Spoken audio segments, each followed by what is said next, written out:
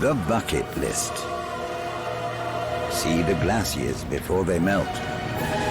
Go on an African safari. Encounter the world's largest mammal. The ultimate things to do before you die. Or are they? If I was on my deathbed, there's no way I'd want to be climbing Kilimanjaro. It's not things to do a few minutes before you die. It's things to do in your life. Easy, boys. Easy, boys. It's difficult. He was so suspicious after the last time. Oh, good Jesus. We've told him that he gets to choose from the list whatever he wants to do. This is doing me head in. But that doesn't mean that there won't be a few treats in store that he's not expecting. Fucking hell! This is a man who's reluctant. This is a man who doesn't want to do these things. No. Let it happen. No. It's making Carl do things that other people want to do before they die. Yeah, exactly, yeah. This isn't his list. Fucking twat!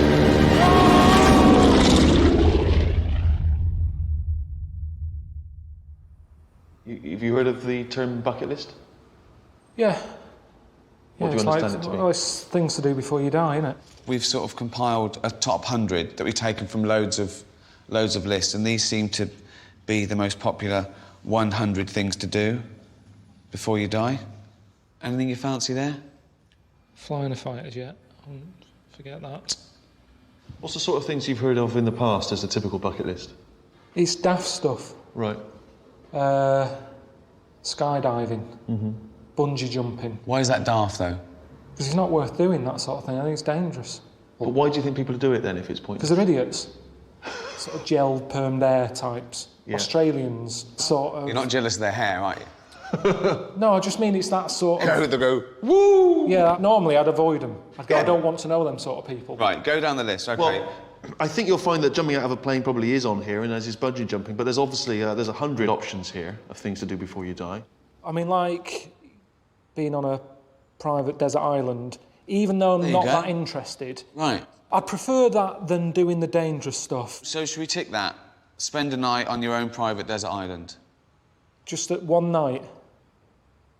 But what am I doing then? Just chilling out. Hanging out.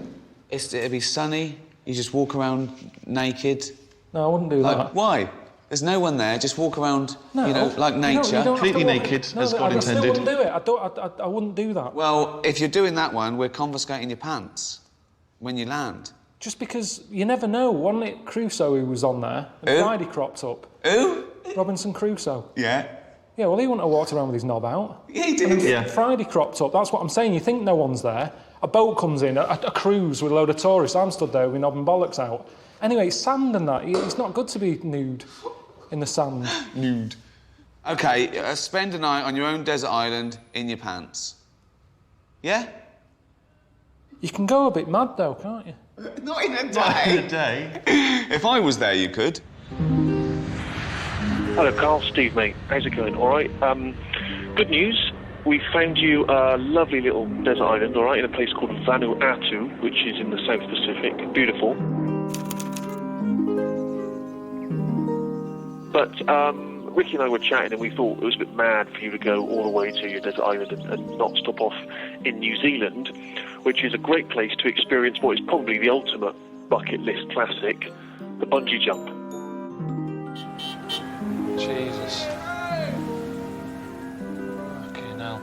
We could have gone straight to the desert island, but instead we've come all the way here for a pointless occasion, because it's not going to happen. I said I'm not bungee jumping. When we talked about the whole bucket list thing and Steve was going, oh yeah, bungee jumping, that's what people want to do. They might, but I don't. And this is meant to be my bucket list. I've been on the world now for 38 years. I don't need to introduce this now. Oh, fucking hell. I'm just creating a new problem if I do get into bungee jumping. I don't want to change. I don't want to get into this. Carl, let it go. Look up. Bring that chin up. Focus on that mountain. Nah, forget it. Yes, No. And you're going to dive out. No, I don't want it. Carl, it's so quick. Honestly, you'll be coming up saying, I need to do that again. So what was that noise? I just made a noise I've never heard come from me. Deep breath. There's that noise again.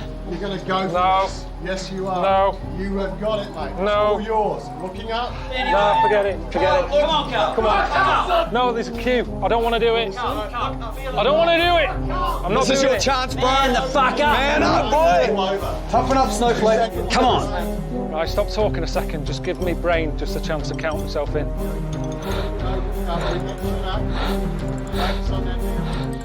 Do it. Just do it. Nah, forget it. I've honestly, yeah, forget it. I've bottled it. How's it going? How's it going? I'm in New Zealand. That wasn't on the list. Bungee jumping cropped up. Day one. What's the point? Well, I always thought it might be funny if you overcame your fears, and it would be a triumph. That's often the case, isn't it, with things you don't try? People say, "Oh, I don't like that." You go, "You ever tried it?" No. But then you try it, and you like. I didn't like asparagus a couple of years ago. I love it now. No, well, I was the same with olives. But you can't put it in the same category. I made a noise when I was stood up there looking down. I have never heard the noise come out of me. It was sort of like a noise. I've never done that. Oh, God, like a little bald Wookiee. Honestly. Oh, you didn't do it, no? But no. Now, you're probably kicking yourself. You are annoyed that Steve wanted to do it and you've backed out, because if you're scared to do something, then you should. No, I wasn't scared. Will you stop saying the scared thing? But you've got a chance to redeem yourself, because I've arranged for you to go where Bungee was actually invented, okay? And this island is also known as the happiest place in the world. So, no moaning. I'm going to go and see where the bungee was invented. Let's see what difference it makes about seeing where something was invented. It's not even a proper invention. It's not like a Dyson vacuum cleaner. It's going to be some nutter jumping off a tree with a bit of rope attached to his leg. It's not an invention. His feet haven't touched the ground. I can't believe I'm getting in another plane. I've been in the air more than some pigeons. Pigeons seem to walk about on land more than I've been doing the last 2 days. I thought EasyJet was bad. Look at this. Fucking hell. Hello? Hello, can you hear me? Yeah, just about. I'm on a plane. You didn't do the bungee jump. I didn't do it. I told you I didn't want to do it. It's dangerous, isn't it? I said before I left London I wasn't going to do it. I think you're taking the piss, mate. What do you mean I'm taking the piss? If you could see where I am, I'm not taking the piss. This is no decent holiday, this. I'm sat with a load of luggage here, with my knees in the back of the pilot. You what? I've got to try and just control this, otherwise you're going to end up killing me.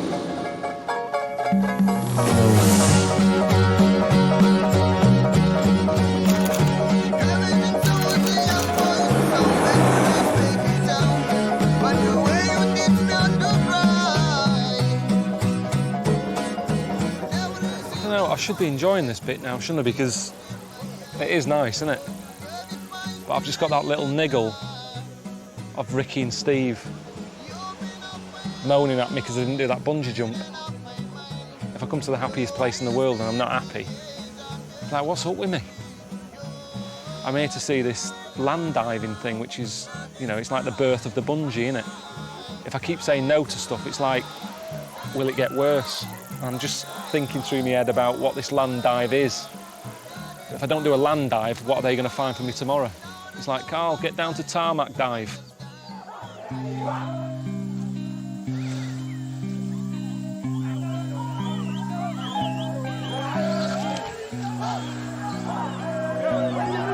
So that's a land dive? Yeah, it's a land diving. You will do this land diving. My God. Oh, no. You bring me to these places and expect, you know, just for me to fit in. Look at that for an image. And you're just dropping me in it. Carl, just calm down a minute. Why don't you just have a look at a few jumpers? Yeah, I will have a look, but they're expecting me to jump and it's not going to happen. I'm surprised you think that I'd do that. I'm happy to go up there and have a look, but I'm not doing the jump because I thought it was going to be smaller than that. Yeah, they build this special for you, so don't worry much. Many people come today to see the first white man to jump, so you will do it. Definitely not. No. That's how you're going to do.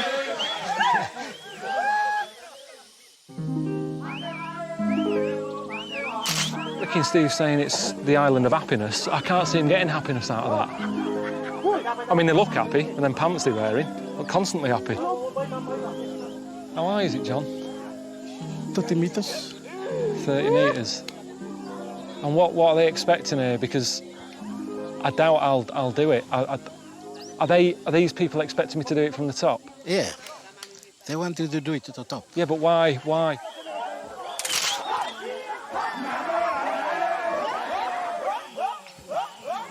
You see, I've got a mortgage and things. I've got bills to pay.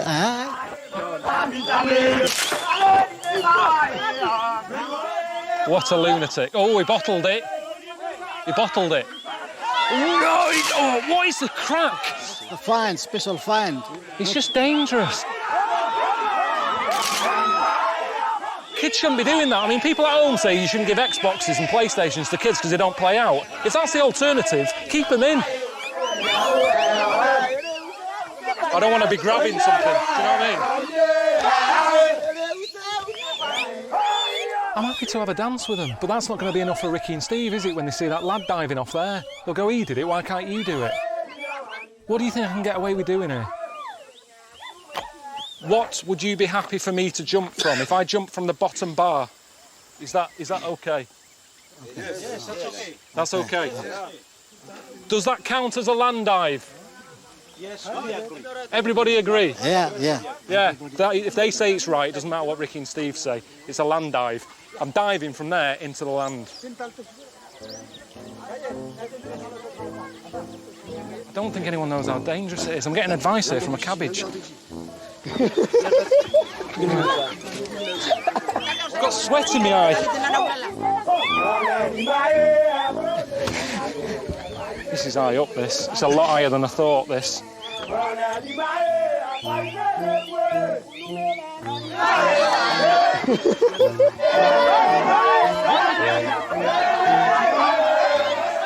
I feel like Jesus. Here we go.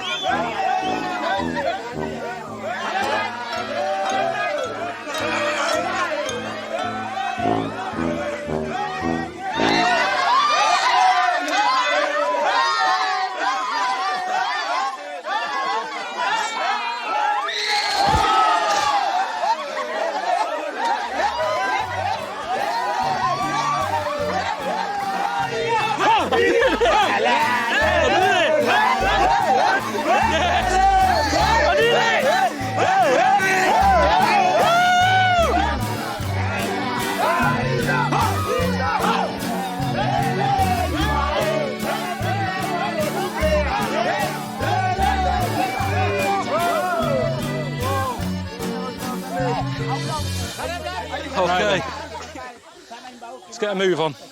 Probably got a plane to catch.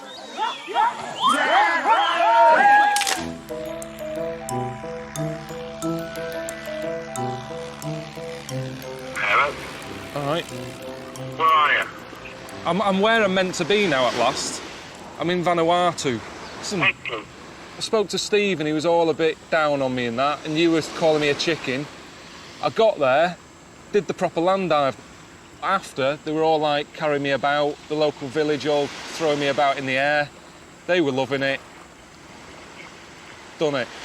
Did you do the real one, or did you do the child's version? How high was it? I think you've got to be honest Yeah, with I know, how high? It's the one below the child's one. It's about four foot, Carl. It was about 5 foot. 5 foot? Sorry, I high jumped higher than that. No, I think it was about 5.5 foot. So, basically, if you had fallen over and hit your head would have fallen from a higher height than it did during this jump. Basically, if I punch Steve in the face and he falls over and hits his head, he's broken the record already. Because he's done it from 2 foot higher than you.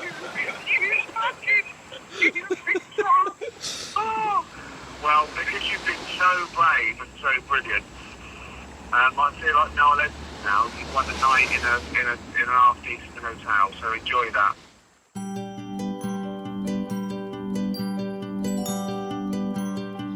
This is all I wanted. This is what I was picturing when I picked the desert island thing. Just relaxing, enjoying my own company.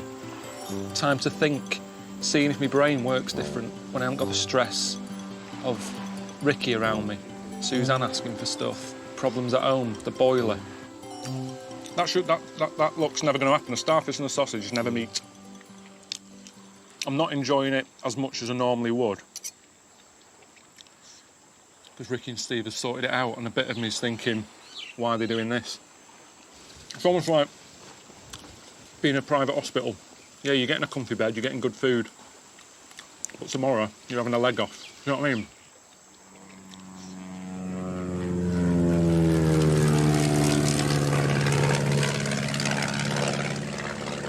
This isn't for me, is it?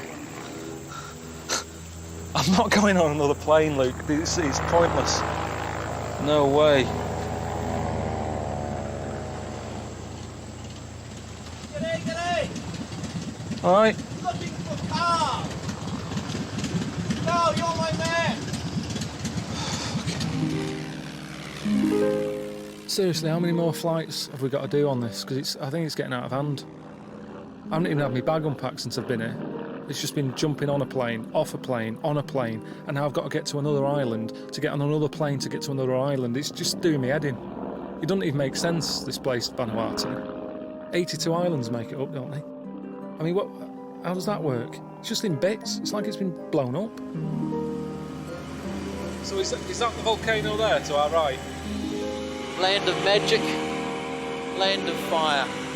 I'm not that happy being this close. If that can go off, because they can splurt for miles, can't they?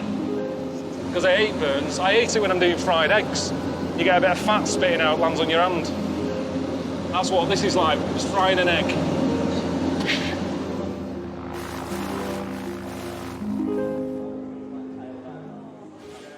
Just got a text from Steve. Hello, Carl. Hope you enjoyed the 5-star resort. Sorry, mate, but the fun's over now. Time to go a little deeper and see how the locals live. A plane's taking you to the island of Tanna, where you'll meet a tribe who worship Prince Philip. Enjoy, Steve. I mean, what does he mean? There's a tribe that worship Prince Philip. How does that happen? How does that come about? Just when, you know, I think things can't get weirder, you say, yeah, I'll give these pictures of Prince Philip, a 90-year-old man, to a tribe in the middle of nowhere.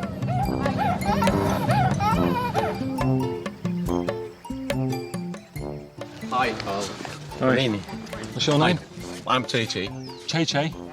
Che, and this is Albi, our greatest dancer, the chief. He's the happiest man in the village. Is he? And he's the one to tell you the whole story about Prince Philip and our people. Rain.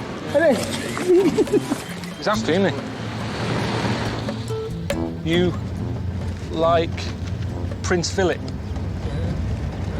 See his face. Let's see if he likes this. You like him? You worship? Show you this though. Do you like this? Philip? His wife. He was 90. Just a special coin they did. £5. Quid. £5 quid. £5.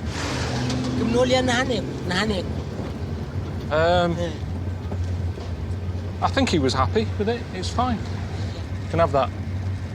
I don't know where you're going to keep it. Hey. Hey. Albi. Yeah. Solid.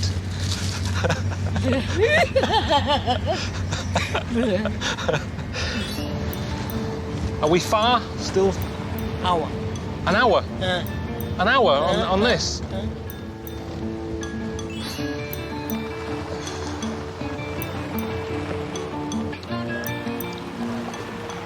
Were they expecting me? They all look like they were waiting for me. Yeah, everyone is waiting.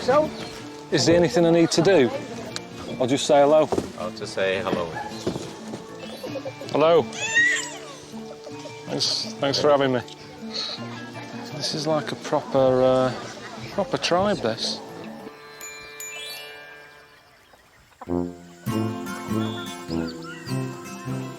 These are the photos of the Prince Philip. It is weird, isn't it? I mean, here they are, proper tribe, you know, living half naked in a jungle, and yet they're like Prince Philip in some sort of god way. These again. I can't get my head around how that came about, honestly. What's this? You met him then? Hang on, that's not real. That's the real. Well, how did you sort that out? Because most people who need to meet him, they do a Duke of Edinburgh award. You have to help old people across the road or that sort of thing, and you get to get your foot in the door and you meet him. He invites us to meet him at the Windsor Castle in London. I can't believe that. Can't believe it. It is weird that they've got all these pictures up and they worship him. But at least he exists. Some people worship stuff, you know, these gods and everything that you don't even know where they are. You certainly don't have a postcode for your god. They have. They can write him a letter. So the chiefs will tell you the whole story about the link between the Sana and the prince.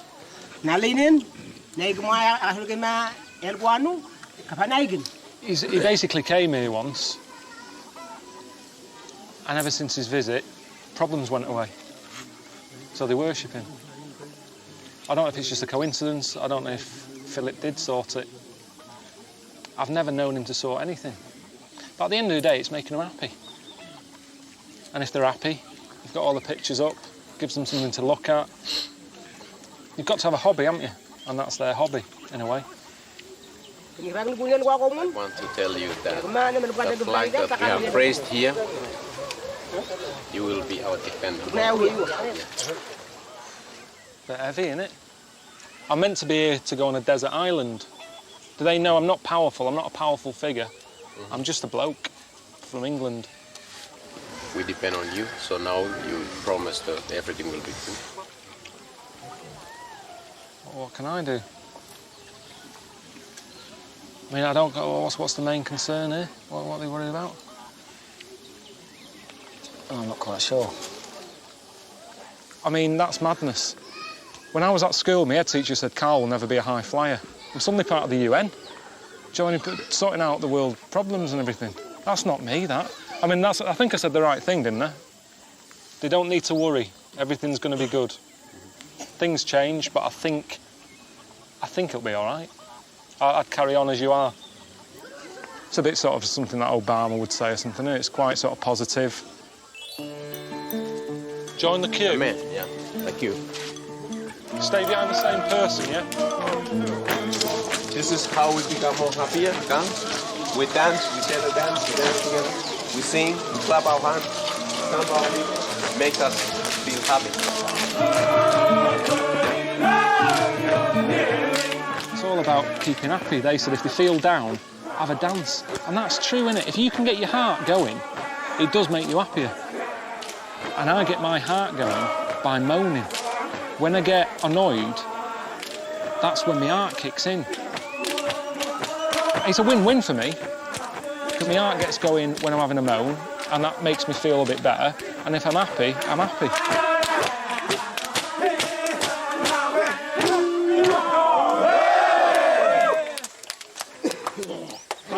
I'm happy now.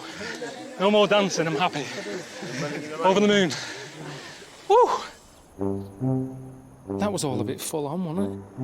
Well, I still don't know what's going on. I don't know if I've been signed up to replace Prince Philip or what, but they all seemed happy, so that's fine. And now Albie wants to take me down the road to the local volcano that he also worships. So, what can you do? How high up are we going? I've always thought it'd be handy having a volcano close to hand, just to get rid of, you know, old mattresses, old chest of drawers you don't want. It's a pain in the arse at home, isn't it, when you've got to call the council 25 quid a time. Chuck it in that big hole. I'd love that at home. Some sort of big burning hole that you just chuck stuff in. Is it good luck to throw anything in? You're not allowed? We are not allowed to throw in anything. What's the point in having it then? Fucking hell.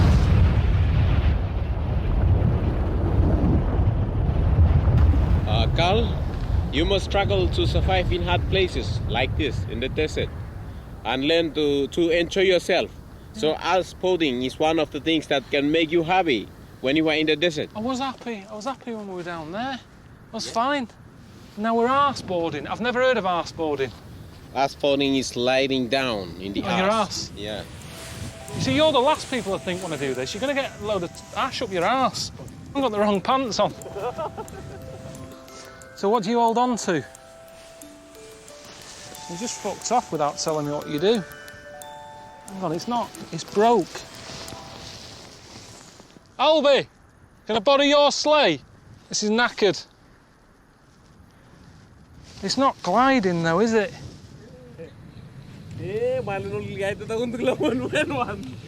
Look like a dog wiping its ass. Ooh, yeah.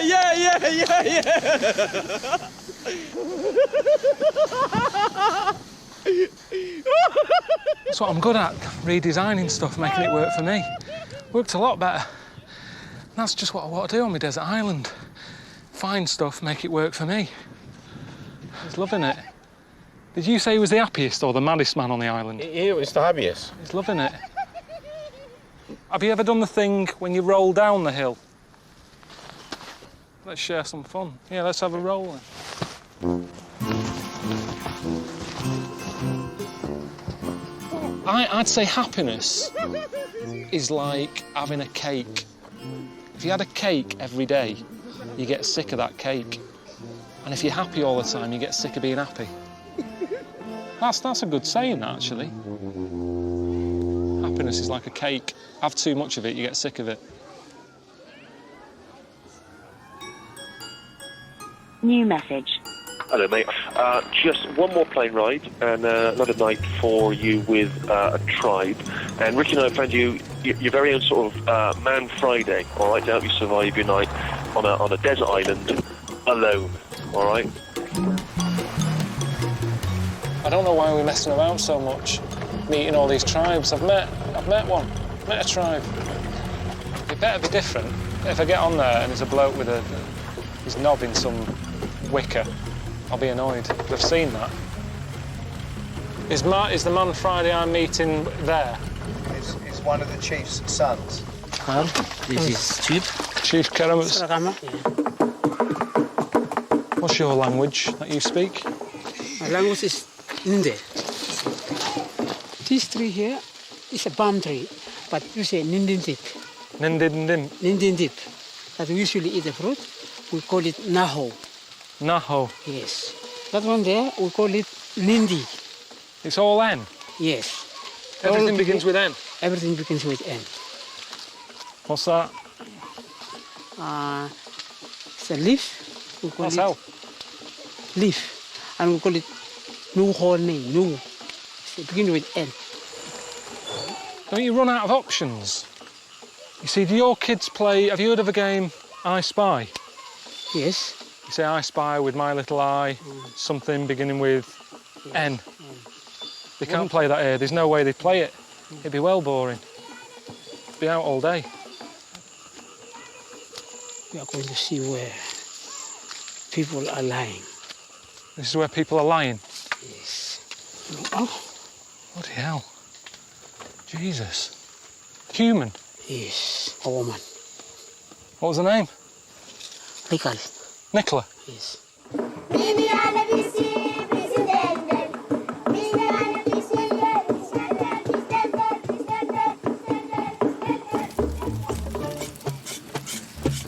Just making carver. Need some sort of root. Chop it up, pop it in that thing, crush it up, add a bit of water. That's what we're going to be drinking there, which I'm a bit worried about because everyone's sticking their hands in it. You look at this and you go, it looks different, it's all a bit weird, pants they're wearing and all that, but at the end of the day everyone loves a drink, don't they? But I couldn't be arsed, I don't think, doing this every day. See, it worries me. If tomorrow I wake up and they're going, oh, you're a good sport, you drank the carver, you ate the pork, pop a pair of pants on. I'm not wearing them pants. I know Ricky kept going on about pants. I don't know what the rules are. What happens if they say, yeah, pop these on? These are a pair of the chief's underpants. It's a real privilege. I'm not putting on warm pants. All right, mate. I'm glad you didn't answer. That's a good sign. Hopefully they've taken away your mobile phone. You don't need that where you're going. You're going back to nature, your own desert island. And don't forget, Carl, just you with nothing but sand, sea, sunshine in your little pants. That is an experience of a lifetime. See you later, boy. I don't know what's happening today. The chief's son, apparently, he's going to be going on the desert island with me. But before he does that, I've got to give him this gift of a pig. Yeah, great, innit? Never met him before. You'd think a box of chocolates or a bunch of grapes would be enough, but I've got to give him a pig. Some sort of tradition or something. So I'll give you the pig, you give me this. Bit of bartering. That pig makes you an honorary tribe member. And this morning, the tribe would like to honour your presence by presenting you with your own nambas, native pants. I'm not doing that. We have to give the numbers to you. I'm not too worried about that. Don't trouble yourself. I'm quite happy. You've made me welcome. Stayed the night. You've gave me carver. You don't have to give me any more. You give that to us, we keep your numbers. It's our kind of respect. I thought I've tried to fit in, but this is a bit of a big ask for me. I just thought I was coming to learn some skills. The pants are not an issue for me. I've got lots of underwear whilst I'm on the desert island. He's getting a little... I know it is, yeah. It is awkward. After you go in the bus, then we have to do a dance here. See, they're adding a bit more now. It's pop the pants on, then have a dance, and that's when things pop out. But I brought them a pig. They should be well happy with that. Why do they want to see me prancing about in some leaf pants? That's going to be out there on YouTube forever, me walking about with me knob out like that. You see, this is normal for you, but for me, this will go on the TV. And my mum, my dad. Oh, what's Carl been up to? I'm dancing around with stuff on show. It's all there to see, isn't it? If it was a Christmas present, you wouldn't be getting any surprises. You go, I know what that is. You see, I've seen other nambas, and there's lots of grass, lots of cover. Yours is slightly different. Do you know, when I was sat in there last night in the hut, and I was looking at it, I thought, quite fancy some sushi. That's what it looks like, a bit of wrapped up cod in a leaf. I'm not wearing it. Those boys, there, they can trust you like that. Yeah, like that, that's good. Yes. Like that. Yeah. And I can leave me pants on. Yes.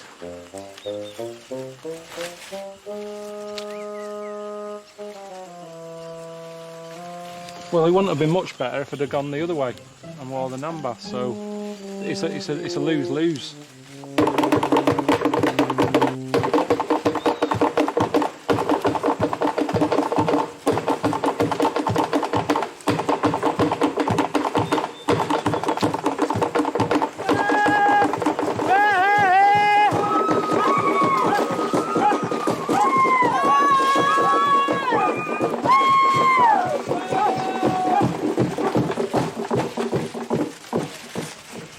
You're going to go with my son here, John, and two of you are going to the desert island and spend a night there.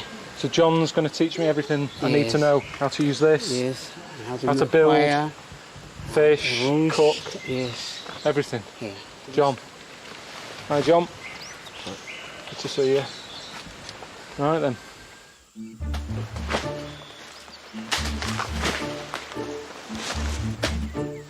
Is this for shelter?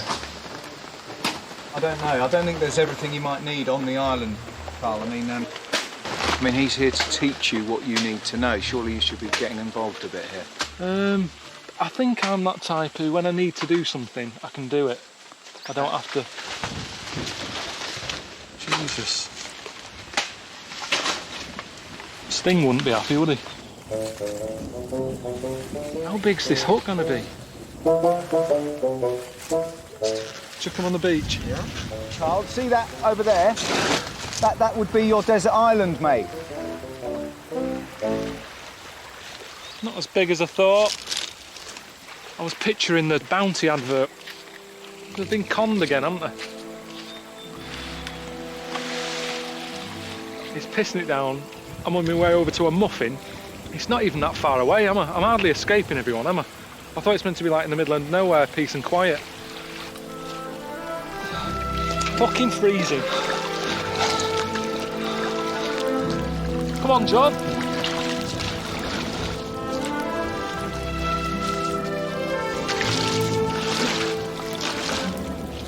It's just a bad start. It's like moving on a rainy day, this. You're getting all the stuff wet. It's all bloody rock. I haven't even started yet. The leaves are all damaged. Just got to try and get this done. Here's ideal. There's a little bit of shelter from the wind in that little hole.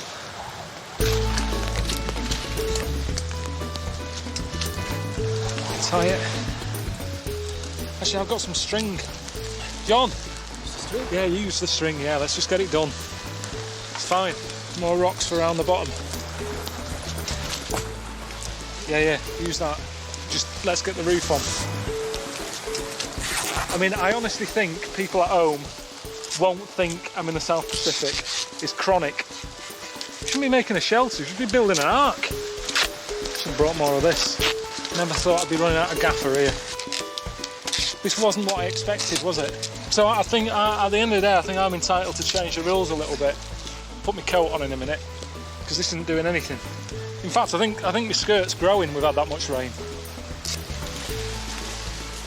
I'm not sure Ricky would be happy about this, Carl. I don't give a shit.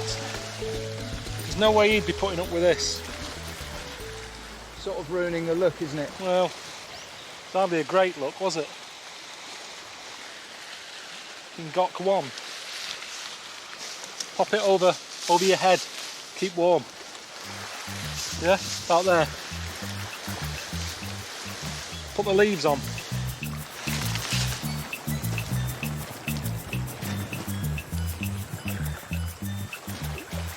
What's going on with the fishing? There isn't any. There's none knocking about. Nothing. Nothing here. It's been me and John sat here all day. Built this, which I think is pretty good going, considering it's been pissing it down. You swanned off over there, fucking filling your big fat face. And I thought you'd come back with something. It's not lighting. It's wet. He'd survive, wouldn't he, in this situation? I'm not made for this.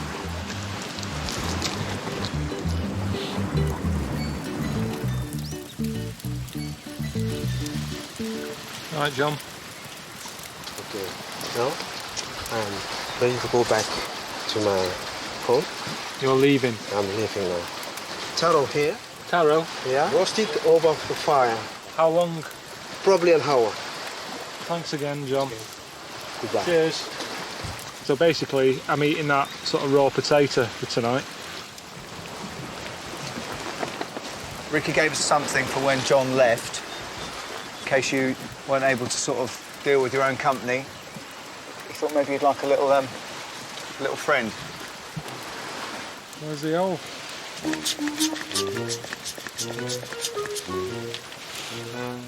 So that's all he gave me, is it? That? Well, what am I meant to do that? What's the point of that? Look at it. Look at it. It's just going to wind me up, that. This is handy. When I was in the hotel, that nice hotel that Ricky and Steve put me in, I took this because when I opened the kitchen cupboard it made me smile, right? It just says eggs on legs. It's an egg cup. I've had that out 3 times since I've been sat here in the pissing down rain. It annoys me now. And that's the thing with happiness, you can't just ask for it on demand. And what might seem like a good idea one day, when it happens, it's shit. Like this egg cup. It was good the other day. I was relaxed. I was full. I wasn't cold. I wasn't piss wet through.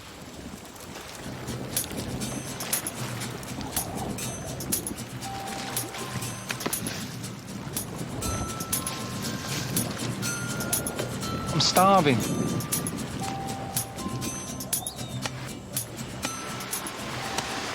Getting wet all the time. I hate getting wet. Wet socks is one of my biggest hates. Well, you haven't got any on. I know, because he got wet.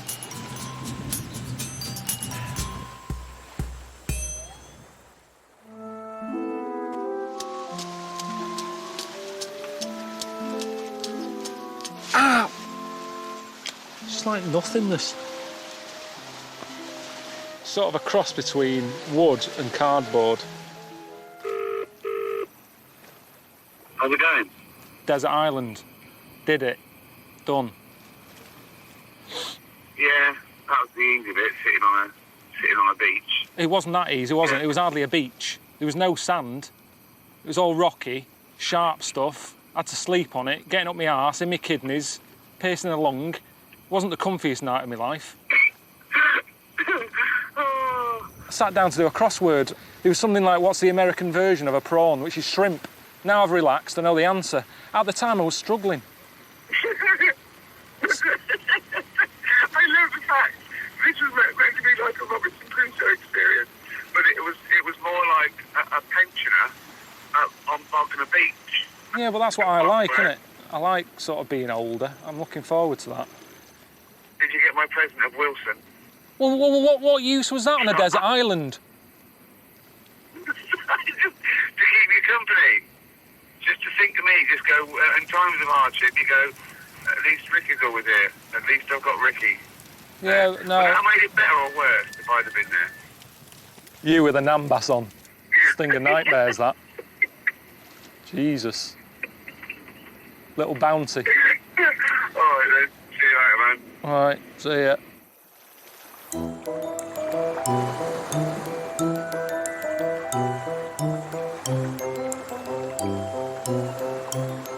Ricky did say he wanted that football back.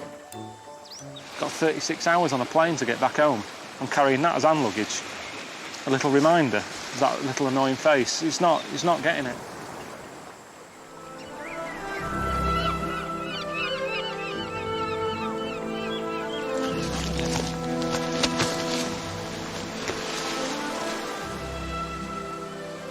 When you finally get to do the thing that you want, you realise it's not the thing you want. The problem is it's someone else's list, isn't it? I've gone into a pick and mix, and I've picked the things that I've picked because that's what's there. I might have gone in wanting licorice, but they haven't got any, so I've ended up having cola cubes.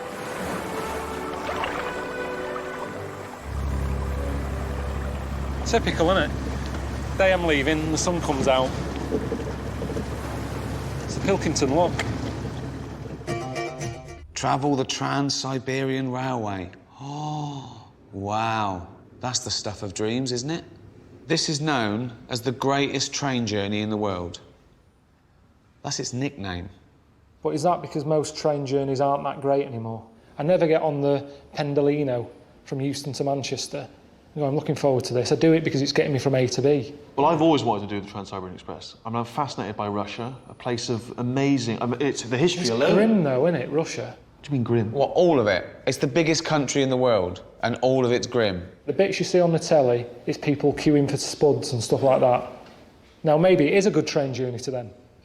Maybe their other trains are worse than ours. What if I told you this? The luxury carriages of the Trans-Siberian Express have, you know, all the modern cons. It's like luxury stuff. What's the toilet situation on the train? I mean, as I understand it, and I have never been on the journey, so I can't say for certain, but there's, you know... Toilets. There's toilets. Well, as long as there's toilets. How long are you on the toilet? Ages. I sit there loads. It's me time, isn't it? I like to sit in there. It's me. There's no one else coming in annoying me when I'm in there. Everywhere else I go in the house, Suzanne's there. You haven't done this yet. Have you called them yet? That needs fixing. She doesn't come in there. Shut the door, sit there, my legs go numb. That's a thing for me that I've got to get up in a minute, because otherwise she will have to come in and help me off. What a life! What a life! He's carved out for himself. It's not one that jumps out for me. I'm not over the moon with it, but it's better than the others. That's the problem with this list. Can we sign you up for this one? Yeah? Great. Trans-Siberian Express. Yeah. Enjoy it.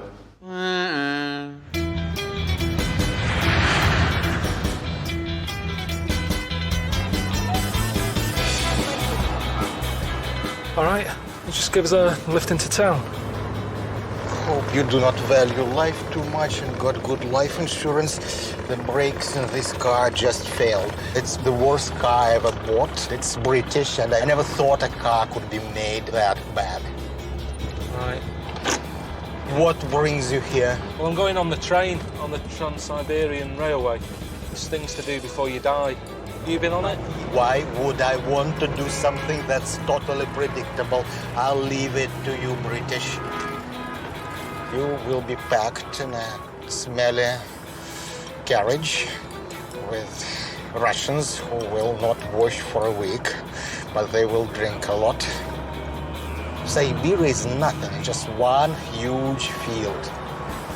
You're not selling it to me. So anyway, what do you want to see? The Red Square? Whatever you think is worth seeing here. Nothing. Right, well, that's not great. I mean, I thought I was miserable. Good Jesus. Honestly, if that's what I'm like, Suzanne always says that I moan a lot. I'm nowhere near that level, surely. If she moans at me again, I wish she was here, really, just so I can say, come and meet this miserable bastard. I mean, he's in the wrong job, isn't he? He's working with tourists. They don't get that many tourists here, But because of him, they would. They won't have him as the first point of contact when people come in. Honestly, if there was a plane going back now, I'd get on it. Forget the train journey. Got a text just asking me to go and check a place out, get some food. Oh, it's got to be better than the taxi ride, hasn't it?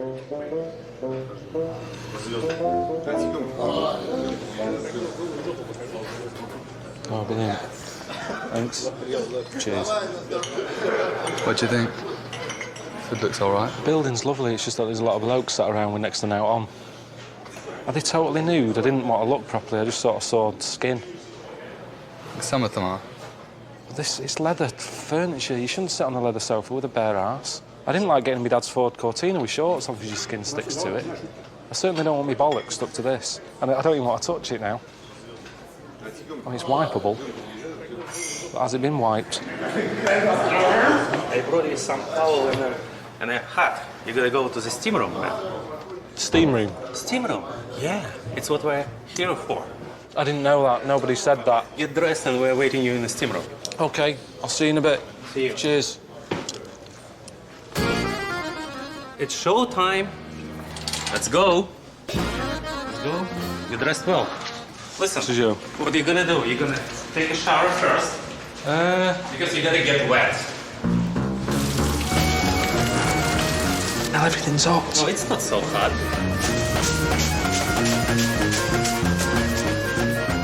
I like a massage. I love it when I get in. I say to Suzanne, rub my legs, they're active. Rub my neck. Yeah. Just a nice rub, that's all I want. Nice and quiet. 10 minutes of that. Whale noises.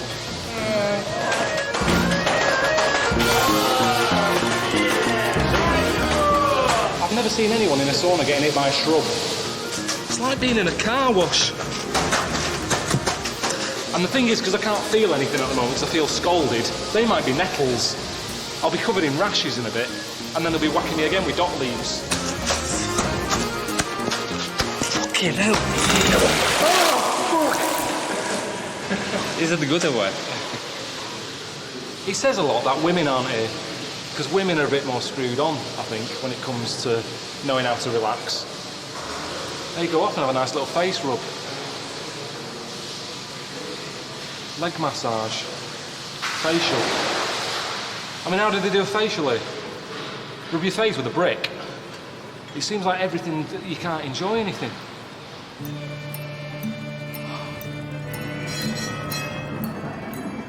Can't wait to get out of Moscow. I haven't enjoyed it very much, to be honest. I've had enough of it. Got some revels, just to keep me going, you know, on the train. Glad just to get on the tracks, really. Start the journey that I'm here for.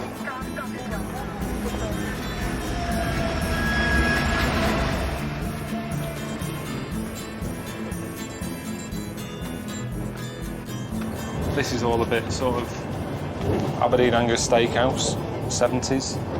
But other than that, it's sound. Yeah, perfect. This is all I want, my own space. No people annoying me, no noise, no crowds. I just look out the window at Russia, which is what it's all about, isn't it? You're just gonna keep yourself to yourself.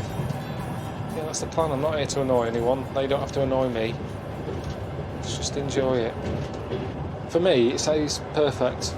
I can't moan. Ricky and Steve, this is what they said I was going to get, and they've delivered. No, I'm not going to moan.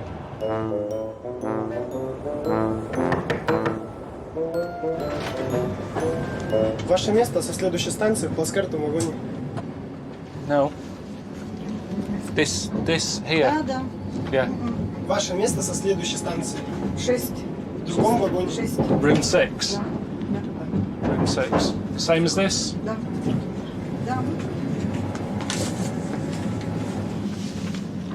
All right, just give us a minute because I need to get bag and shoes. Да, yes. All right. Yeah, I'll come to room 6 in a minute. All right. Just give me a minute. I'll just put my shoes on. I'll come down to room 6. Да. Yeah, I'll come down in a minute. Just let me put these on and get all my stuff together. Мы поможем вам. And I'll come down. Да, мы Brilliant. поможем. I will come down if you want to. I can find it on my own if you like. I can come down. Just packing my stuff. There's only 12 in that one. This is good. Smoking garage. Are we going in the rough part here? Is it much further? Much? You're having a fucking laugh. Really? Stay here. What do I do? Where will I sit? This one's mine. Помогите ему развернуть. This isn't funny, this. This is dangerous. What class is this? Seriously. I'm sat on a shelf. This isn't a bed.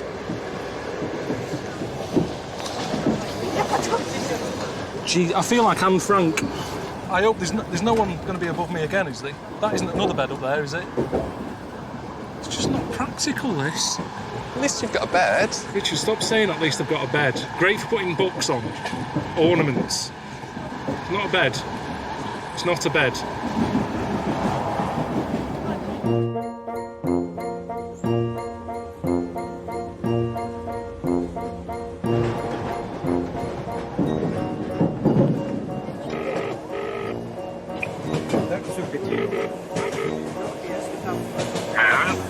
All right, how's it going? Did you get on the train and everything?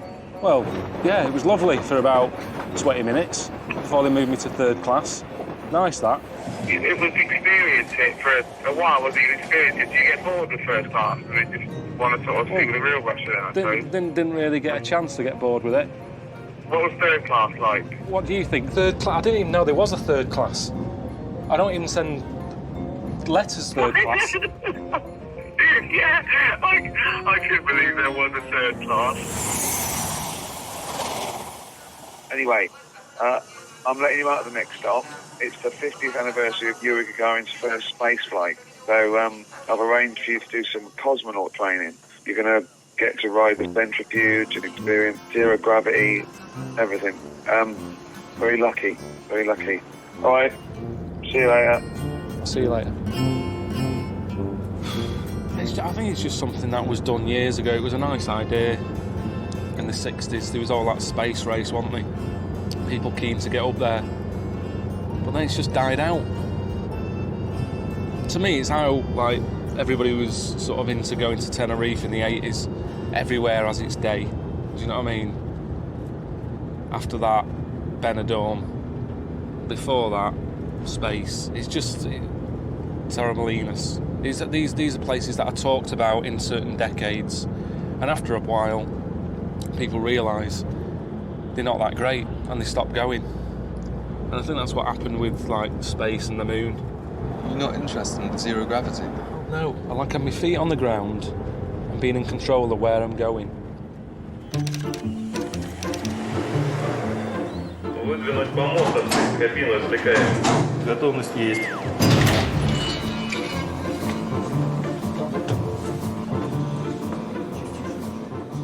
understand. I don't understand. Can I see this move without me in? You inside. Yeah, but is it possible to see it without me in, just to see what it does? No, это неинтересно. You should be inside. I thought it was a whizzy thing. Yeah, it spins round. To where? And you inside. I thought I've seen something different to this. In James Bond, it was like an egg on an arm. And it whizzes round, and you can see my face, and I can go, whoa. Yeah, that's a film, though. It would make it a lot easier if I see someone else go in here, whiz round, and see what they come out like. Do I have any control? You will not control. I came to Russia to get on a train. Trans-Siberian Railway. I feel sick. I feel like a chicken being slid in an oven.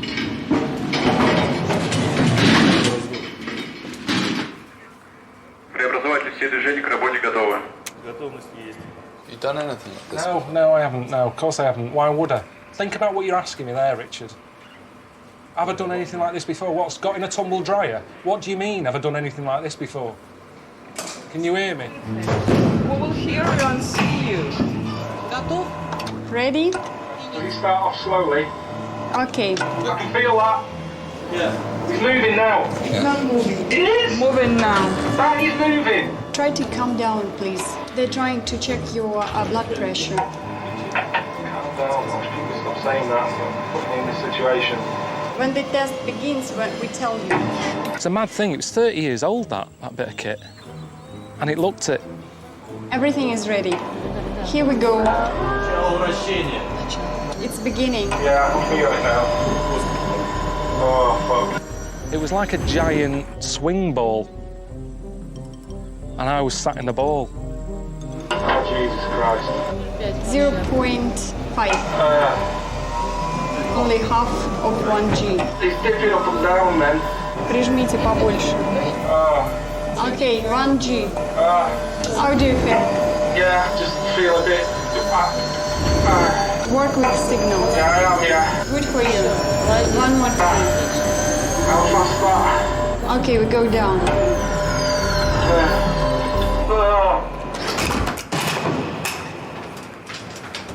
Did it?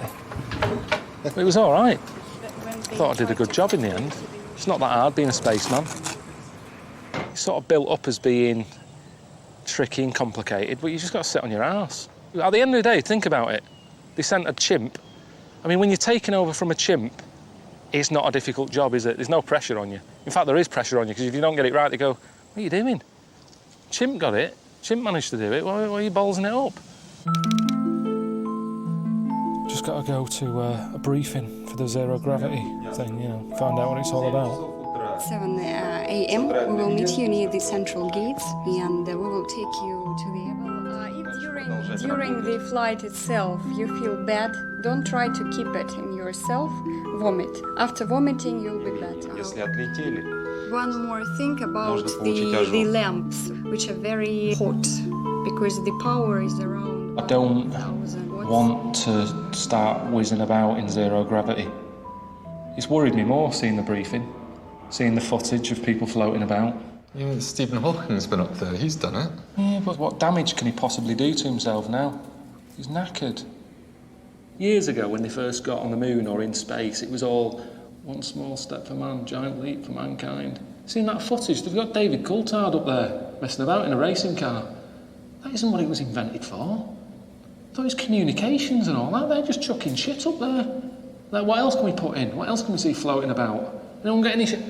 Harry, have you got that old mattress? We can take it up. Do you want to see it? Do you know what I mean? What are they doing? Hello, what is your name? Carl. Pilkington. What sicknesses did you have during your life? Oh, loads. I get headaches a lot, back pain, I've got flat feet, kidney stones. Мы на врачине. Do you have them now? I might have them. Это мы посмотрим в соседнем кабинете. Glands swollen. Our temperature is normal. It can't be. We will go to another doctor. All right, how's it going? Yeah, not too bad. What's going on? Was getting excited about the zero gravity flight can't do it. She doesn't recommend you to fly, but you still can fly.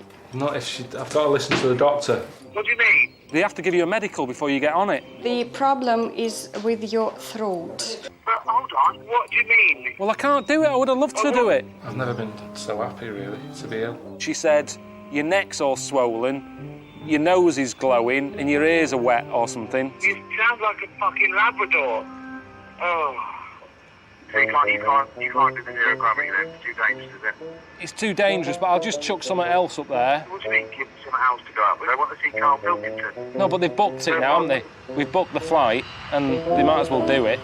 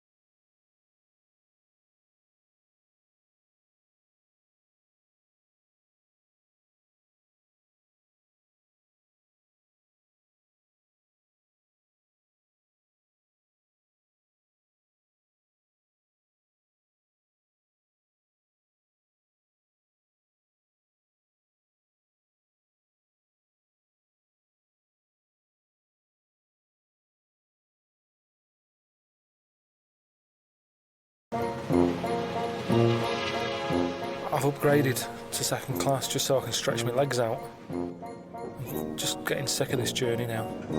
It's mental how long this is. It's mental. It's the greatest rail journey in the world. Longest trip in the world. Well, right, exactly. Exactly. You said greatest. It's not. It's the longest. They've sold something on the worst thing about it. Why do you want to do something the longest? Go to Tenerife on the longest flight. You wouldn't do that. You go, no, I want to get there, see it, and go home again. You're missing the point, Carl. Not missing the point. Not missing the point. It goes a third of the length of the world. I know, well, again, it's madness. If you're going that distance, get on a plane. We've moved on. It's 2011. No one questions anyone, do they, when they say, what do you want to do before you die? On the longest train journey. It's never followed up with, what? How do you do that for, you knob? All right. What are you doing? Are you bored? A little bit, yeah. I've still got this sort of throat annoying me a little bit, but yeah, a little bit bored. Not much to do, is there? Well, once again, your mate Rick has come to your rescue because I've arranged a bit of company for you. I know you're a people person, so I've arranged you to meet a little magnetic fella. Get yourself down to cabin 5. You can't miss him. He'll have cutlery stuck to his face. Apparently there's a lot of magnetic people in Russia for some reason. Oh, I'm up for that. It's all right. Someone to talk to.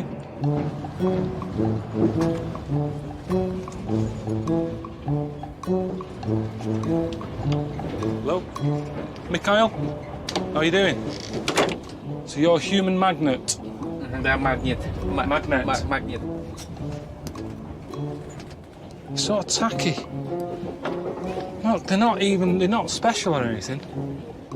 What is going on? I've never heard of such a thing.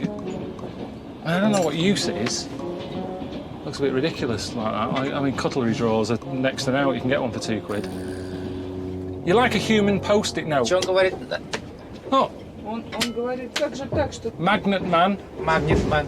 Were you magnet baby? His children are magnet. What? Yeah. That's a normal family photo, isn't it? Ah. Handy when out shopping. When you go food shopping. Carrier bags these days are really weak. Very thin. He comes out of Waitrose. Done. What about that? Can you do that? Hands free? Алло. No.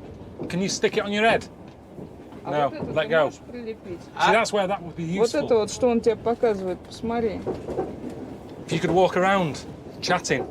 Свой магнит на него передал. I'm passing my magnetic powers to you. Right, I think an accident's going to happen. Best if I get out, because he's getting heavy stuff. It's getting silly.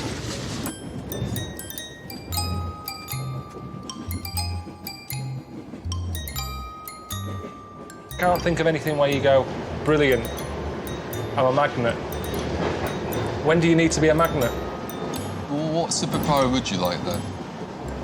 I came up with one. I'd be bullshit man. There's so many meetings going on where you know people are bullshitting. I'd just like to walk in, I wouldn't need a special costume, just dress like this. And I'd fly in, I'd go bullshit. You're talking bullshit, and they'd go, oh, it's bullshit man. And I go, yeah, it is bullshit man. You're talking bullshit. And eventually, people would stop talking shit. Anything that's going on in the world, a bloke selling a car that needs, you know, it's knackered, he's going to do a great run of this, bullshit.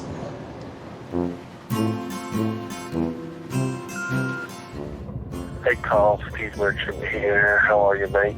Rick and I have actually managed to track down a traditional healer who sort of works with nature and hopefully will help you to fully appreciate life. So, yeah, get up for the next stop, mate. Can't imagine Russians being into therapy. It's a bit soft. It's a soft thing to do, isn't it, when people have to do that? Russians are really hard. I thought they would, you know, they'd think it's a load of old bollocks. Carl. Hey. You all right? What are you doing? Копаем яму. Digging? Your turn. Fucking hell. There's nowhere easier than this. What's digging got to do with therapy? I thought I'd be meeting some woman who clears me head, calms me down and that. Instead of meeting some bloke who looks like he should be in The Sopranos.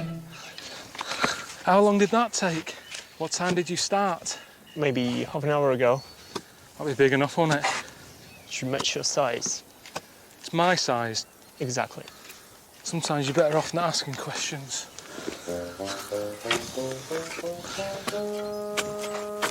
Carl, do you understand what you're doing now? I've kind of worked it out. I'm digging my own grave. Well, hang on a minute. Is it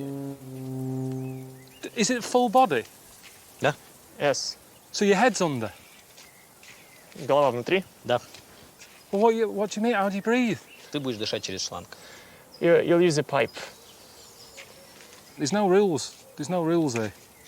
It's Russia. They haven't got rules in day-to-day life, have they? Do what you want here. Nuttersville. Usually, the signal of 3 beeps, we immediately take the person out of the ground, like this. There's no proper system. I said, what do? He said, you just go, I said, what, 3? You could do 2, do what you want. Well, hang on a minute. Let's have a system here if it goes tits up. That's what I mean.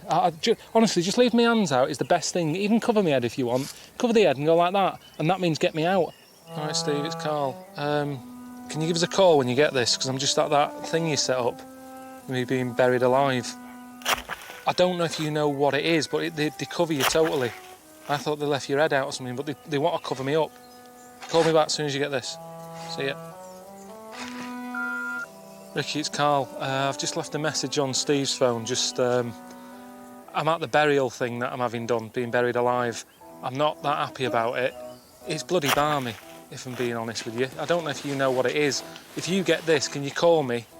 Just so you know what it is. And if you're... Just give us a call. See ya. If it's quiet, my brain is always against me. My brain is never on my side. My brain will make me panic. It'll be going, what are you doing? There's worms in here. You could die here. Are they still up at the top? You know, all that, my brain's against me. So I need to distract it with something else. Give it some music to listen to, and it'll be happy. I don't want to panic my brain. Let's give it a go then.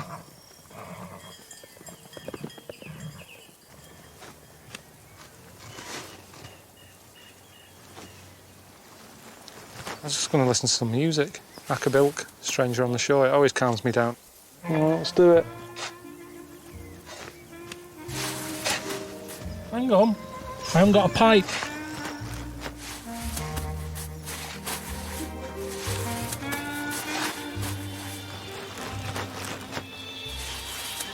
This is one of them things when they tell you not to try at home, isn't it? Well then why is it alright for me to do it, but not them? What's it like down there, Carl? Yeah, it's fine, just let me have a bit of peace and quiet with you. Alright, boy. Got your message? Yeah, that sounds horrible. I wouldn't do it. But, thing is, if they bury you and just leave your head out, that's more dangerous because someone would definitely think it was a football and give it a boot. Don't panic, that'll make it worse. If you don't like it and you get down there, it's horrible, just shout, I'm a celebrity, get me out of it. I mean, that's how it works. That's what Kerry Katona did. And she was Mother of the Year. Alright? See you later. Bye.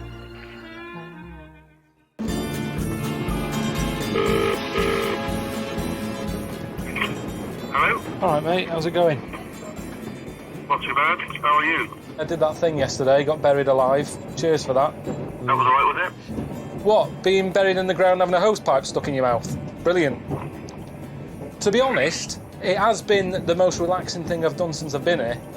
What does that tell you about Russia? It sounds to me like you've been pretty much sort of having a lot of lounging around time, which is great, and I know you need, a bit of chill out time. So what we've done is we just managed to arrange a little bit of a sort of sporty excursion for you. You just got to do a quick detour to Mongolia, and then you're all set.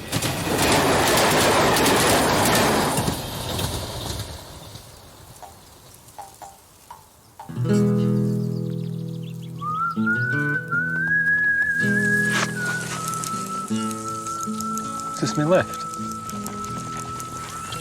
I'm not good on horses.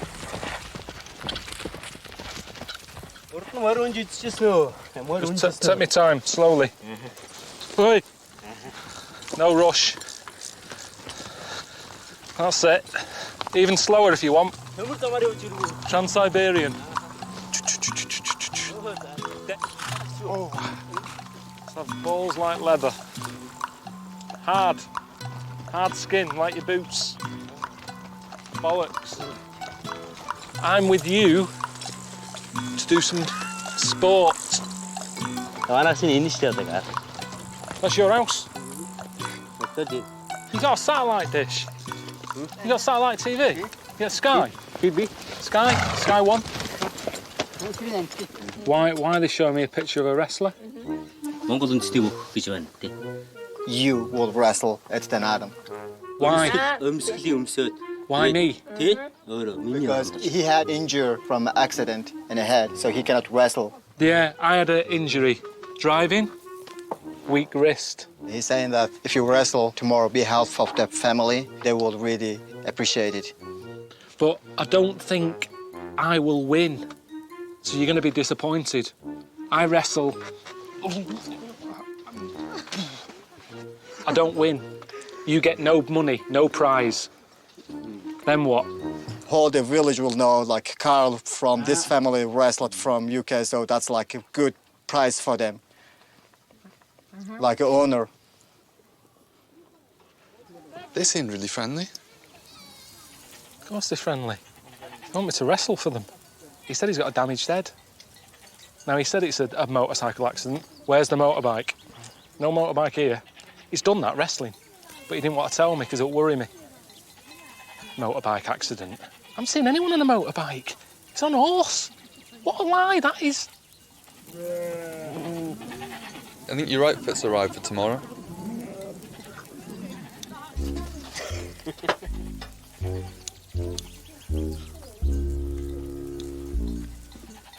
I'm leaving my underpants on.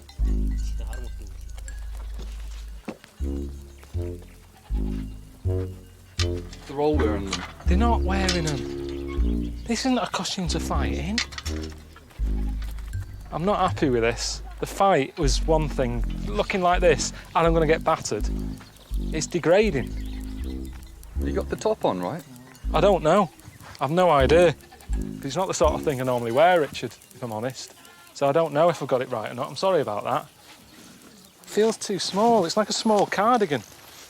Are you sure that you haven't got one of the kids' clothes mixed up with this? I look gormless in the shadow. I've never had that. I have never seen my shadow and thought, what a div I look. I look like an acorn.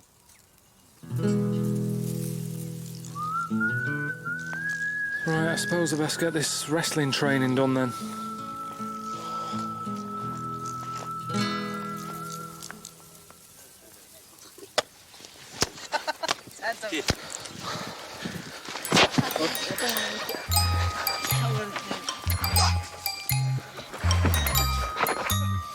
Oh shit. Hang on, why haven't you got these clothes on?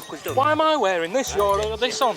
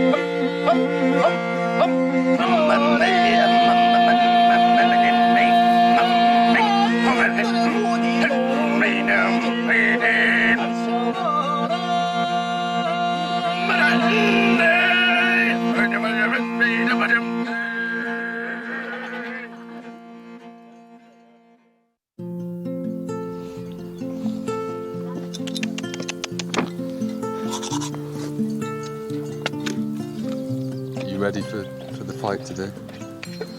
Yeah. Just thought I'd get it done, get it over with. We all know the result here. Do you know what I mean? People at home aren't going to be, oh, what's going to happen? What a mix this is. I could go into a jumble sale blindfolded and pick up random stuff and get a better mix than this. What is this? What sort of look is this?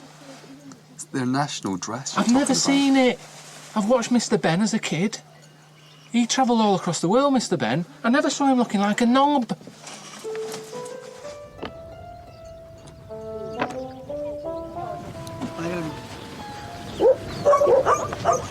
Sun's come out. Yeah, I was hoping for it to rain, yeah.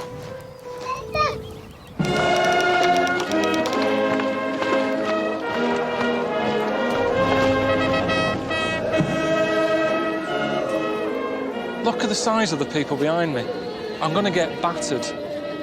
I've had about 40 minutes training.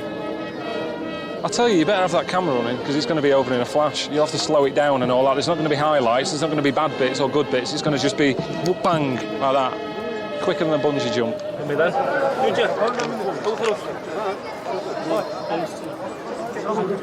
we go.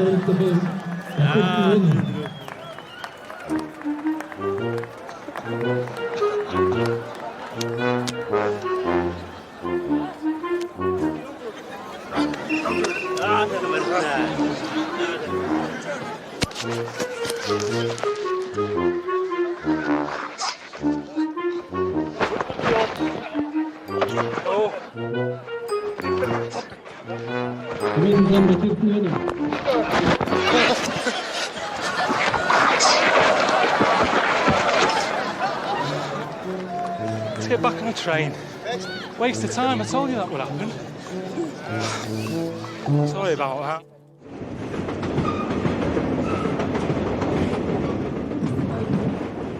This is a bit annoying. Just looking at this map, we started off in Moscow. Steve said, oh yeah, just go to Mongolia, you're passing, go and do the sport thing. Done that. We're still on that same line, which means this train is going to Beijing. That's where I've been. Did that last time when I saw the Great Wall. Didn't like it. They know I didn't like it. I don't know why I'm going back there. Hello? All right. How are the Mongols treating you? Yeah, the Mongols are all right. I haven't got any problems with any Mongols. Anyway, I'm calling you because I've been looking at the map, right? This train's not going across Russia anymore. It's heading to Beijing, and I've been there. I've told you I hated it. I said China dreadful, worst place I've ever visited. Okay, right. One, you didn't see all of China. It's a huge place. Two, That's why I sent you there, because you hated it. When will you learn? This is not a holiday. So go and explore it and make something for the telly, please. I mean, I wouldn't go there because I saw Inuit abroad and it looked awful. But we're not the same, are we? So you might enjoy it. All right. I can do what I want, can I?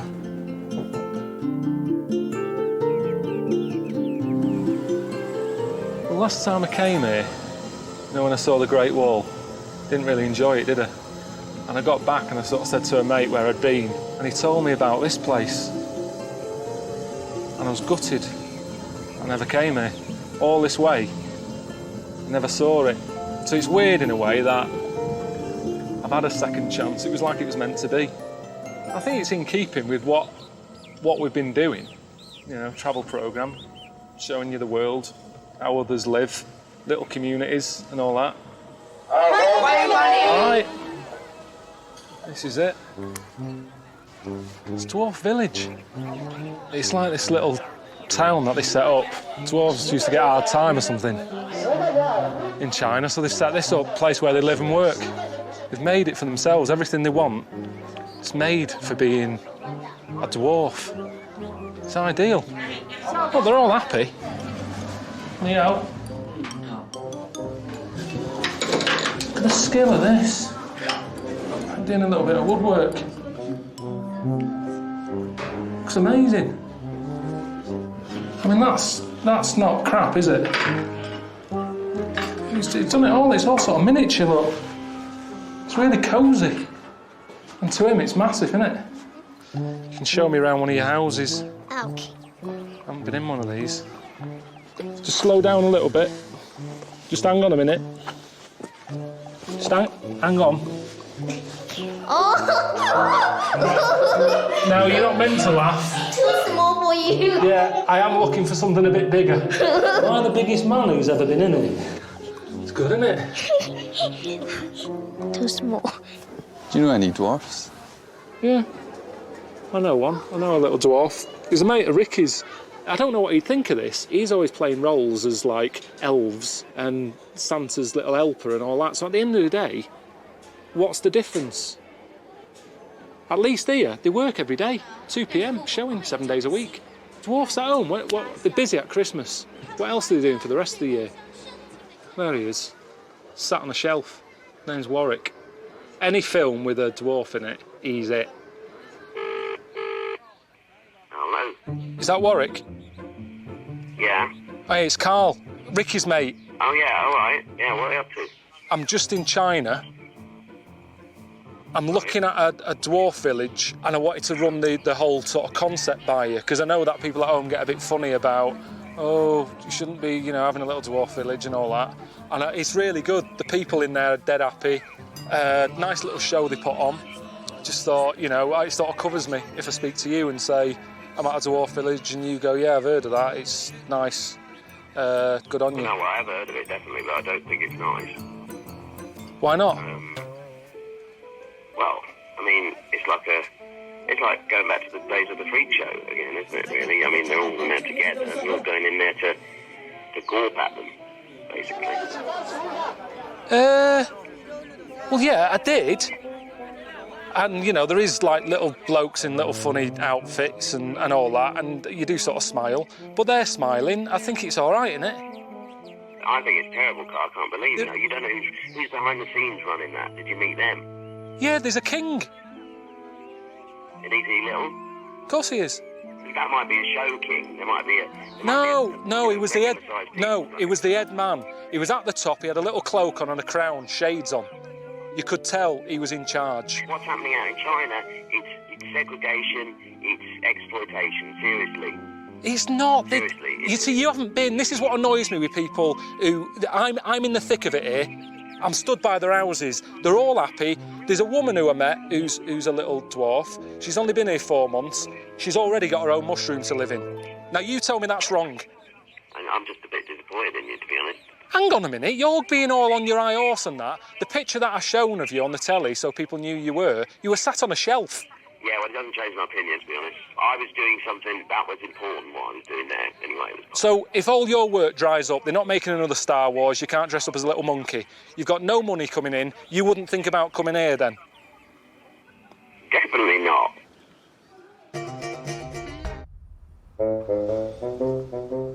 Okay, here's something.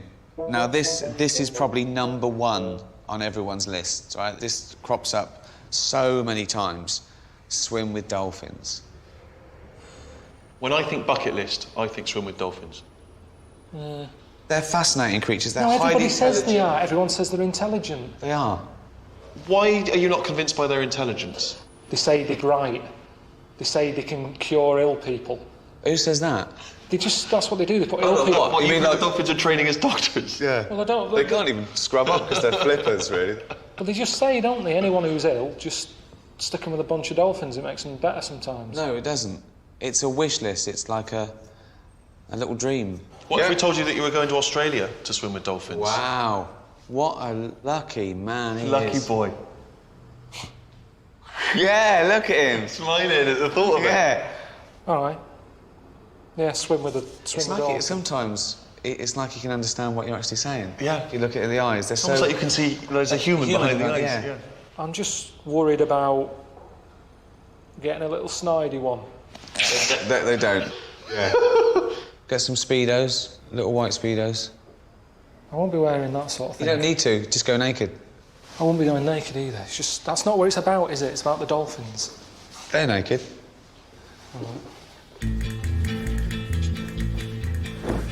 I don't know why it's meant to be that exciting. They've always annoyed me, the way people go, oh, they're intelligent and all that, and yet Rick and Steve are calling me an idiot. You know, they're intelligent as a 3-year-old. Well, what's a 3-year-old done?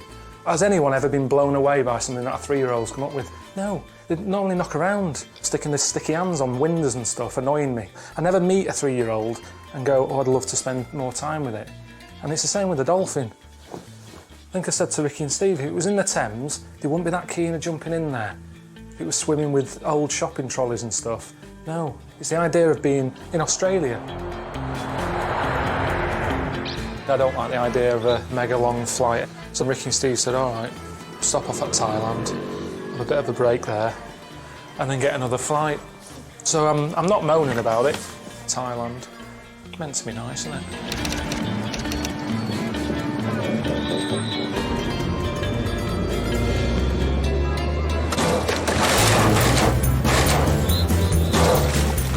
Jesus, what is going on? Is this just normal? Is this a normal day? I think it looks like some celebration. How do you lock the door? Straight into this after a 12-hour flight. There's buckets of clay and all sorts. And look, he's probably just trying to go to work or something. There's cakes and shit. I mean, that's mental, isn't it? I mean, it's like there's a gorilla on the roof. Cadbury's advert.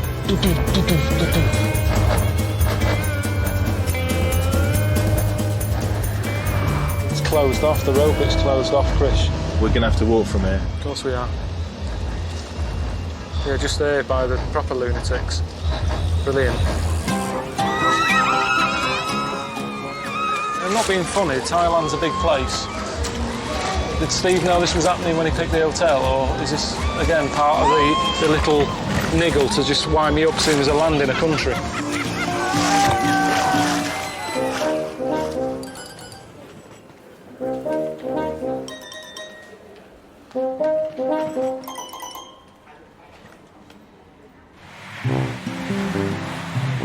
First, new message. Received today. Alright. Did you enjoy the traditional New Year Water Festival? That's right up your street, isn't it? Listen, while you're in Thailand, I think it would be a sin for you not to experience one of the wonders of Bangkok, a meeting with some ladyboys. Alright? See you later. My mum and dad's going to watch this. If it's anything seedy, I'm not doing it. I don't mind looking, but I'm not going to start doing what they do. Do you know what a ladyboy is? Well, it's kind of like a tranny person, isn't it? It's like a bloke who prefers to be more like a woman. But I don't know if they're gay or is it like Eddie Izzard, where it's just, you know, I like wearing bras and knickers and stuff, and then you take them off and you're a bloke again. I don't know how committed they are. I don't know if you get different levels of commitment. But at the end of the day, how much, you know, I suppose I'll be looking for little signs of blokage. Is that him? That's mental. That is proper mental, isn't it? What's her name? Vivian. Vivian's a possible man's name as well, isn't it? It's a good name, that. And it's almost like she's not trying to con anyone. Because it's like, well, my name's Vivian. You should have known. It's good. Hi. How you doing? Hello. I'm Carl. Vivian. Good to see you. Good to see you. Hi, how are you? Yeah, I'm not bad, yeah. Just, Good. that's weird. I don't know. What's the plan? What are we planning on doing? Actually, I'm going to the nail shop and then do my nail. Hello. Hi, สวัสดีค่ะ This one is Hello. Hi. Hello, anyone here? Have a seat. It's quite nice, this. Yeah. She do well. Is this how it starts? Mm-hmm. Are you gay? No, I've got a girlfriend, 17 years. It's a good question. I'm sat here having my nails done. Yeah. I mean, you know, fair play. Have you all had everything done? Have all three of you had everything removed? Me, Nam, it's gone. Everything gone. Right. So you could still change your mind? If anyone love me in this way. So, I am what I am. Love my dog, something like that. Are you going out with a man at the moment? Yeah. A straight man? Yes, of He's course. not. Yes. He's not. Yeah, when we go out in the night time, we met some guy and then maybe he comes say, hello, hey, how are you? Well, if he talks like that, he's definitely gay. If he goes, hello, how's it going? He's gay. Of course he's gay. He is. Trust me. Just surprised how good it is. If I was here and I walked past Vivian, I wouldn't double take or anything. I was expecting to, I don't know, even the voice isn't manly, is it? It's sort of high-pitched, the way she moves about, the way she holds herself when she's stood. It is like the real thing, isn't it? You don't get that at home. At home, if there's a bloke with a dress on, you go, there's a bloke with a dress. There's no, oh, is it not? Yes, it is. Big hands, hairy legs, big eyebrows, moustache sometimes. It sort of made me think, well, what is the difference between a man and a woman? If you have the bollocks off, is that it? Is that when the manness ends? It's like you're not a man anymore. And this is our dressing room. It has made me think, like, if Suzanne said, got something to tell you, I'm a bloke, I would have always thought I'd go, oh, forget it, no, not having that. But I suppose at the end of the day, if it looks like one, it does the job, would it change my view of her? Probably not. Probably not. I'd probably get her to do more stuff. I'd probably say, right, you're a bloke, carry more, you know, carrier bags in the supermarket or whatever. Say, do your bit. None of that, oh, I'm a lady, I want flat. Never get hold of the bags. Things are changing. You can still live with me, but come on, pull your weight. I didn't think I'd think this way about it. I thought I'd be like, no, it's silly. But it's proper confused me. Proper confused me. You want to start to make up? You just want to do the face, though, yeah? Nothing more than that. No dresses, no dancing about. Yes, just make up, just yeah. wig. Yeah. That's it, okay. Oh, a wig. You've added a wig. I didn't know about the wig, but yeah, but we can do a first time wig. you must have shave. No, let's not shave. Okay, close your eye.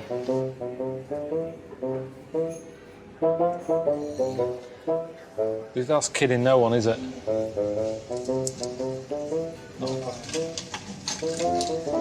Wow. Wow, amazing. Do like this. Smile.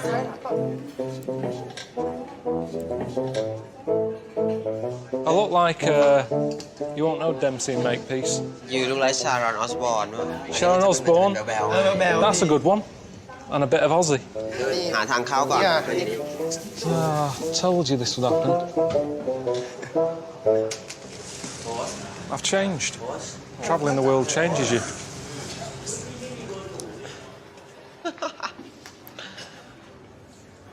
It's not bad, is it? I don't think I'd fancy me if it was me looking at this.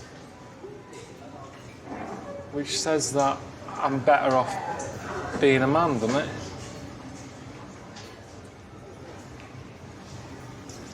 It's not glamorous though, is it? It's more social club. All right, Jack. Done the lottery. I mean, I haven't done that for years. Anyway, we've all had a laugh. Have you got any makeup remover? No.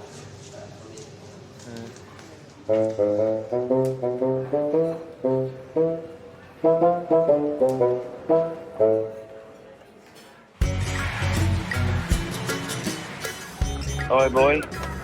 Listen, I know you're looking forward to getting in with those dolphins in Australia, but as you're in Thailand, I've sorted out something quite special. I've arranged some training in the art of Thai boxing, and it's with a former champion as well. So, yeah, you should enjoy that. Alright, see you later. It's good, isn't it?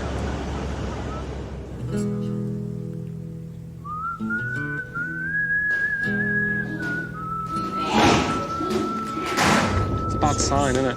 So I'm sat here, it's thundering.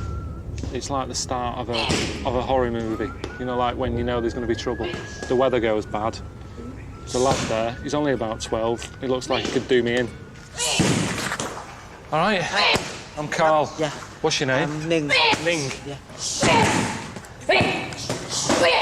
You took him in or out? Why do we need this for training? This is what I mean. It's not funny, this. I'm meant to be seeing a dolphin. Huh? Come to see a dolphin. He's no idea, though, has he? He hasn't been told what I'm here for. Hands up. Aha, good, that's good. Go. 1, 2. Left right. What? Left right. Quickly, man. Oh, that hurt a bit. 1, 2. What the fuck? What's he doing in here? This is my friend. No problem. Don't care. Do it. 4. Come on. 5. Stand your foot, man. Fuck off. 5, man. 1 more. 5. Go. 1, 2. Ding, ding, ding, ding, ding. 4. Yeah. Go, this is go, normal. Go. Fuck. 5. This shouldn't be happening. This didn't happen in Rocky. You, man, you have to do now. He's biting me. No problem, man. There's a problem. 4, 5, 6, 7, 8, 9, How many's that? 3. Okay.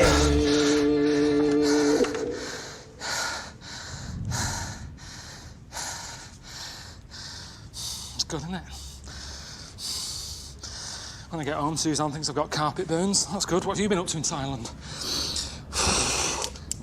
Right, that's it, innit? That's it. If we just get in the van and go, just say that's great, that. I'm gonna go and look at some temples or something now. We're in Thailand. Fucking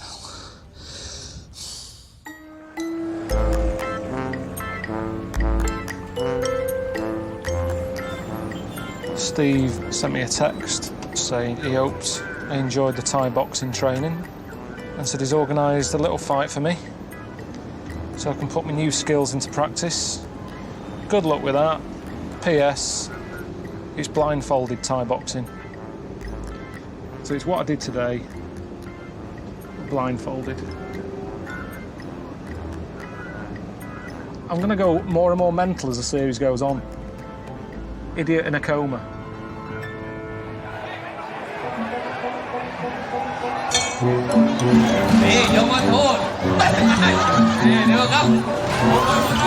I'm getting in a ring with someone who's going to kick me head in, and what worries me is he doesn't know how bad I am.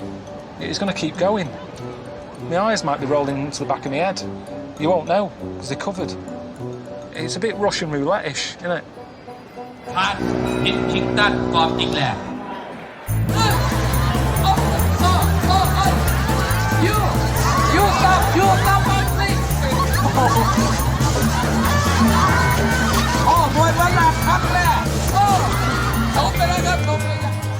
watched Thai boxing on the telly, and normally anything goes. You can use your hands, your fists, your wrists, your head, your elbows, your feet, your knees, and yet in this, I can't use my eyes.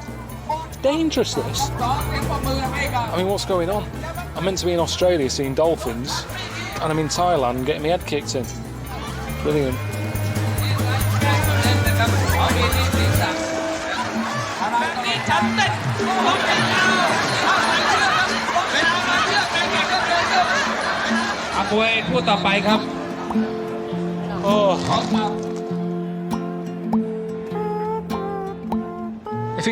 If that was a reasonable thing to do, blind people would be doing Thai boxing.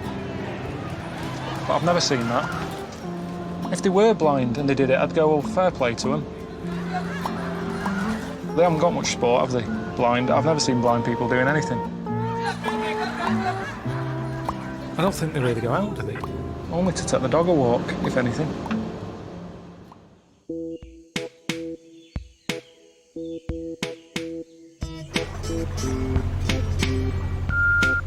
All right, mate. How's it going? Hope you enjoyed the blindfolded boxing. You've probably got a few aches and pains, so as a little treat, I've arranged a massage for you. Hard work, reward. All right? See you later. Well, they've sent me to a prison for a massage. Just never heard of it. I mean, yeah, I know the thing that, you know, when people have been to prison, they come out and you give them little jobs to do, but it's not normally sort of hands-on stuff, is it? It's meant to be relaxing, having a massage. And yet I could have a murder around my neck.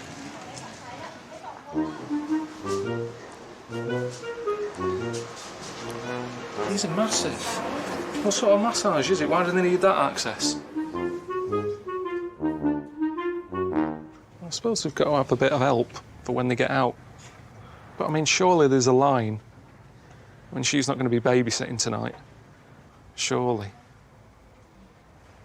Oh, fucking hell. Why do you need your arse doing?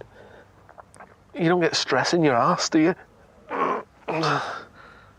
When you know they're in prison, you do want to know a little bit more detail, really. Just little things. How long have they been in? You know? Did anyone die? Did you do it on purpose? I think that's 3 fair questions, isn't it? We're having a game of fucking Twister. Could have Charles Manson rubbing my legs. You see, this is why she shouldn't be doing it. I don't know what she's in here for. Oh, fuck's sake.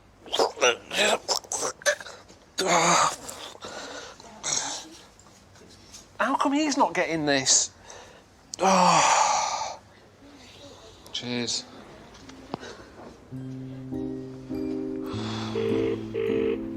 Are you having a relaxing time? Not really, not when, I mean, I don't know if she was a murderer or not. Prison, Carl, is about rehabilitation. It's not just about punishment. It's about making people feel that they can go back into society and function and do a job like normal people. If anyone's watching this and they want to work in the beauty business and they're thinking, oh, I want to do massages and all that business, I'll go and whack someone on the head with a hammer. It doesn't send out the right signal. She dropped a bollock. She messed up in her life. Got to pay for it. You can't stay Jack the Ripper. What do you want to do? Make some muffins? Go on then, open a bakery. You've got a killer on the loose who's going, oh, I'd love to rub people's necks. Get out. Listen, Ricky and I know how much you love animals, so we've arranged a little bit of a treat for you. You're visiting King Cobra Village. But don't worry, we've got like 3 medics, we've got ambulances, so you'll be absolutely fine. How many snakes are there? Well, there's going to be a lot, isn't there? It's Snake Village. Don't understand why they let them take over. I shouldn't be going in there. I wouldn't if I was here on holiday. I'd go, it's dangerous. It's a warning that. The fact we have to take medics with us says to me we shouldn't be going there.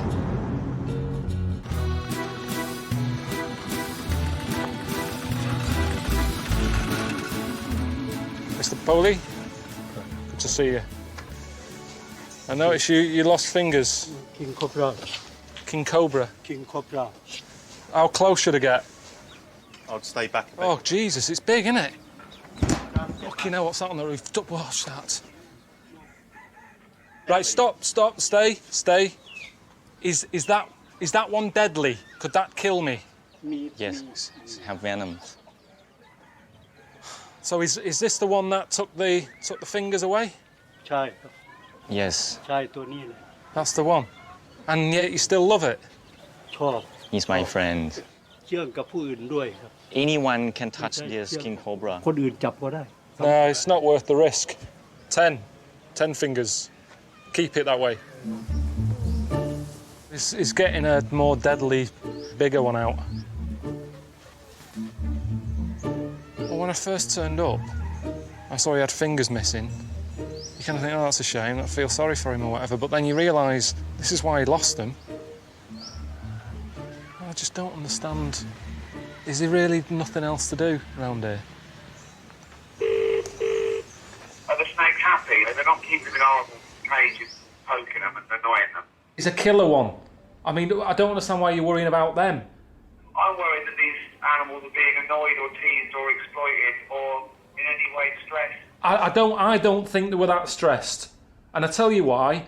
Okay. Whilst one was sort of dancing about, it farted. Who was that? That's the snake. I thought it was him. I mean, I was blown away by it. Really, to the point of I had no idea they even had an arse. It was there. Wait a minute. Of course they've got an arse. No, but... If you're going around eating rats, something's got to come out, hasn't it? I thought the fart was a human thing. It's something to do with like, arse cheeks or whatever. The snake is smooth. What are you talking about? You thought the fart was a human thing. What does that mean? It's that thing of, if you're scared of your boss, imagine them naked. I was scared of the snake. Once it farted, it was like, why am I worried about this? Carl, your boss is Rupert Murdoch, so how many times have you imagined Rupert Murdoch naked? Okay, are you imagining now? Well, yeah, because you've put it in there. What does it look like? Like a tortoise without a shell on.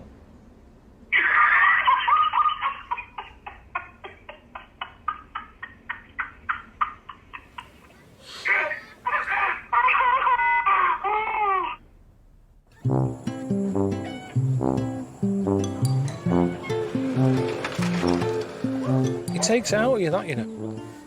Messing about near sort of dangerous animals and that. I mean, they can kill you, them snakes. So they offered me some food, and I thought, yeah, I could do with that. You know, my energy level's low and all that. I saw chickens roaming around. I thought, I quite fancy some chicken. I said, yeah, I'd love some food. Turns out it's ant eggs that we're going to eat.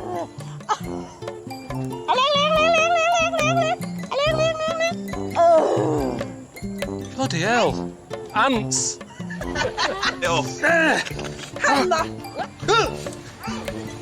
Fucking bastards. Fuck off. God. That's how much it hurts. Do you know what I mean? You feel it. You don't even know it's there. Keep... Christ, I've got spoons and not chopsticks.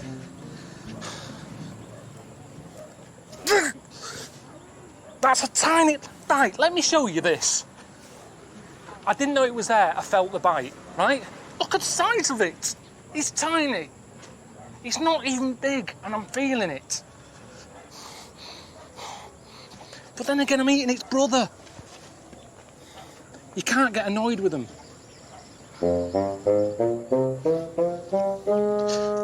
What's that? Chuck it all in. Mix in. Little bit of wasp's garnish. Another one.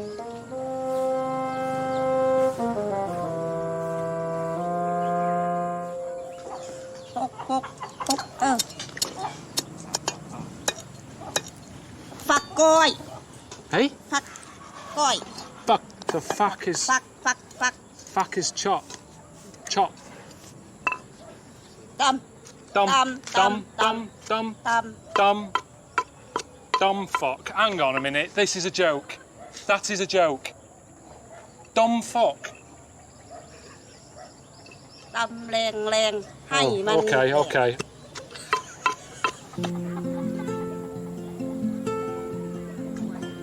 take legs off, yeah? Yeah. It's weird, isn't it? I'm more worried about having some rice cooked in dirty water, so I'm eating these. I'm not going to set my lead from you. You're a lunatic. A finger buffy. With him.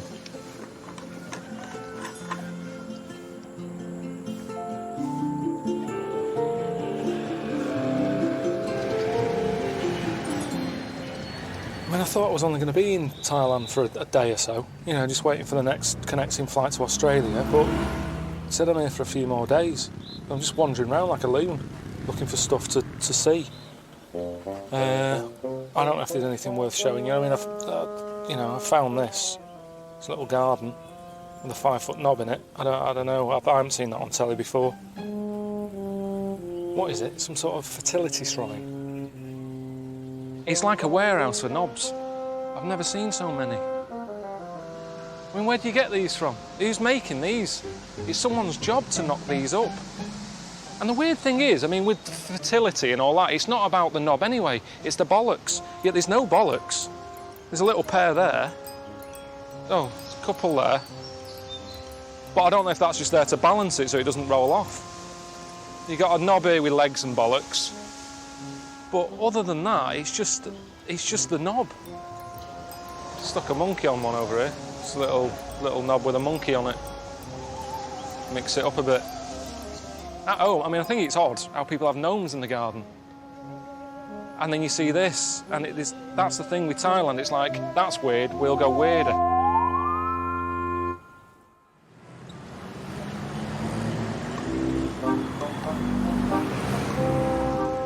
Going to a museum, local museum in Bangkok. It's in a hospital, which is already weird. A medical museum. But then again, it's not a normal museum, is it? Look at it. They've got a dead body of a murderer sat in a baking tray in a sort of a wooden wardrobe with the door shut with sellotape on the 3rd floor of a hospital.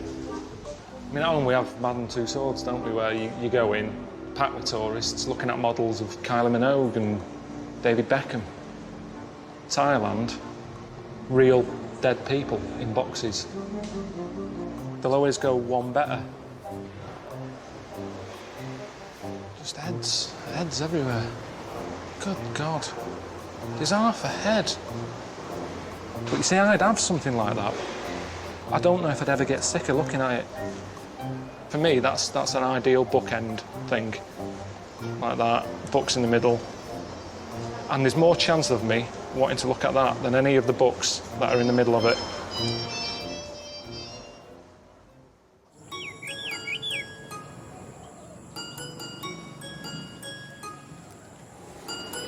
Well, Thailand's doing me head in a little bit, if I'm honest. You know, I thought I was only going to be here for a couple of days before heading off to see dolphins in Australia. But if I'm here this amount of time, I might as well get out of the city and see a bit of the country. I've heard there's a place called Monkey Town, and I love a monkey, me, so it'd be mad not to see it. So far, I've done everything that Ricky and Steve have wanted me to do. Things that I never thought I'd do in my life. So I'm just, what a better time to do what I want to do for the change. See some monkeys. Look at him, he's waiting already. He loves them, doesn't it? Look at it, it's got his hand there, wanting more before it's finished eating. No, that's it now. Jesus Christ! Fuck me. See that then? They're not daft, are they? It's weird, isn't it, how you see them on the telly and everything and you think, oh, they're good. But when you're with them and they're being a bit sort of pushy and annoyed, I mean, it is a hot day, so they're probably a bit irritable. Sick of nuts. No. Is he working with the bloke who's selling them? Piss off.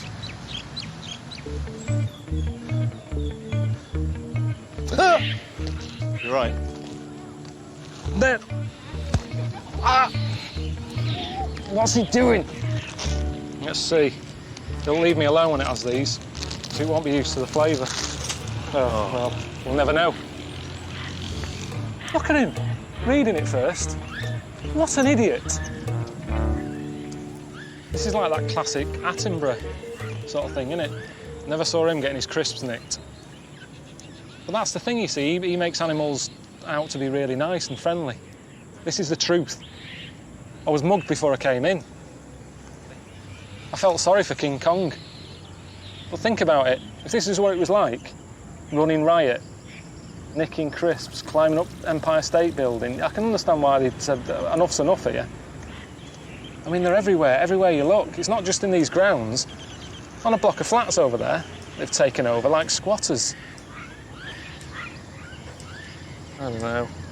That's like, that one's me, and that's Ricky and Steve there. That's Ricky on top of me, winding me up. I'm sick of it. Which one's Steve? The one in the corner there, playing with itself. There's Ricky. Let's do another series. Well, I'd rather not. Well, come on. What we'll do is we'll send you off again and we'll do fuck all.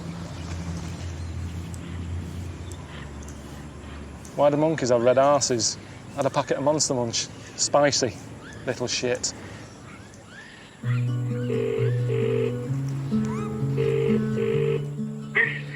This sounds like a weird sort of dream. I know. They were nicking me out, me glasses. Do you know you say you shouldn't give monkeys jobs? I think, honest to God, they've got to. They've got to give them something to do. They used to have them in films a lot, they had them in teabag adverts, and now they've got nothing to do. No, but Carl, we've been through this, right? Those chimps in the PG Tips advert, do you really think they were removal men? Right. It was just a stunt. They didn't really have those jobs. This is so mixed up. It's not. It's amazing. Don't wish for anything. It's never what you think. Actually, think of the things you least want to do, and the chances are you'll be happier with it. That's what I've learned.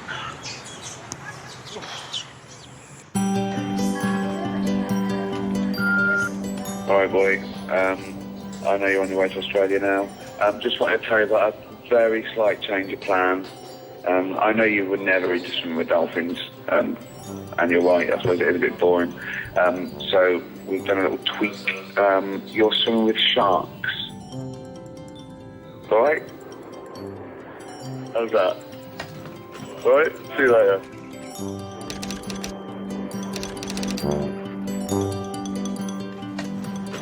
Well, I thought it was meant to be my bucket list.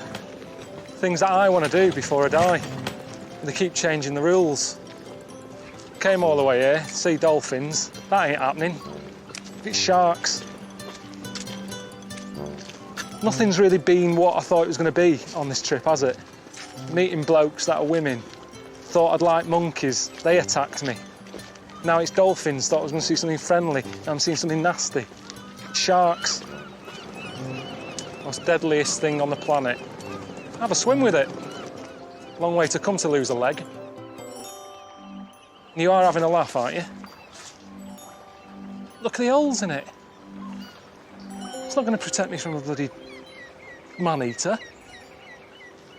I'm just going to call Steve. Hello? Steve, it's Carl.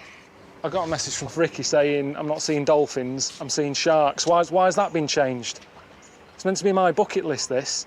The thing is, Carl, like you said in the past, mate, anyone can swim with dolphins. It was a bit dull, a bit boring. Yeah. Why do people do it? But no. So I just think we thought, fair point, Carl. Steve, you wouldn't even fit in the cage, mate. They would get a larger cage for me. That's not the point. The point is the experience. Honestly, I've seen sturdier shopping trolleys.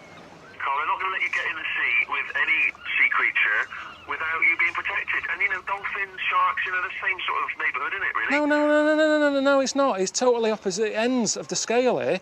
The friendliest thing in the world, the most dangerous. Harmless, armless. I've got lots going on here, mate. I'm going to have to love you and leave you. I'm really up against it. Right, I might not do it then, just so you know. Don't be moaning when I get back. No, Carl. Don't be moaning. Yeah, you get on with what you got to do. Yeah, you get on with what you got to do then, like you say. But I'm telling you now, I might not do it. I'll get on the boat and I'll go out and have a look. But there's no way that I'm getting this thing that I've seen. Honestly, it's smaller than a telephone box. Hey there. How you doing? Is this Carl? Yeah. Andrew. And Rodney. Rodney. Yeah, great. Carl. You can get in our starter cage. It's still not that filled in. Why? It looks unfinished. I mean, that isn't left like that, is it? That there? Yeah. They can maybe get their nose in. We can get there overnight to get a bit of sleep and hit it early tomorrow morning. We're doing overnight? Yeah. In the morning, we hop you into the cage. I don't understand why we've got to be on a boat all night. The sharks are in the sea. We're on the sea. Let's have a look at them. Let's go home. Why are we hanging around? See, they don't just nip. That's the thing. If one gets me, it's not just your finger, is it? There's never a friendly shark, is there? You know, you got Flipper. That was a dolphin. But sharks are always dangerous. Jaws, Shark Attack 1, 2 and 3. 3 films there. There was a chance for him to get friendly. Didn't. An angry shark for 3 films. Finding Nemo. Even the shark in Finding Nemo would have your head off. Didn't make it friendly. That was a cartoon for kids. It was still the grumpy one, the dangerous one.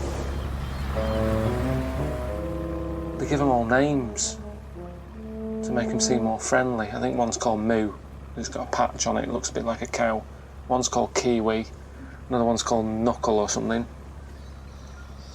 But that's what we do, innit, as humans. We like to give everything a little name to make it less frightening. We're going to get to a point when doctors say, oh, you've got a little colony of cancer in your left bollock. Timmy the tumour.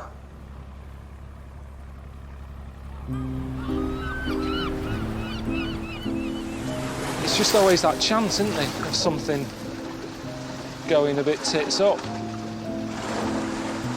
Good Jesus. It's like it knows that someone's about to get in who doesn't know what they're doing. We've got a meal here. Word's getting out. He said they're all circling.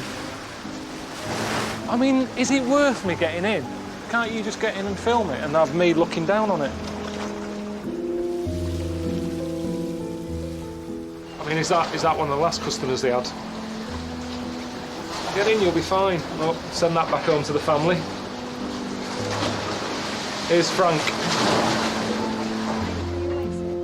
Legs in first, yeah? Legs in first. One of these big great whites came up and grabbed me around the chest, and I'll tell you what I've got in here is a photograph taken on the operating table. This is after they stitched me up in hospital. Jesus. They took a photograph of me before they stitched me up. See those individual teeth marks? And the chances of this happening to you or anybody else is so small. Yeah, but someone would have said that to you before it happened to you. That's right, but records are meant to be broken.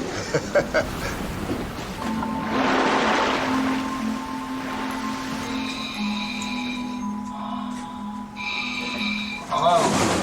Better? Look at my eyes.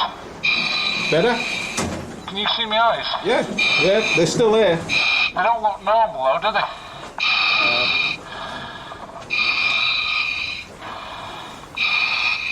It's really heavy.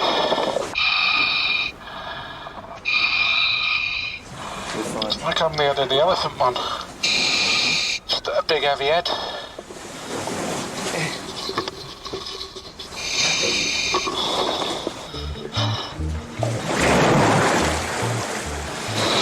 Why does it keep doing this when it's time to get in? Oh, Jesus. You're doing pretty well there. Keep going, slowly go down. I want to get out. Just feeling a bit ropey. Just feel a bit shitty. If you'd like to get out, we can sit you on the edge. Yeah, okay. Just don't want to be sick in this.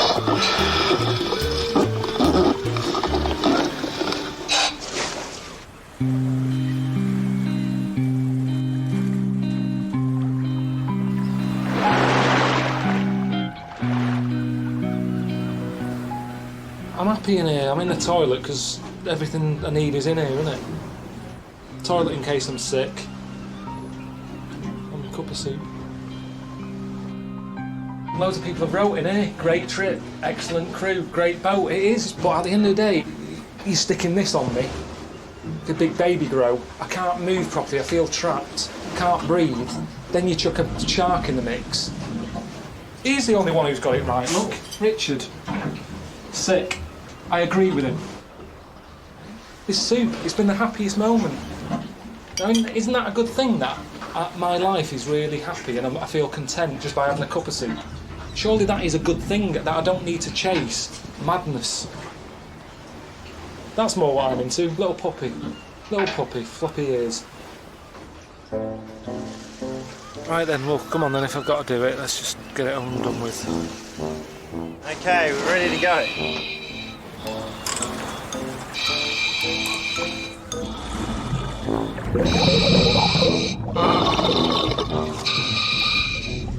This is mental, this.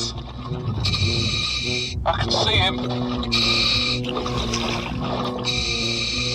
Doesn't look happy. It's hard to think when you're in here. Clear your mind of all the, problems with the boiler, bills that need paying, the leak under the kitchen sink. All goes to the back of your mind, doesn't it? This is like when you're driving, you get a wasp in the car. Can't relax. Good God, that's the biggie. It's coming towards us. That is massive.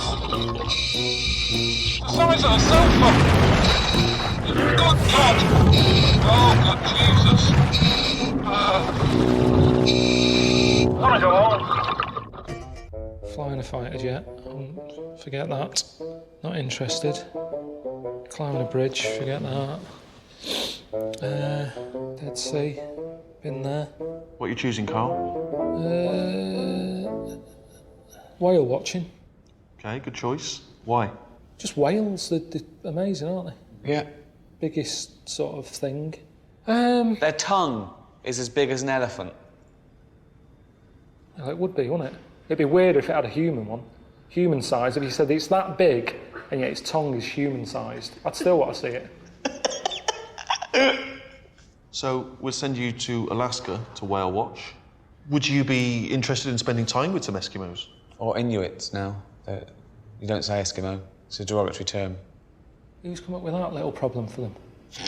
I've never heard an Eskimo moan about that. Why are they going to be bothered? These people make up little rules. You can't call a midget, they prefer dwarf. And all that, Eskimos, what'll be that? Leprechauns don't like it. No, leprechauns don't exist. No, but it's on the same line. Leprechauns do not exist. It's the same thing, though. If they did, they go, don't call them that. What do leprechauns prefer to be called? Gnomes, or... There's something... There's something... prefer to be called gnomes! So confused. Oh, God! I'm just saying, it's never the person who it is who's getting offended, it's always someone else. Right. Whale watching, yeah? Good. Right.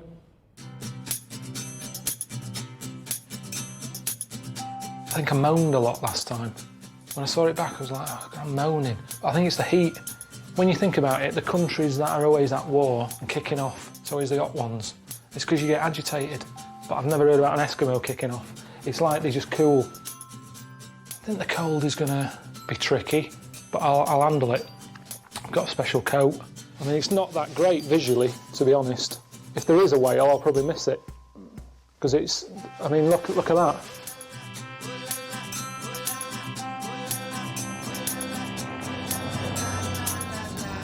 How are you feeling? A little bit jet lagged. It's a little bit nippy. But I'm looking forward to it. You know, the whale thing is what I'm here for, isn't it? Hello, mate, Steve here. Look, Ricky and I were talking, and we thought it'd be a bit of a shame if you didn't take in some of the local culture and visit the Arctic Circle on your way to see the whales. I know how much you enjoy a good walk, so we've arranged for a nice chap to take you via the scenic route. All right? Okay, safe travels. Bye. Well, it's meant to be global warming.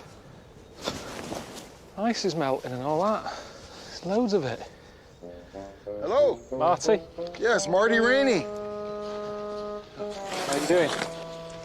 Well, you must be Carl. I am, yeah. Have you been shopping? Well, I brought some things for you back there. One of these sleds is me. Your pack is on there, the same pack that I have on. Let's feel the weight of that. Where are we going? Do we honestly need this? I think you're carrying a lot of extra... No, we need that. This is very serious business. Just this seems a bit like a lot of work to do just for a walk. Okay, stop and listen. Oh, I've noticed that when I was waiting for you. I noticed it's lovely and quiet. I love peace and quiet. You like the silence? Yeah, I like that. It's like spiritual. But that's what I was going to say. It's lovely and quiet here. Is it much quieter up there? Oh, ow. Fucking bastard. Hey, partner, you all right? I don't understand that you're doing it. Carl, this is called... Are you okay? Yeah. You sure? Yeah. You want to take a break? I'm not going to let it beat me. I like a walk, honestly. At home, I'm always walking. It's just relaxing. But you can't do that here. It's just really hard work. 5 foot snow shouldn't be being walked in. Just get up and keep rolling. You can do it. Yeah. Use your poles. Use your poles. You all right? Yeah. Oh, you fucking bastard. Surely it's good to keep your energy in case you need it. If a polar bear comes around the corner, you've got to wrestle it. You've got no energy because you've been wading through 5 foot snow. You okay? Oh, fucking hell. Hang on a minute. I kept saying, do we have to go through this 5 foot of snow? He's going, yeah, you'll love it. It's a good life lesson or whatever. Are you all right? Yeah, it's just flipped over. It's never going to come in handy, that. Because I know if it was like that at home, you'd go, right, let's stay in. Columbo box set, in for the day. Carl! What? What happened? The sleigh thing's tipped over. Do you want help? No, it's all right. I can do this. Carl, I'll come back and help. No, don't be coming back. Those are my skis, don't lose them. This is awesome. You okay, bud? Yeah, I've sorted it. You all right? Yeah. You're using a lot of my breath up. You keep saying you're all right. I've got to say yeah. Then I'm using my breath up. Okay. You sure? Yeah. Fucking hell. Fucking lunatic.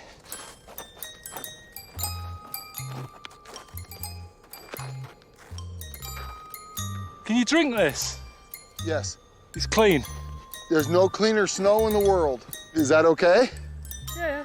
I was dying of thirst. Have you got any water, Marty? No, we haven't got room for it. It weighs stuff. Well, hang on a minute. I'm carrying a spade here that we're not using. I think water's more useful than walking around with a shovel. And when do you use that? I was in 5 foot snow. Can I get the shovel? No, you don't need it yet. When? At what point? How deep does something have to be before you go get the shovel out? I'm just worried. Because I'm going in Marty's footsteps, so if he's been on dog shit. Let's roll. What are we doing? Are we doing a bit of skiing? Worried about that.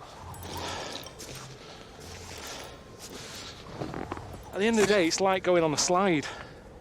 But if you do that as a grown man, people go, look at that knobhead on a slide. It's a grown man, what's he doing on a slide? But for me, it's the same, except you've got skis on. Follow me. You coming? Yeah, I'm coming. Hold on tight. Come on, keep your legs together. Fucking hell. Grow up. Stop messing about on hills. Okay, and then you go up a hill sideways. It's hard with a sled and a pack, I know. You know I've never skied. Well, I didn't know that, but now we're learning. I mean, even Eddie Eagle struggled, didn't he? And he was an Olympic fella. Concentrate, nice and perfect. Skis together, awesome. Awesome. We should stop saying that. That's annoying me. Everything's awesome. I've got no sort of pointers to judge things by anymore. Where are you going? Follow me. We had a burger. It's awesome. Well, it's a burger. Let's calm down. Say it's all right. It's nice. It's a good burger. But he raves about everything. Don't panic. You're good. You're good. Awesome. That was amazing. Nice. It's not easy. We're over a mile away from where we're spending the night, and we will be getting back when it's dark, so we have to be focused. I am. Awesome. It's all downhill. Woo! Fucking dead right there. Since I got off the plane, it's been downhill.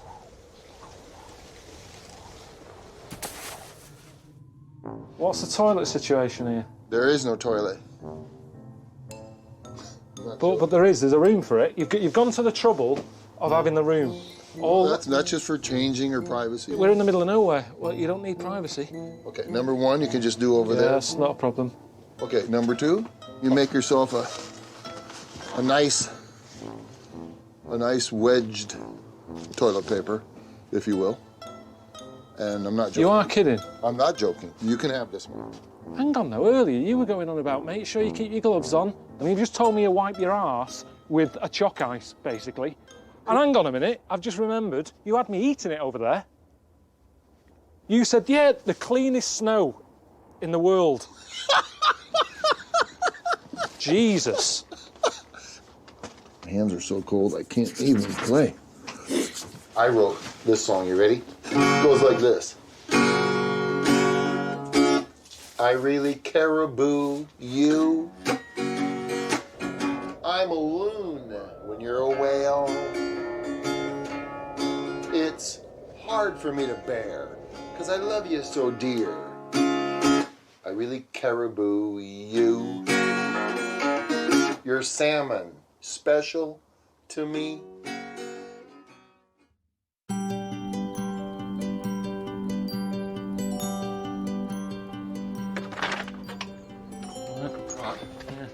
Been up for ages. You can leave the door open if you want, because it makes no difference. It's freezing. Never known a night like it. Haven't slept, really. Looks cosy in here. That's the problem. I hate that, because that's what I mean. People at home will be going, looks lovely that. It's the sort of thing you see in Switzerland, nice sort of log cottage. It's not. There's no insulation whatsoever. It's a shed, really, which are fine when they're at home, and you're just growing tomatoes in it or something. But when you try to sleep in it, you've got a heater there that doesn't work. Pointless, that. Doesn't do anything.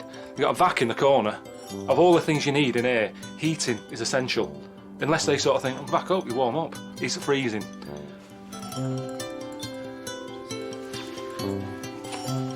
Doing all this, getting all dressed up like this, and you're thinking, oh, he's out on the road again, getting out in the thick of it. When I'm coming out, I'll brush my teeth. Hi, mate. How's it going? It's fucking freezing. Is it? Well, I looked at the weather forecast where you are, and it said it was only like -3, -2. Right. Well, what do you mean, though? If that's the temperature at home, you'd be going, oh, nippy today, innit? You certainly wouldn't go for a walk. I was out in it yesterday for about 9 hours, having a wander through 5-foot snow. It's lovely here. It's about 60 degrees here. We just walked from Hampstead to Highgate. We're just wandering around, going to get a cappuccino or skim milk latte or something. Spring has really come to London now. Do you know how, like, normally you wake up and it's like, oh, well, I need a wee, or I need to get a drink, I'm thirsty. I got up at about 2 o'clock because I needed to put my hat on. So that's what it's like here. It's not relaxing. That's meant to be like the little relaxing bit. Listen, stop complaining, because I've arranged for you to go and finally meet some Eskimos. And it's in a little town called Barrow, which is the most northerly point in Alaska. I've arranged a little ice road trucker to take you there. All right, see you later. See you later. It's just snow and ice and an Eskimo village. Yeah. There's just not a whole lot there. For a place to live, I'd call it the armpit of the universe. Is that bad? It'd be way on my bottom of the list of where I'd want to live. And then the people up there at Barrow, they're out there on their hunting trips and stuff, they got polar bears to contend with. They could be sleeping in their ice shelter there, and a polar bear come along and just all of a sudden start digging them out. Digging what out? Digging them out of their shelter. People? Yeah. Anything up there that moves or smells is food to a polar bear. Anything. They'd actually dig you out? If you're in a shelter, yeah, they'll dig you right out of there. Well, probably that's why not many people stay in igloos now, isn't it? I mean, that's like a fridge filled with food. It's like a fridge. It's like a fridge with food. That's it. It'll be a life-changing experience, Point Barrow. Well, say like if you were allowed to pick off this bucket list, what would you pick? You could do anything. Oh. You could see anything, eat anything. Maybe go to Australia or, you know, travel around the world a bit, but it sure wouldn't be Point Barrow.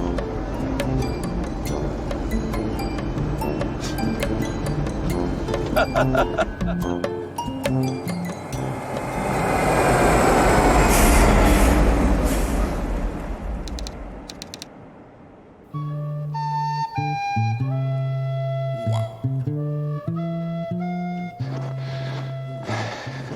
go and see these Eskimos then, aren't they? Not a day for putting the washing out, is it? Early.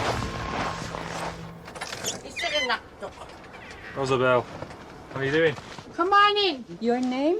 Carl. Carl. Ah. You're Kunan. Yeah. Kunan. Janie. Welcome to top of the world. Yeah, I know, that's... Yeah. Yeah, you can't get any more on top, can you? Right on the top. Right. Freezing. Heat's meant to rise. Uh-huh. Doesn't here. Okay. Freezing. Will I take on my in. shoes off? Come here and yappa. If you want to. Only if you want to. Yeah. What's your reason to come to Barrow, Alaska? To see a whale. Oh, goodness. Big whale. I just want to see one. Just want Would to see you one. like to see Maktuk? Maktuk. Maktuk. Maktuk. Maktuk. Chock. No. Tuk. Are you hungry? A little bit peckish. Is this like the Eskimo version of Golden Girls? What's going on? The outer laying of a bowhead whale. That's whale. Yeah, it is whale. Let's have a look. Bowhead whale.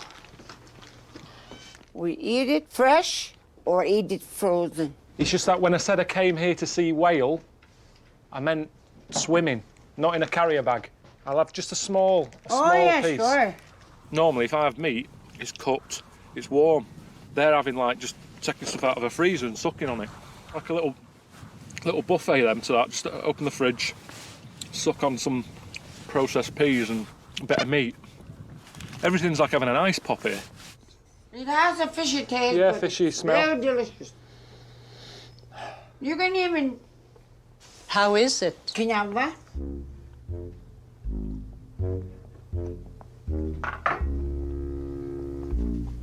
Aria, is it good? Oh, it's chewy, isn't it? Okay, here. That's caribou frozen. We eat it frozen. Mm. Why do you have an oven? You have an oven, but everything's cold. I don't play. Hey? What's up with her now? What's happened? I saw that they were old. I thought, great, you know, I can just sit down. They'll probably nod off after a bit, all the excitement of having a visitor. And she said, no, I've got plans. I'm going to take you out. And I was thinking maybe bingo or something like that with her age, or a bit of shopping, or just something that old people do. It's nice. The what? The weather. Feet are freezing. Yeah. Yeah. But it's okay. Not really. She's got one of them snow bikes. She says, come on, I'm going to take you to Point Barrow. Right? No helmet or anything. I'm thinking, Jesus, look at her. She's got these bifocals on. Shouldn't really be on the road. Do you have to have a licence for one of these? What? I said, do you have to have a licence to drive one of these? She couldn't hear me. I was trying to talk to her. If I need to have a wee... What's that? Are there toilets? Yelling on this side, that side, trying to get through to her ears. Are there toilets at Point Barrow? Her eyes are knackered, her ears are crap. She was in charge of the bike. She's giving me a headache. She kept saying, oh, it's going to be so great, you know, when we get to Point Barrow. I don't know what it is, I've never heard of it. Yay! Point Barrow! This is it.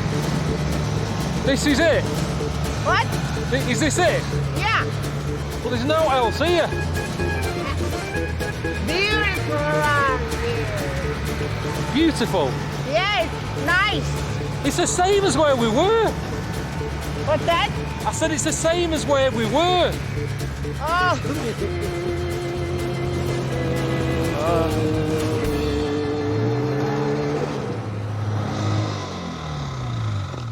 Welcome to Point Barrow. Carl? Point Barrow. Yay! That's her. Yeah.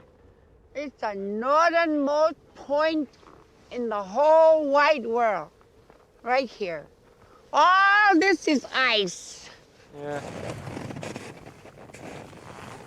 When you come here, what do you do? Get my thermos, but I didn't bring one. You didn't bring what?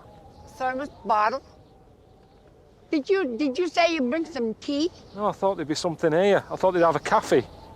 Coffee, tea, Oh yeah, I cake. didn't bring any. Oh, brilliant. I know what that's saying. You're on top of the world means you're over the moon, you're happy. All I am is freezing, got a snotty nose, and my feet are going numb. Sure, I've got frostbite. I just thought there'd be more to it, that's all.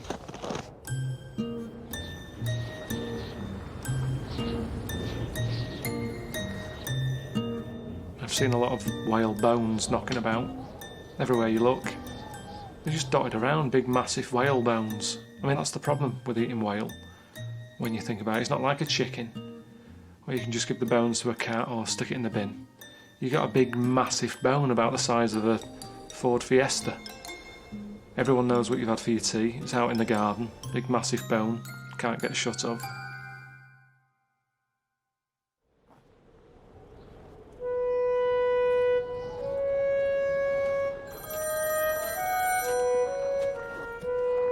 Can you hear me? Yeah. Do you know where we are?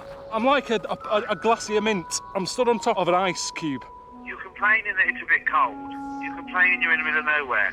But I don't understand. You chose this trip. What did you think it was going to be like? Because I thought I was going to see a whale. And when I've seen a whale on the telly, it's normally a nice, calm ocean with the fin sticking out the top, his hole in its head blurting some water out, and a nice bit of music. Right. Where I am now, I'm like in a giant fridge that's got out of hand, is fucking freezing. But this is an experience. This is things to do before you die. It's not like it's dangerous, is it? Well, it is dangerous because there's polar bears knocking about. You are not going to be eaten by a polar bear. But when you had your medical, I found out that you didn't let them test you for testicular cancer or test your prostate, did you? No. No. But that's... Why not? In the UK alone, more people die every year from prostate cancer and testicular cancer than being savaged by a polar bear. It's a bit of a weird time to bring it up when I'm in the middle of nowhere. It's one of the biggest killers, right? And that's just a simple test. So a doctor pops his finger up your anus and he goes, yep, you're all clear. And that's you relaxed for another year. I don't understand why you're suddenly caring about this now. I've got little battery left on this phone. I'm wearing the battery out. If something happens, I'm dead. Right. So don't be worrying about my testicles and my arse. This doesn't happen on Bruce Parry. I've got to go. I'll see you later. All right. See you later. See you later. See ya. Bye.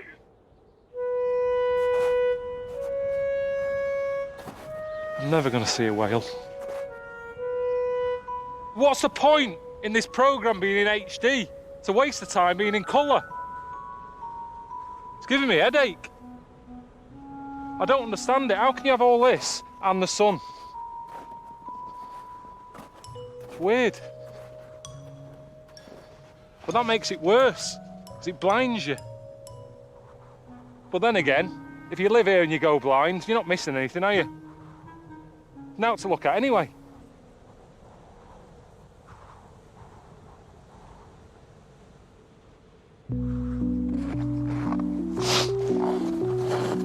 You know, when I spoke to Ricky, he said, you know, don't be messing about making snowmen and all that. He said, get involved. You know, get some hands-on experience of what it's like living in that community. I'm Carl. I'm Rob. How you doing? Nice to meet you. I'm gonna have you come out with me and help me pick up some waste. And then I got the radio, they'll call me in if someone needs a bucket picked up or... Just any sort of rubbish, just someone calls you. Sewage. You know, from the toilet.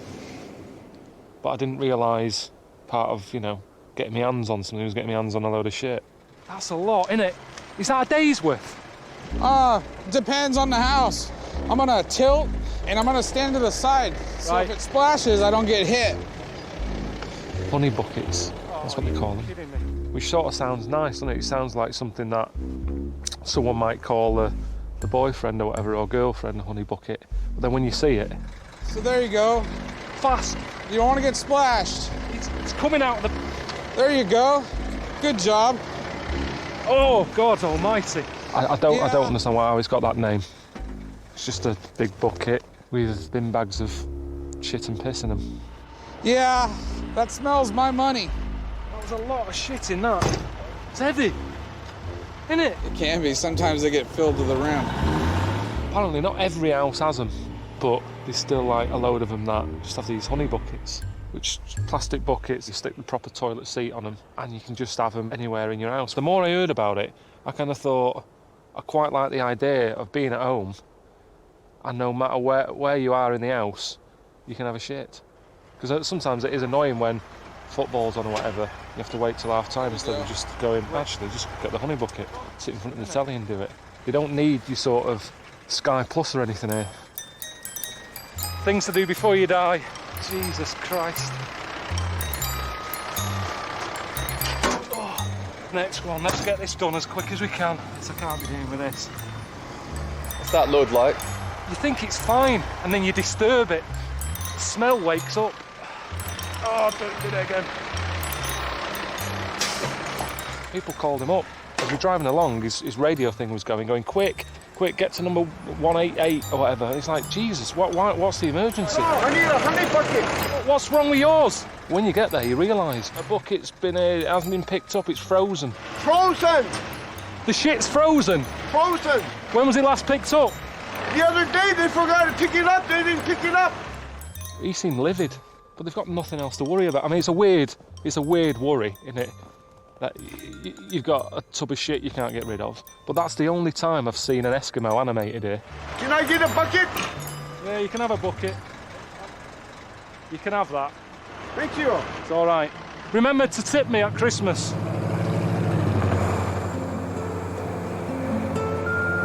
Okay, stop messing about now in the Arctic. You've got some whales to see. I thought it'd be fun if you did it by Husky.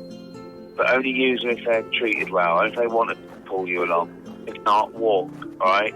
Don't shout at them, don't hit them. Make sure they're fed, make sure they're enjoying it. Don't make them do anything they don't want to do. Make sure their feet aren't sore. If they are, get them little shoes or something. Alright, see you later, boy. Oh, alright. How's it going? Hey, you must be Carl. Yeah, Carl. I'm Bill Cutter. Bill. Nice to meet you. This is your team over here. This is Woodrow. He's your leader. He's in charge. He's in charge. He's Woodrow. Woodrow. Hold on tight. Hold on tight. Hang on. Hey. Sit. This is Jesse. Jesse. Jesse. Why is it so icy here? This one's Simon. Simon. Right, Simon. Carl. I'm gonna It's like when you're at a wedding and everyone's going, this is Frank, the cousin, and is stepfather of the... And you kind of go, oh, right, yeah, and you think, a second later, it's out of your mind. Stink. You have to stand here and watch. I can't hear you. You have to stand here and watch while I hook my dogs up. So they don't run away. He's good at done this. It's like going round to a friend's house who's got a baby, and he makes me realise I don't want one. It's like this.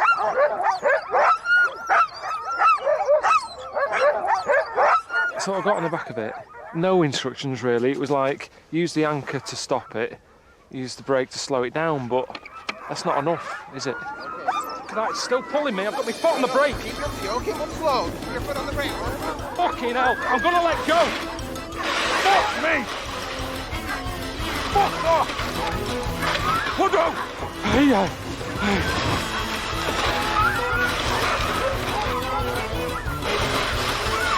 Fucking hell, he's a hump! Slow down! It reminded me of being in a supermarket when you jump on the trolley and do all that, and I'm pretty good at that. It's the same rush, you sort of know you're in no control whatsoever. Slow down, you twat! What sort of lake is this? Easy, boys. Easy, boys! Fucking stop! Stop! When the dogs get old, what do they do? And it's always sort of, they just retire them. Now, I don't know if that means someone goes into a dog's home and goes, can I have this dog? And they've got no idea and they chuck a ball, never see it again. I don't know how it works. Where's the 5 foot snow today?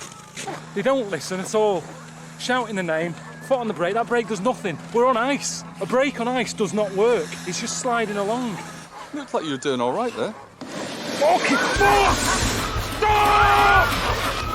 You fucking shit! Stop! fucking stop! Where are we meant to be going? I thought you said this is a lake. It's a river. Well, what's all this here? That's open water. You're fine. Can we just stop a minute? See, they don't listen, do they? It seems to be getting rougher. They're not taking any notice. That brake doesn't work. The pad thing is a waste of time. My legs are killing me, my arms are hurting. What? But I've never had a go on one. You're taking me through rivers and shit. What else is up there? Slow. Easy, boys. How many hours are we doing? How many hours are we doing? How many hours? Fuck.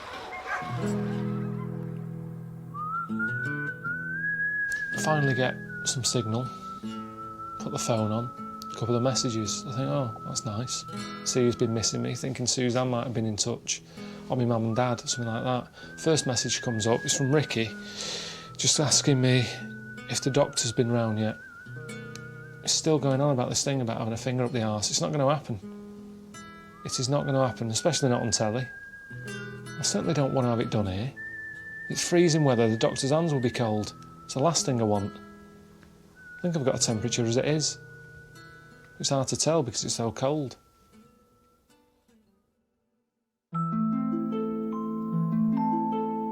Carl. All right, mate. How's it going? Oh, well, I'm fine, mate. Where are you speaking to me from? Just in the middle of nowhere. I came all this way to see a whale. The only whales I've seen are dead ones on roundabouts. They seem to stick the bones everywhere. Right, I know you're supposed to be seeing a whale, but it seems mad when you're there to not, stop and see some glaciers as well at the same time. But I've Steve, honestly, I've seen nothing but snow and ice since I've been here. I don't need to see any more. It's madness. The glaciers are melting really rapidly. I mean, they're going at the rate of something like 500 metres a year. Some of them are melting 100 metres a day. Is it on the way to the whale thing? It's sort of on the way. They're in the water, the whales are in the water. It's a water-related experience. All right. Enjoy it. I don't know, Steve's sort of making a big deal about it, like before they're gone. I don't think they'll go, it's still freezing here. Global warming. Look at the amount of kit I've got on. My auntie Nora was worried about the ice melting. She just saw that meant all ice gone. She was thinking, what am I going to do, with my whiskey and coke? It's like, no, it's just a mountain. She's like, oh, whatever.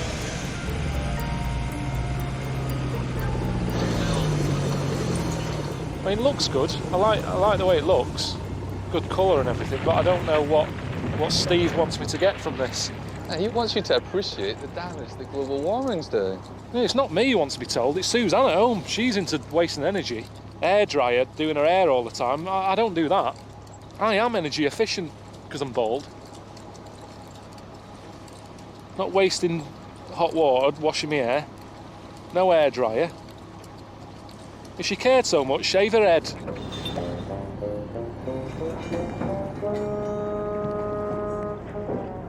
What are they doing messing about at the back? I've seen little boats being put in. Steve wanted you to get close. Swim in glacier water. How close do I need to get? It's just getting silly. It's dicey, this. Proper...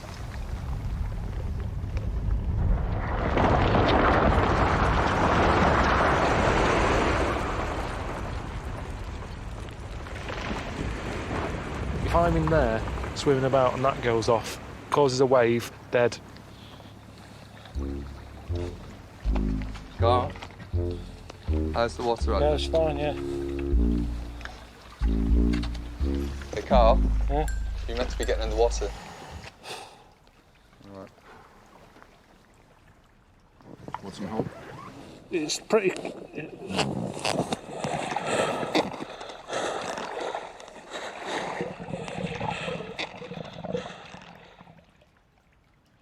I wouldn't mind if there was a whale in here. It'd be a reason to get in. Have a look. There's nothing in here.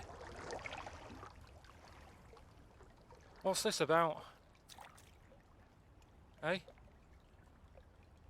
Floating about like a crisp packet.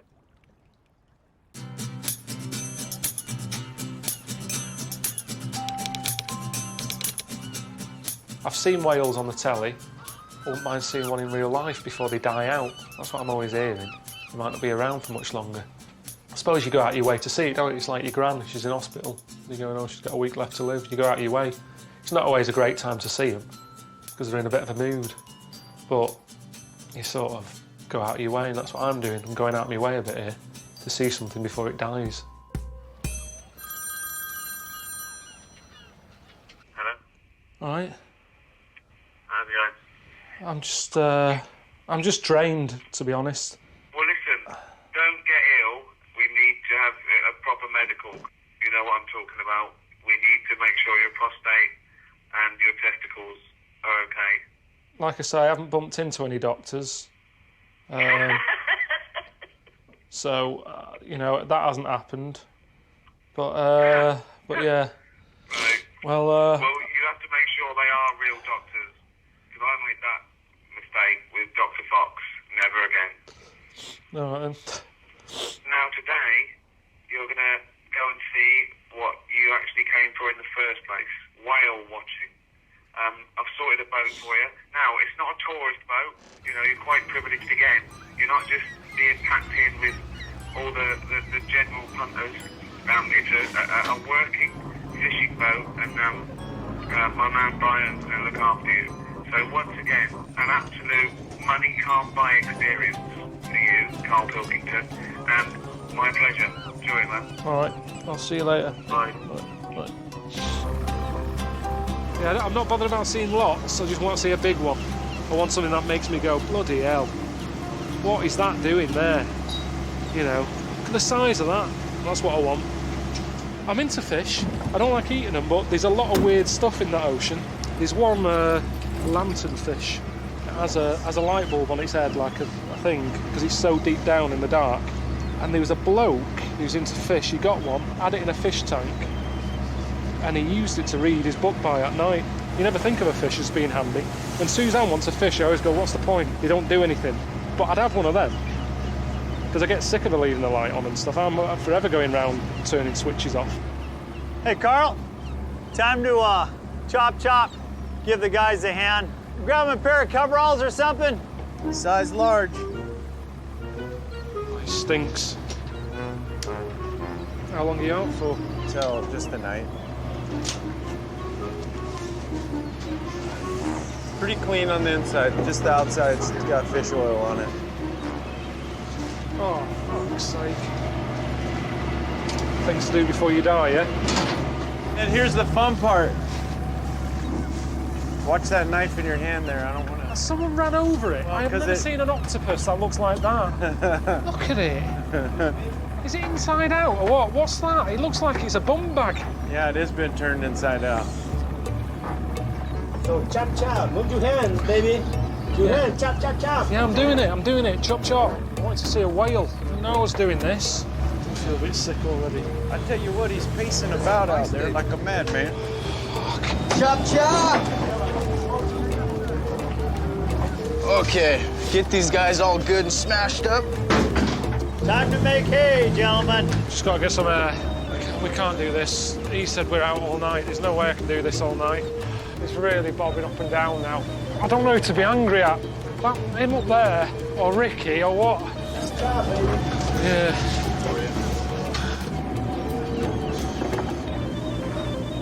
I feel like fucking death here. Fucking get out of me if you don't want to be sick.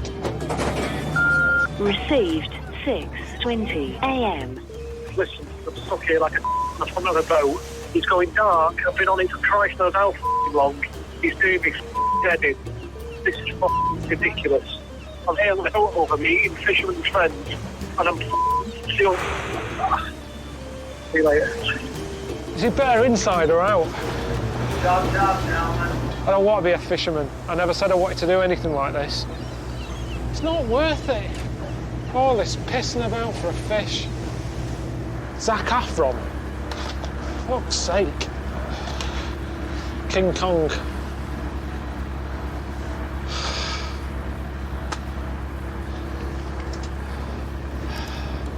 This isn't even funny, this.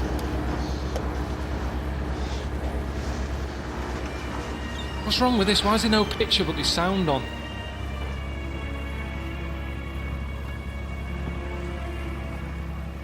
Does this telly even work? It's driving me insane.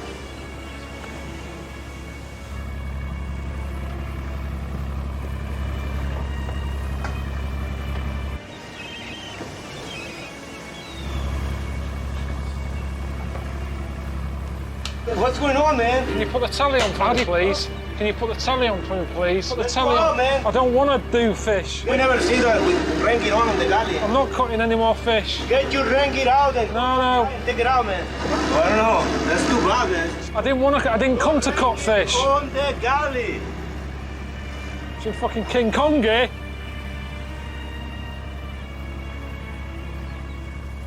It's driving me insane. It's the longest intro. Oh, come on.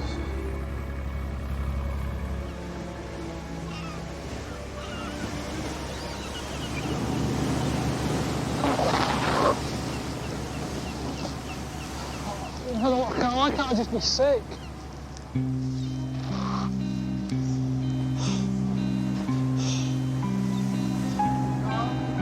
What?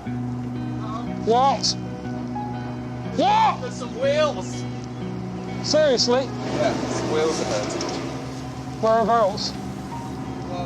I can't climb up there. Get into go.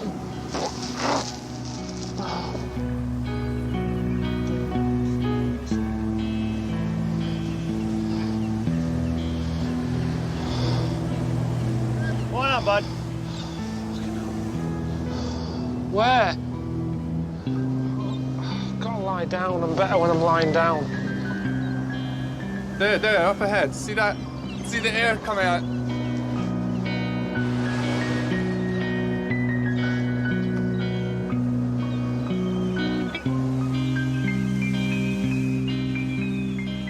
You're not going to see them from down there, Carl. Really not bothered.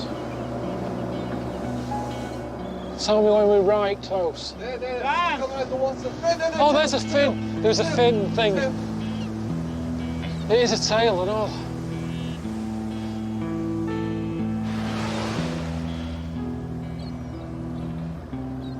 Oh, yeah.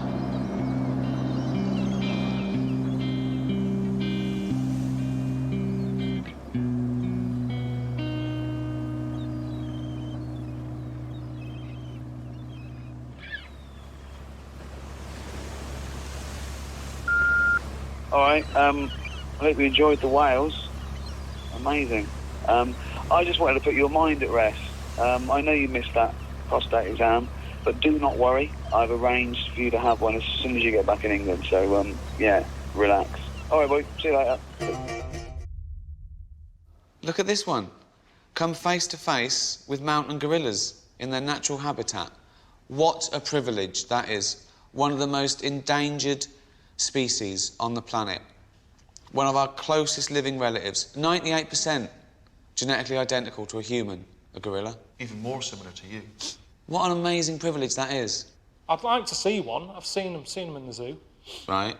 And they do impress me. Why do they impress you? How do they impress you? They're just very human in the eyes. I think that would be such a meeting of minds, you to come face to face with a mountain gorilla and its natural habitat. Both just there, both nude amongst the foliage. I wouldn't be nude again. What is it with you and nude? They don't like clothes, and you are hairy all over, and I think you've got more chance of them seeing similarities. Not wandering about in a like the woods, looking for apes, nude. Because there's a point when that woods ends, and then suddenly one creeps out, and you've got me legging it. Nude. Nude. Hello, Carl, mate, Steve here. Now, I know the gorillas you're going to see are in Uganda, but before you head over there, we want you to just explore a bit more of Africa. So we're going to start you off in South Africa, because there's a couple of projects there we want you to take part in. There's a chap called Sipo, okay, he runs one of the local charities. We've arranged for you to teach some local kids, build some huts. You've got a chance here to give something back, literally get your hands dirty. All right, mate? Just for charity. Has it got worse? Is it me, as I've got older? Does it seem like there's more and more stuff we've got to give to? When I was a kid, all I ever saw was like that kid wearing calipers outside a supermarket. It was like an iron model of a girl with calipers on her legs and a built-up shoe. And you put like 20p in it or whatever. That was being hassled for charity. Now you can't walk down the street without someone going, I need your help.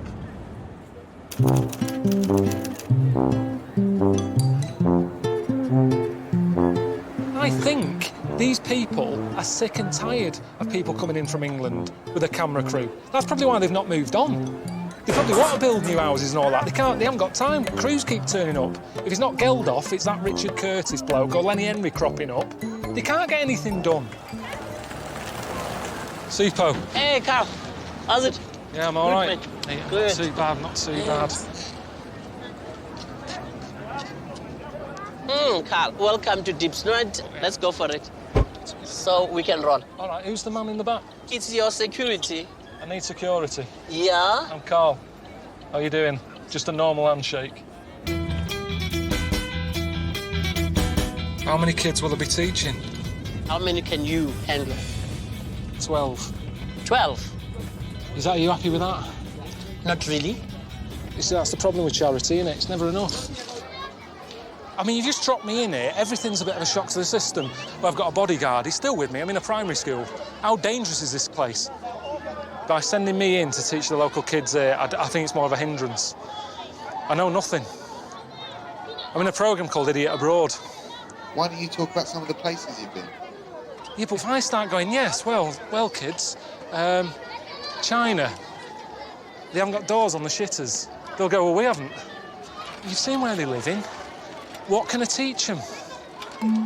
The children have chosen the topic, by the way. What is it? You're going to talk about risk. Risk? Risk in general. You can just say to them whatever you think and whatever you know about risk. Afternoon, everyone. How are you?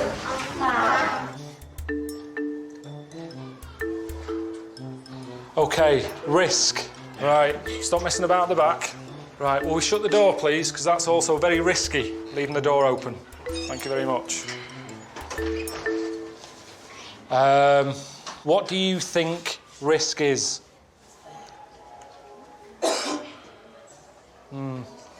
Right.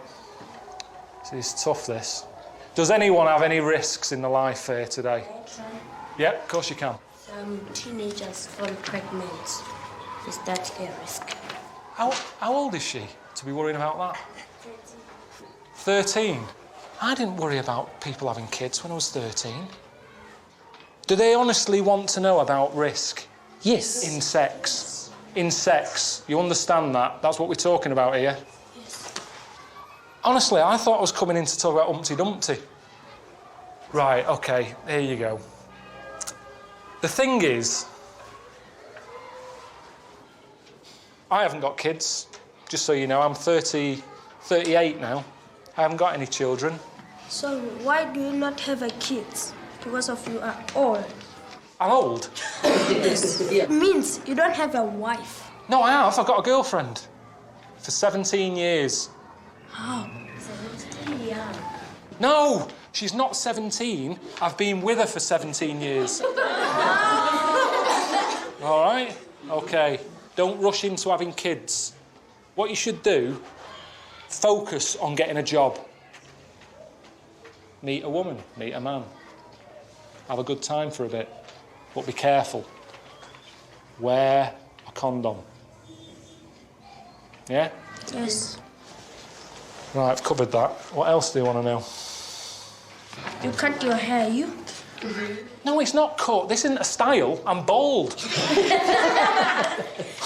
This isn't how I don't say, can you just take that bit off and leave that? Do you want to play on a bike? Yes. Yeah? Beep, beep.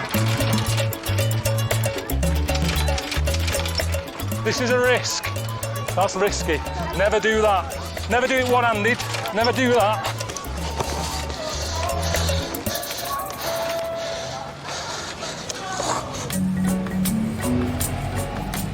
I learned from Ricky Gervais that you are good in DIY. I'm all right. I'm looking for the guy for DIY. I'm your man. So you can do it. Geldof. He did a lot, didn't he? He got involved in all this in the 80s, and he's got sick of it. He's moved on. I don't hear about him coming here anymore because you feel like, what can you do? What can you do? How can you sort this out? You're going to break down a house and rebuild it from scratch. Is this just water, or is that... Everything that you're not thinking of. We'll need to meet the family first. Carl. How you doing? Hello? Do that and that. Little fella. Hello? Hello? This is where it starts. Give loads to charity. Helping old people, deaf kids, save the kids. If anything, I'd say I'm single-handedly causing the world's population problem because I'm saving everyone. I'm like Superman. Sure we got the right house? Quite happy helping out. I help anyone out. Someone needs a bit of help. But me turning up for one day, doing a bit of DIY, is that really going to sort this out? It's going to take forever. Look how many need to be replaced. 600,000 people live here, he said. Apparently the rules are you're meant to build your own, but the people we're helping today are ill, so they need help to build their house. But I don't know where they went. I sort of shook their hand, said, I'm going to build your house. They disappeared. Gone out for the day. He's been lying on a bed in the corner there, just... Has he? Can you imagine being ill and then someone coming out and knocking your house down? Well, hang on a minute. Just leave me, let me be. I want peace and quiet. He's got the builders in making a right racket. The right balls up for that one. Not the greatest view, is it? It's all right, though, isn't it?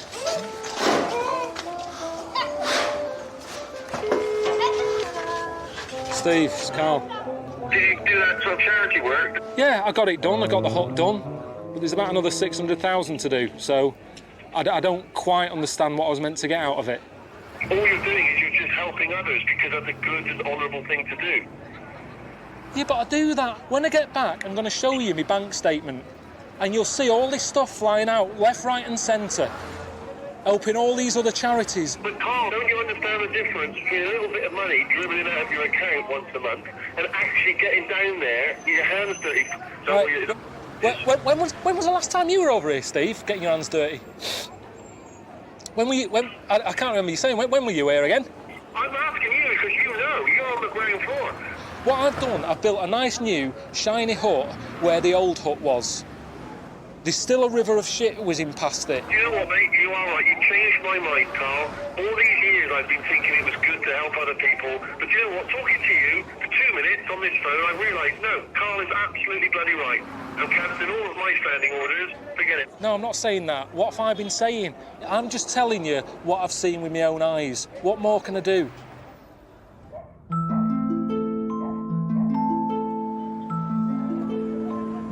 I don't know what I'm talking about. It's just a bit of frustration. And I just feel that just because I build one hut,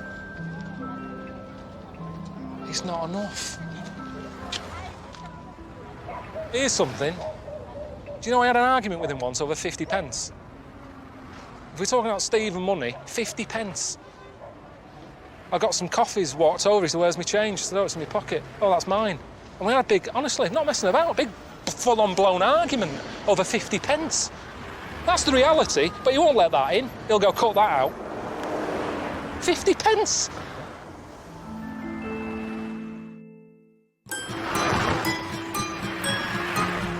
I got a text from Steve this morning just saying that he wants me to meet up with Sipo again, that charity bloke, to take part in some local activity. I don't know what it is, that's all he said. Welcome to Soweto's cooling towers. Very iconic. And you look at the middle of the bungee jumping. It's a bungee. What's the thinking? We've done this. We've done it. We went all the way to New Zealand, didn't do it. Oh, Jesus. What up? I'm not doing it. Let's go and have a look, mate. There's a really lovely view of Soweto up there, and... I know your game. Just go up there and have a look, see the township. Oh, yeah, push, right off the edge. No, nobody will push you. I'm not going to do this. It's crazy. How's it going? I'm a bit pissed off because I'm on the edge of a bungee again. Yeah, I think you'll feel really good about yourself if you have one more chance and you do it this time. Is he going to jump? Oh, God almighty. It's pointless. It's pointless. I don't want to do it. If people want to do it, then great, but there's no reason for me to do this. There's no big payoff. Oh, what if I gave you a reason? Okay, if you jump, I'll buy a hut for someone. How much are they? They're 500 quid. Do you know what? I'd rather pay the 500 quid out of my own money than to do this jump. I'll raise you. I'll buy 2 huts if you jump then. Where's this going to end then? He's got more money than me. I tell you what, I'll pay the grand. Let's leave it there. 3 huts. For fuck's sake. You're making me look a right twat here. No, I'm not. You are, because I don't want to do it. I'll pay that. I'll pay that. This is my last offer, okay? I'll buy 5 huts. If you jump, you've bought 5 huts, basically, and you feel good about yourself, and you've made me look a twat. Think about it. Think about it. So you're going to do it, right? Look at you. You're going to do it, aren't you? You're going to do it. All the work yesterday, has that gone out the window? I built a hut yesterday. You should be over the moon about that. It's good, man. It's not so bad. As you can see on my face, I'm happy, man. Yeah, it's nice.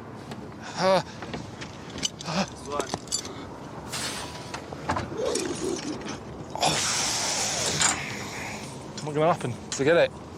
Forget it. Do it like that. What do you mean you don't have to do it like that? As if I would be. It's a definite no, honestly. It's not for me. Let's leave it as that. If I tell Ricky I didn't do it, are they going to keep doing this?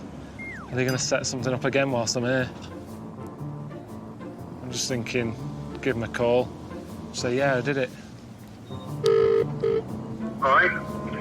All right, how's it going? How was it? Mental. Did you do it? You jumped? Yeah. Well, I had to, didn't I?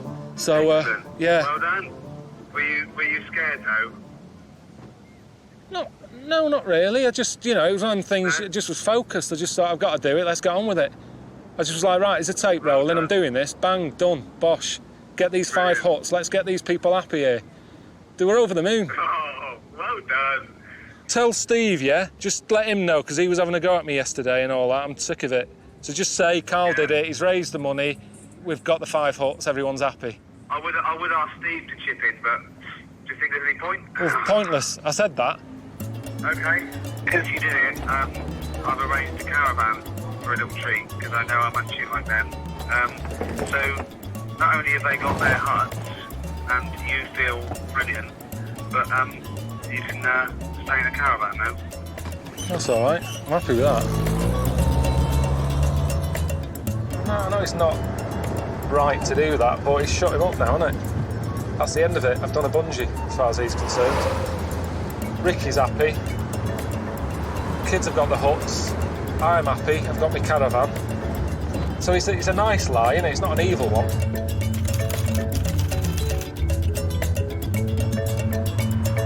Well, now I can go where I want to go, can't I? Stay where I want to stay. So I'm thinking of stopping off at a place where a couple have got a hippo as a pet. Tony, Carl, pleased to meet you. Shirley? Shirley, pleased to meet you. Welcome here. Oh, it's mad, isn't it? I saw it on the internet. There's loads of clips. Just wandering about the front room. It's mental. Quite fancy getting a pet. But it's just that thing of hairs going everywhere.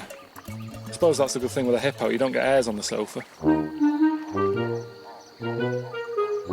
It's bloody massive, isn't she, when she cuts out of the water? Oh, my God, it's letting its own... Was my salif. That is mental. That is mad. My dad didn't let the cat in the lounge.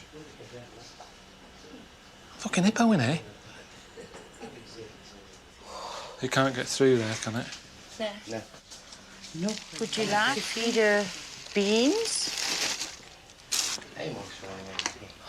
You don't have to throw it in. She's calm, she's relaxed. There you go. Wonderful. That was excellent. Oh, what a lovely little baby. It's not little. Donkey Jess. Thank you, Jessica. Donkey Jess. Donkey jizz. One more. Oh, I keep messing. I'm making a right mess of your kitchen. Oh, you got a hippo in it. That's Suzanne from the back. Can't use that. Do you have insurance? Say if it knocked your plasma over, are you covered? No. It's like some sort of mad dream or a cartoon. When you think about what I've been put through, and this is the maddest thing I've seen in 38 years. Every night, she has an aromatherapy body massage. What it makes me realise is that I'm quite lucky with Suzanne. She asked for a cat, she's asked for a dog. I've gone, no, we haven't got the space. Shirley's got a hippo.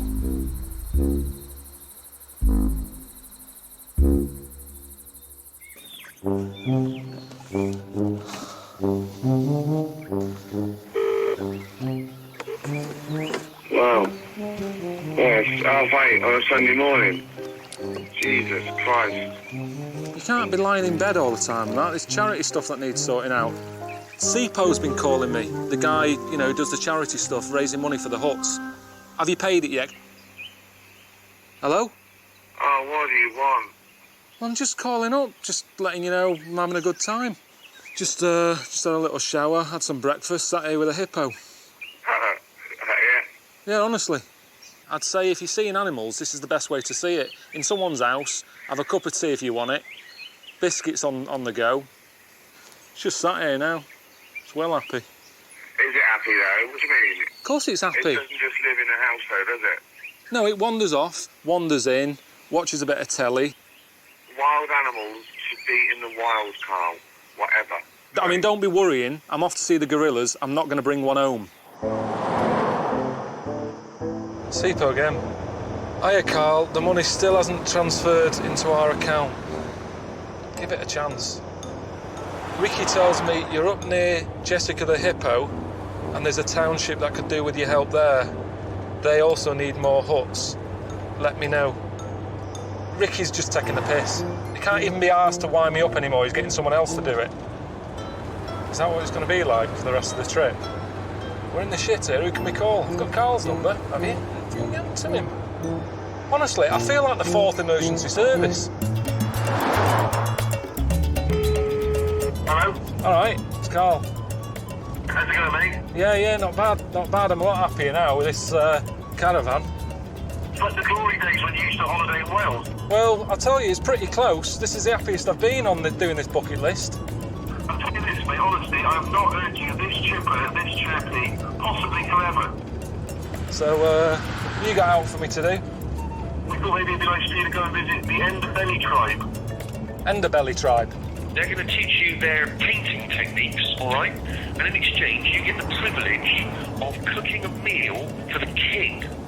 The king? All right, you're actually going to be cooking for royalty. I've never met a king before. What do I cook him? I don't know, mate, whatever you think would express Carl Pilkington. It's the first dinner party I've ever done this, things. So just keep it simple, cheese. I'm going to cook him something that I'd eat at home. I don't want to try and be fancy. Oh, look at these. Even the owl's going, bloody hell. Cooking for a king tonight. He'd eat beans. But yeah, another tribe. Fine. They're not that different. I mean, you know, the clobber that they wear and all that, sometimes you kind of go, what are you playing at? But take that away. They're just people, aren't they? And most people like beans.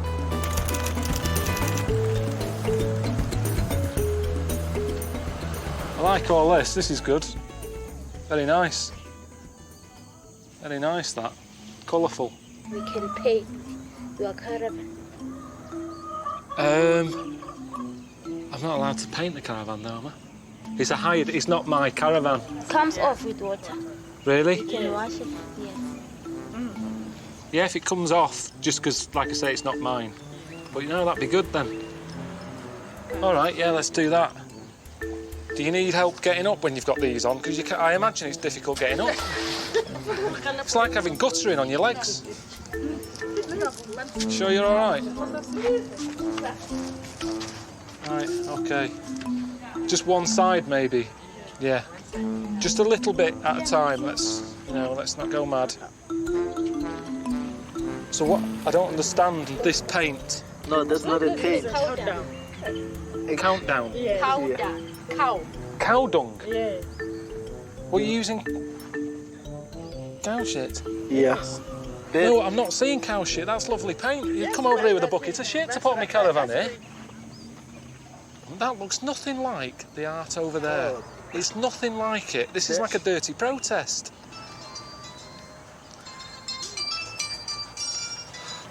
Yeah. Police. Your mum's been at it again. Shit all over number 18. So you must also do that. You must dip in your hand there. It stinks when you wake it up like that. It keeps hitting me. Oh, hey.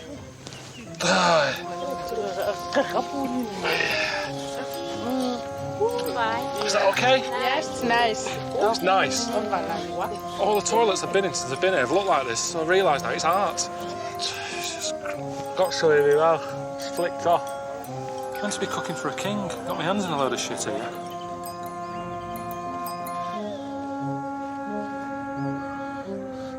Brilliant. Luke, can I go and wash my hands?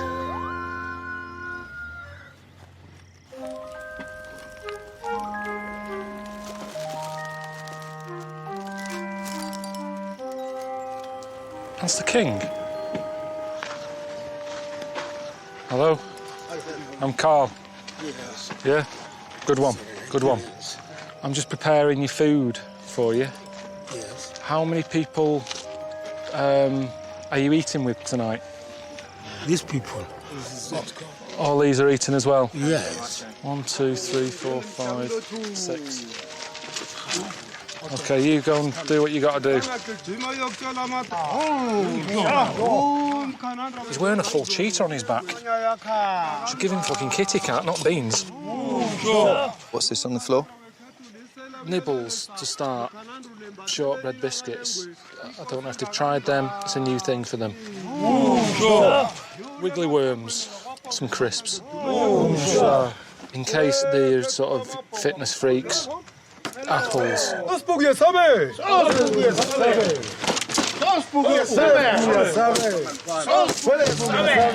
Crisp, biscuit, fruit, wiggly worm. Quite sour.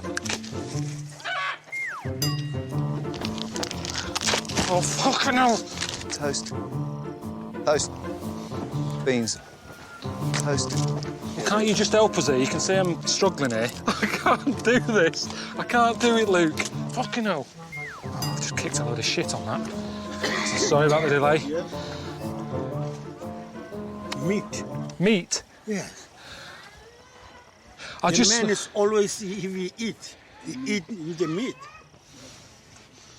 this isn't it. There is also a pudding. Carl, they want to know what it's called. Cheese on toast with beans. Geldof said he fed the world. What a fucking nightmare it is. Pudding, Yeah. chocolate, sponge, custard. Thank you. Quite warm. God, I'm knackered. No wonder Ramsey's always swearing. Carl? Yeah? I think they want another round of cake. Who does? All of them. I haven't got enough. I bought 1 box of custard. They don't want any more. He's moved on to a plate of meat. Some woman's come out. She's had more time now, hasn't she? Hers looks fucking brilliant compared to that shit.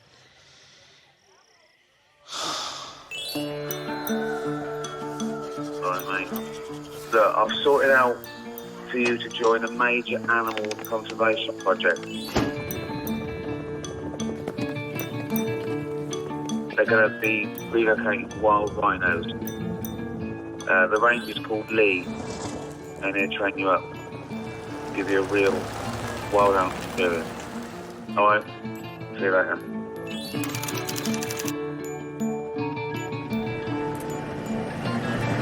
I don't get him at times. How many animals do I need to see? And I've still got to face the gorilla. What's that there? What animal's this? That's the dung of a blue wildebeest. It's Well, you don't have to pick it up. pretty old dropping. Yeah, quite old. Are you joking? Are they olives? What are you doing licking it? Just taste testing it. It's a way to determine the age of the dropping. We'll talk about that later. What I'm doing is I'm determining the freshness of the dropping, and it can be determined just by the taste of it. But is that a last resort? Surely you it's just keep a standard driving little tester. You don't want to follow the wrong set of footprints, do you? How often a week are you licking shit? Yeah. With me. Taste it. Won't hurt you. Get your finger in there a bit, and then you can kind of get a bit of a taste of it, you know? Things to do before you die. Stick a finger in a load of shit. Got some?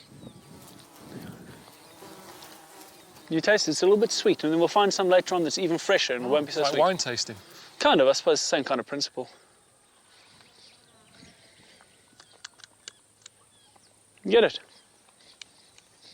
Do you know You Bet with Matthew Kelly? Do you get that over here? No. It's a programme on the telly. Say if there was piles of shit and I blindfolded you and went, what's that? Could you tell just by that what animal it is? I'd give it a go. It's not a skill to be proud of. So now we're going to head into the area where the rhinoceros has been located. Why have we got to shift it? Well, this particular rhinoceros bull is holding a territory which is full of young females that are actually, many of them, his daughters.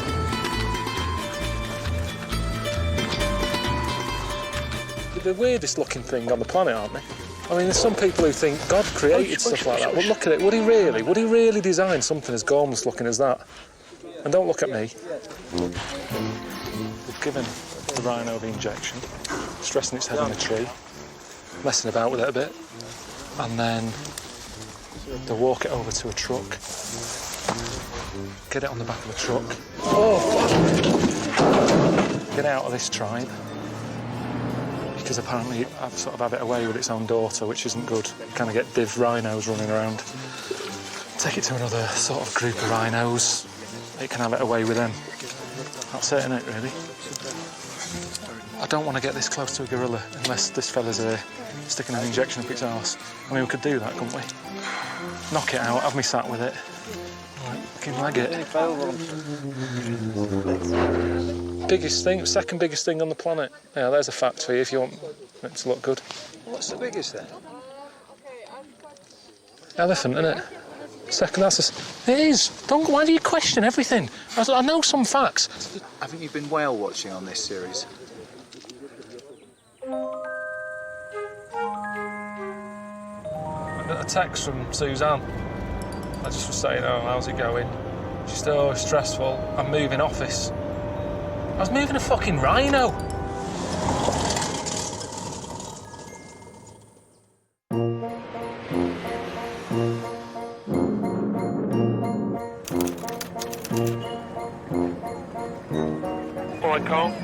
Now you're in Uganda, there is a market where they sell lots of second-hand clothes that have been donated by charities. So meet your guy, this guy called Bam, and he'll be by a white van at the entrance. Look at it. Look at it. Thought it might be quite a nice gesture if you buy up some clothes that you could take with you on the trek to see the gorillas. All right, mate. Bye. Do you know a fella called Bam? Bam. A man called Bam in a van. You Bam? I come. So you're welcome to Uganda. All right. Deep in the forest, you need something like a jacket, a heavy jacket. Heavy jacket. Yeah, and khaki or corduroys. That's what we're going to get. I mean, is that a priority when I'm going to see a gorilla? What pants am I going to wear? I said I need a pair of cords. Didn't Ricky want you to do it naked? There's no way I'm going naked. Gorillas in the mist. She had clothes on. David Attenborough, when he was rolling about with them, having a wrestle, didn't have his knob out. So I'm not doing that. So if it's wear the cords or not, I'll wear the cords. don't even know why you're filming me shopping. Honestly, I sometimes think you're making a different programme to me. Let's buy these. 7,000. 7,000. How much is that in pounds? It's £1.60, mate. £1.60 for a pair of pants? Yeah. That's really good. What else have they got? I do need a long sleeve. It's brilliant. Great top here. Now, I've always got a problem with the boiler. Good, that, innit? Oh, just 10 more minutes just to have a look around. Trainers. Yeah, they're good, then. You like it? Yeah, I do, yeah. How about if I just do a swap? Let's go. Gotta go, mate. Hey, look, they've got a pool table. Oh, this isn't really what we had in mind. To be honest, I didn't have in mind shopping about buying cords. Rules have changed. Join in.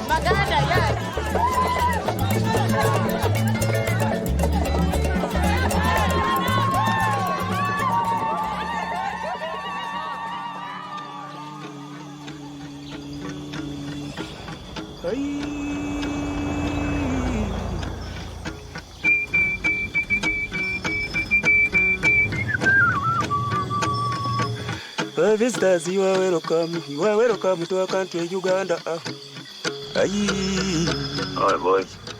Hope we didn't spend too long in the market. Probably should have told you got a 12-hour drive to get to the impenetrable forest. But I mean, that's easier than just sitting in the van, chilling out. Hardly work, did it? Yeah. See you later. I wish you all the best luck to stay on this gorilla forest camp.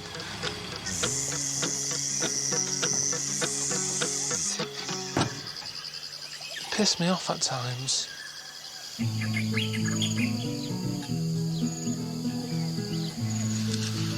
Have you thought about what you're going to say?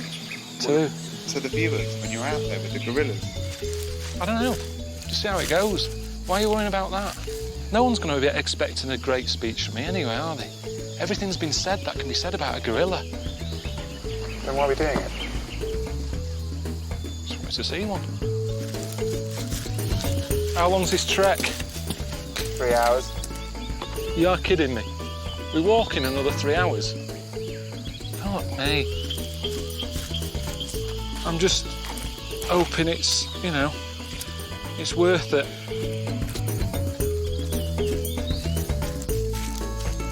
Gorilla nest closer here. I've just smelled the way it is. You can smell a gorilla's nest? Yes, we can. And make sure that he leaves the poop so that no one will use it anymore. Do you need to taste it to see how near they are? No, you don't. We can see it's fresh. The leaves are wet. Why are you jumping straight into stick your finger in it? We are getting close to the gorillas. We're not, though. You've been saying that. We've been going for hours. We've got to walk the same route back. 5 minutes. 5 minutes. How long now, Dave? 7 minutes. He said 7 minutes. Less than 10 minutes, the gorillas. We are getting much closer to them. Is this how you imagined it? No. No, I didn't. I've not... Oh, fucking hell. Oh, you twat. Don't talk to me. Honestly. Look at this. A fucking Trifid's got hold of me. Fuck's sake. Doing my head in, my feet are hurting, my toes are being crushed with these boots, my socks are wet. Got a headache coming on. They have started moving towards where we passed. No, are you saying the gorillas are going back to where we started? Yes. This is why Diane Fossey stayed with them, isn't it? She couldn't be arsed. She did the trek and said bollocks are going back. It's easy to live with them. This is an indication that we are much closer to the gorillas. This is a gorilla poo. I've seen it. This one has been one of the wonderful tracks. Wonderful? Yeah. Fuck me. I may say 10 out of 10.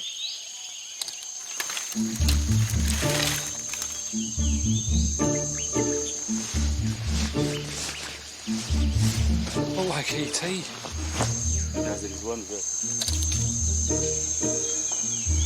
It's a big one, isn't it? Shouldn't we start with our smaller one? It's bloody massive. But how many gorillas are there in the world? We have got 720 mountain gorillas living in the whole world. 700. That's nothing. Like, you could put the world's gorillas on one flight. They take up more than one seat, though. All right. You can get if they had standing. If it wasn't taking off, and there was no sort of rules, you could put some in business class and all the rest of it. You could get them all on it, which made me realise that that is a bit of a problem. Not that that is a problem. Look at her nose.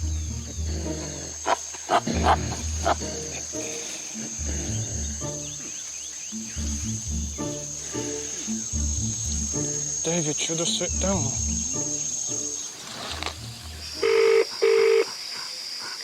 Hello? All right. What have you been doing? Well, it was the gorillas thing today, wasn't it? Oh, yeah, of course. Yeah. Did you see one? Yeah, saw a family of them. Bit of communication. That must be amazing.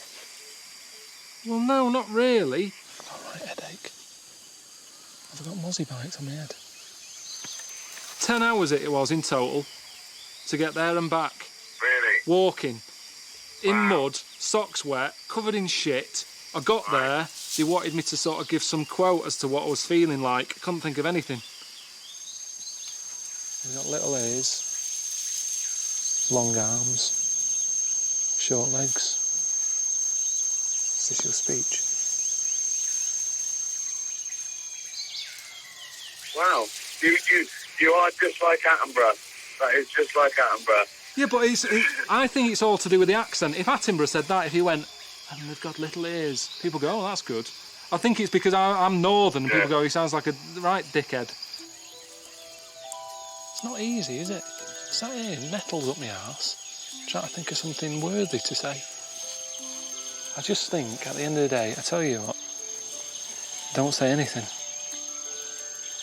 Sometimes you can say it best when you don't say anything at all. Ronan Keating said that. Yeah, there you go. Let's take the words of Ronan Keating here. I say it best when I say nothing at all.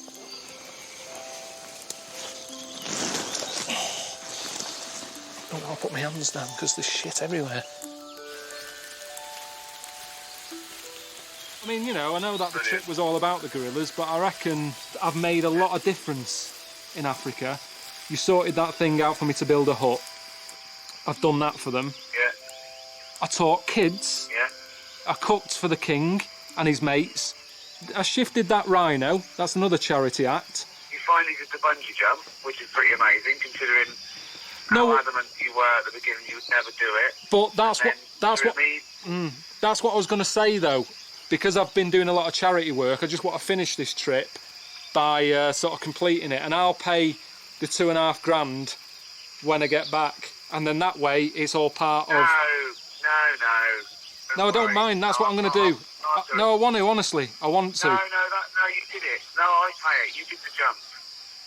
You did the jump. I didn't do it. I didn't do the jump. I didn't do the jump. What do you mean? I didn't do it. I didn't do the jump. What, the bungee jump? But how were you going to get away with it? Because I'd have seen the footage of you not jumping. No, but I got Luke, the director, to put me out on and do the jump, but his hat came off, so you can see that he's not bald, so it didn't work. This is like one of those dumbest criminals ever. I can't even be angry with you because you are so useless. Well, we can split the $2,500 then. No, you're paying it. You didn't do the jump. That's hilarious. So now, not only are you made a complete twonk of yourself and shown that you're a coward and a liar, you're $2,500 down. That's amazing. This is my best day ever. You sure you saw the gorillas? I'm not going to get it back, and it's Luke in a fucking fur coat. Route 66 I've heard of. Mm-hmm. It's all right. Travelling along Route 66. What is it? Just driving down it, having a look? Well, it's a long one. It's 2,500 miles. One of America's sort of first highways. You see, the thing that worries me is it America who's made this seem like it's a good thing to do? What do you because mean? I just think they're more excitable. When I was in Disneyland, we went past some fruit on a boat. 3 old women getting excited about an eggplant, woo, whooping. Now I sort of think, am I miserable? You've got a question? I've got an answer. Yeah, you're fucking miserable. No, but I think I get excited at things you should get excited about. OK, what was the last thing you got excited about? Smile. Smile, just fake it. No, do a smile. See, you don't know what that feels like, do you? That's odd to you. No, let's show your teeth. Yeah? Yeah. That looks weird, doesn't it? Really weird. I've never seen it before. That looks weird. It looks weird. So, Route 66, you must have heard of that. Yeah, a car without a roof on it, driving along. Yeah. Sun sort of there, shades. Right, there you go. Get your kicks on Route 66. Off you go. It's just a road. It's tarmac. It's a road with cars on it. It's like any other road. I don't think Americans come over here and going, oh, where's the M1? I can't wait to get on the M1. Is it the first road over there? The first proper road? First one across America? Everyone thinks the M1 is our first motorway, but it isn't. M6. Preston Bypass, that's the first motorway in the UK. But you don't hear people going on about it. They don't get excited and going on the M6 tomorrow, are you? Lucky bastard. It doesn't happen.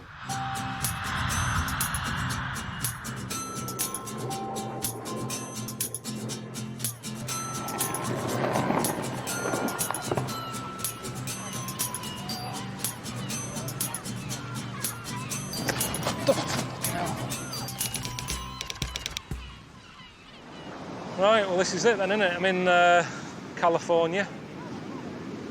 Nice, isn't it? This bit here, the pier, is that's the start of Route 66, and then I think it goes that way for miles. It's all right beach though, isn't it? This is me, this. Loads of room. Not as clean as I thought it would be. There's pigeons knocking about, which you don't see on Baywatch. All right, mate. Hope you arrive safely. I know you wanted a nice little convertible, so I've sorted one out. Just head over to your hotel, and the keys are on reception. All right? Have a good drive. See you later. See, that'd be good if I get like a Hummer or any of these, if it's got aircon.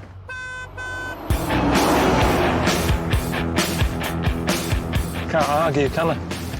I asked for a convertible.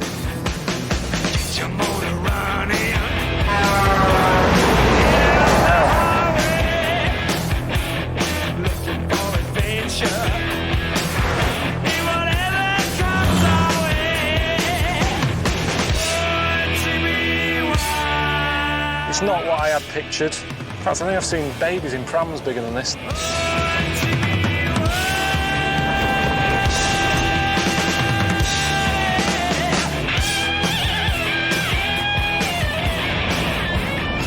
Why do people say they want to do the Route 66 thing? Am I meant to enjoy it now whilst I'm doing it, or is it something you appreciate after? Do you know what I mean? Like a lot of things in life. I mean, in a way, even though I'm sort of eager to have fruit, and I'd love to have an orange, I never really enjoy the orange. I'm always happy to get to the end when you can wash your hands. I get sick of it running down your arm. I tend to eat them in the bath. All right, boy. Thought I'd arrange a little break from the road. I know you're into your body popping and, you know, singing and little donkey and that when you were younger. So I thought you'd fit right in with the latest singing and dance craze in America at the moment. It's called Glee. All right, boys. See you later. I'm shattered. Do you know what I mean? And now I've got to turn into Lionel Blair, just like that. Ha! good. Okay, go like this. Hey! Hey! Yes, now you see you're using your diaphragm. Woo! That's good, Carl. I think you can sing. Me. That's so good. Me.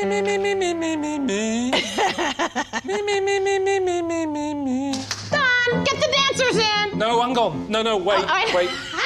Don't bring the dancers in yet. Honestly, I'd need to know. Okay. It's just that, like in 2 hours or so, you're going to be performing it. You just want to do the dancing? Well, it sort of makes sense if I just do the dancing, because that's what the crowd can see.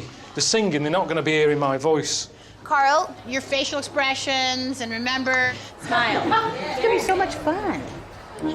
It's not fun for everyone, is it? She was going, see, you're having fun. No, not really, no. No, I'm not. But is it just an American thing? Do they have fun better than us? The word fun annoys me. Someone says, you're coming around having some fun. No, I'd rather not, actually. I don't want fun. It's a word I just don't use. And she goes over. Yeah. That's it. That's very good. It's not my sort of thing, singing and dancing. We've got enough singers and dancers anyway in the country. Why we still have Pop Idol and X Factor? Everyone's singing. I mean, this is a school. Look at them. They're not doing English and maths. Where's the doctors? The plumbers? When I had a problem with my boiler, I had to wait 2 weeks because no plumbers about. They need someone to come around and sing and dance, loads of them, but we've got enough.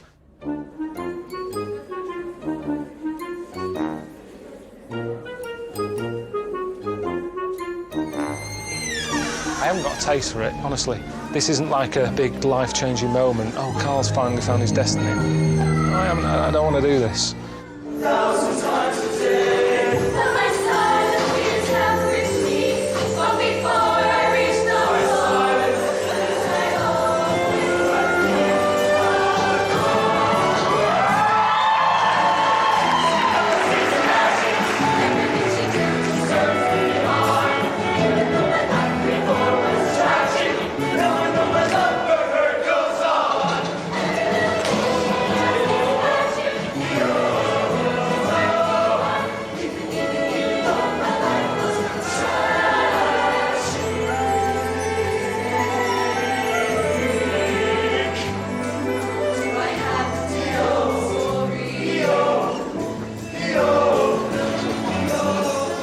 I've never been that embarrassed. Do you know I always say to you that you give me anxiety dreams?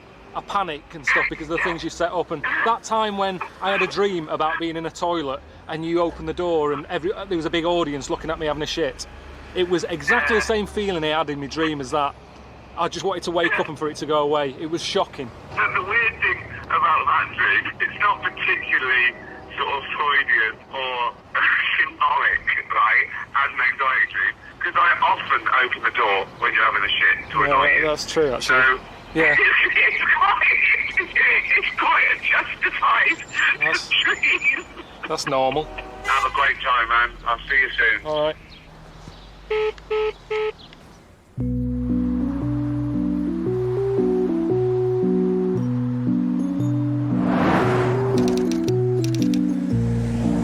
You just got to stretch your legs when you've been sat in a car all day.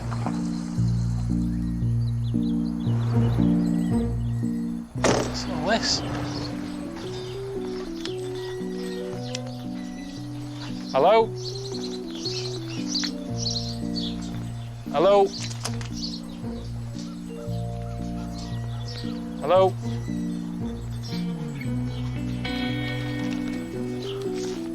Jesus. What's it all about?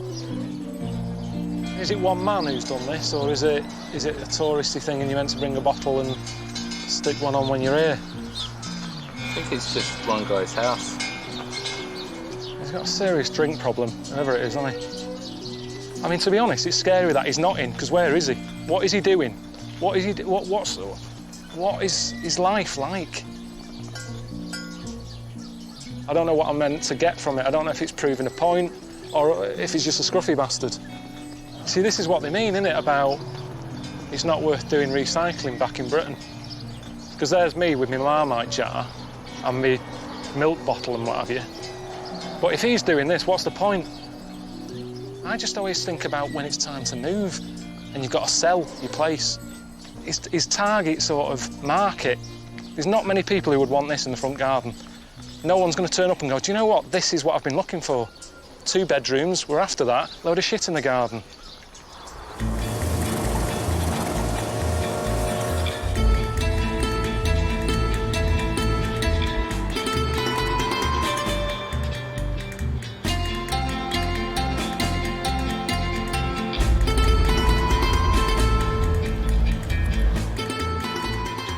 I got a text from Steve and he says this part of Route 66 goes through like the old hippie area. So he just wants me to stop off and meet Valerie. She's into New Age healing therapy. Enjoy. Was that just shouting my name? Hello? Carl? Hello? Hello? Valerie. Hello, I'm Carl. Nice to meet you. Nice to see you. Did you just shout my name? No, she may have. That's Kiwi. It's not doing it now. So you're a shaker? I'm a what? You're a shaker? Are you a hugger? You want a hug? No, this is all right. This is good. I've just met you. Come in. All right. Hello. Oh, yeah. This is Clive. Clive. This is Samwise. Clive. Carl. Hello. This is what we call the sandbox. This is Carl. Hey, Carl. Hey. This is our beanbag hangout.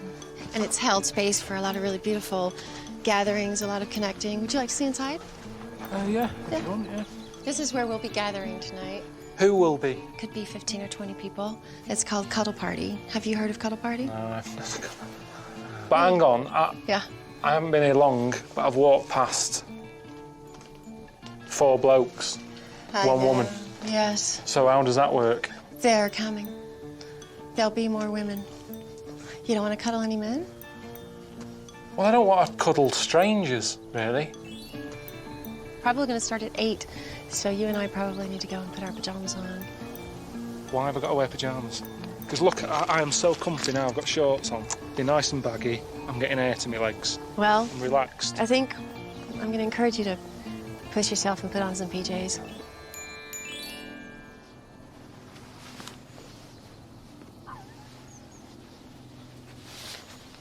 Bucket list. What do you want to do, Carl?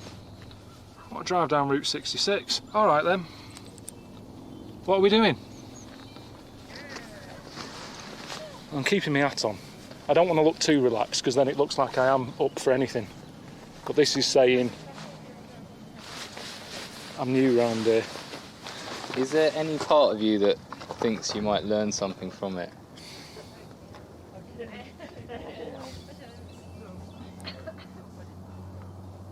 No, I don't think there is.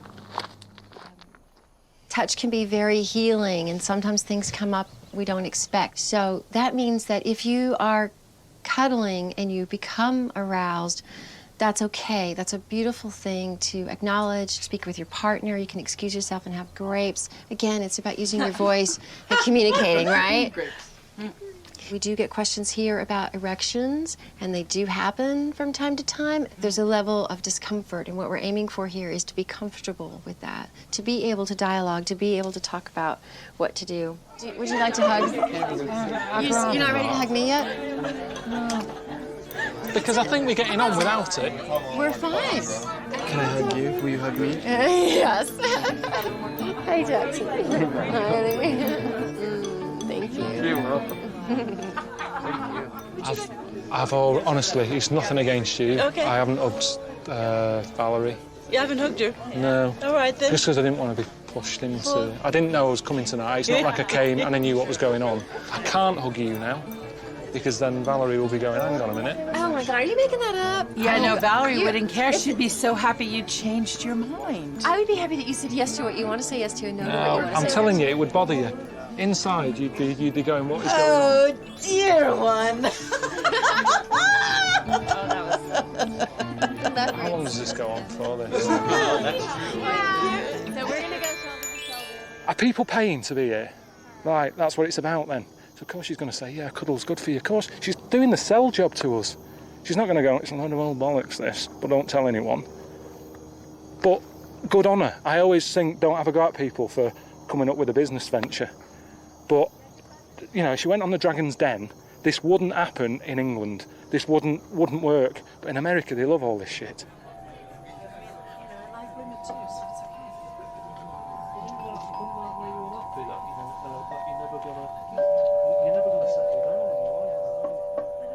How would you feel if I scooted up behind you to spoon you? Would that be okay? That's worse than a cuddle. That is a cuddle. That's more than a cuddle, that. What if I put my back to you and I face the other way?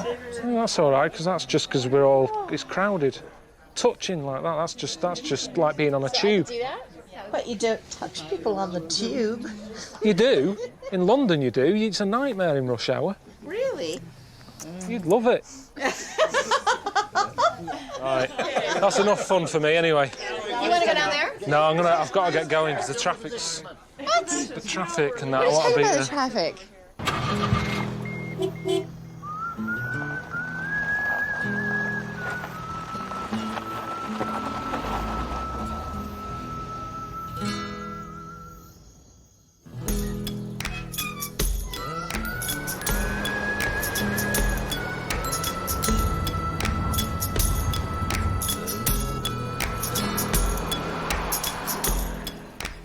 This is a bit of a tourist attraction. Might as well have a look.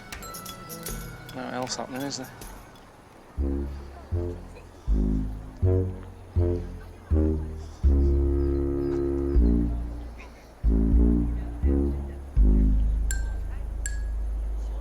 Big fish in a small pond.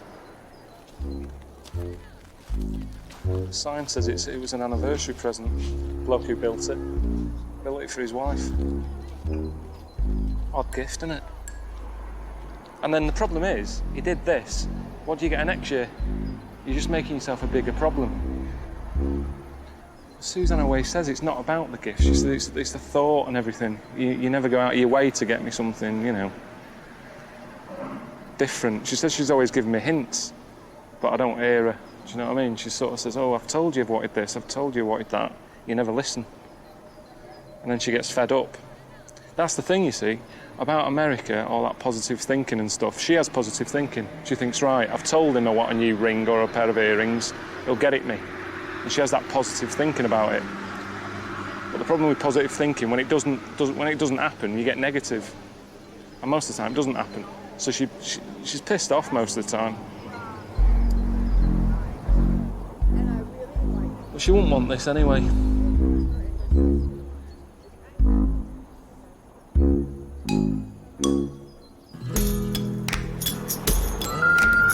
Carl, just to let you know, this part of Route 66 takes you through the old Wild West, where the gold rush happened back in the past. And so we've arranged for you to spend some time with a modern-day gold prospector. All right, he's going to take you to his mine, and you'll be searching for gold. And obviously, you know the old rule: finders keepers. So, you know, dig well, search well, and good luck to you. All right, bye.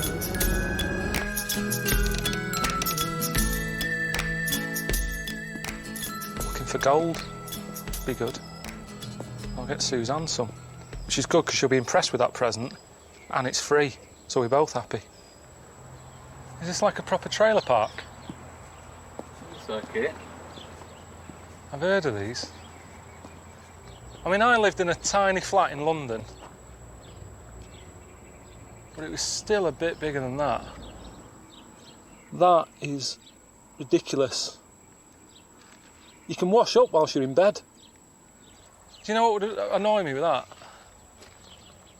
If someone comes and you don't want to answer the door, they know you're in, don't they? Because there's nowhere to hide there.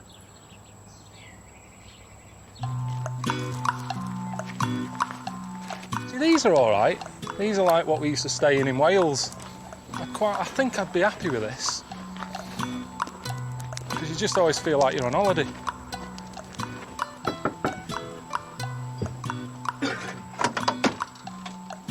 Joe. Hey, how's it going? Hey, I'm Carl. Carl, nice to meet you, man. You all right? Nice to meet you.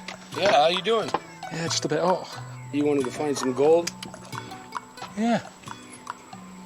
I wouldn't mind getting some for my girlfriend. She always expects a gift when I go Oh, home. yeah, I bet. Maybe you could find something to take back to her, man. We'll go take my truck and we'll go find some gold back there. All right. I bet you're interested in getting into a mine, huh? How's that sound? That sounds good. Sounds good.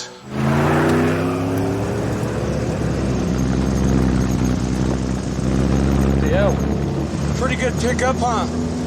Yeah. Well, you never been up hills like these, huh? Not driving.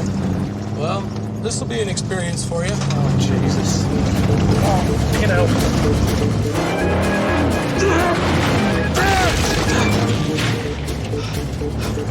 Slow down a bit here. Slow down. You know. Jesus.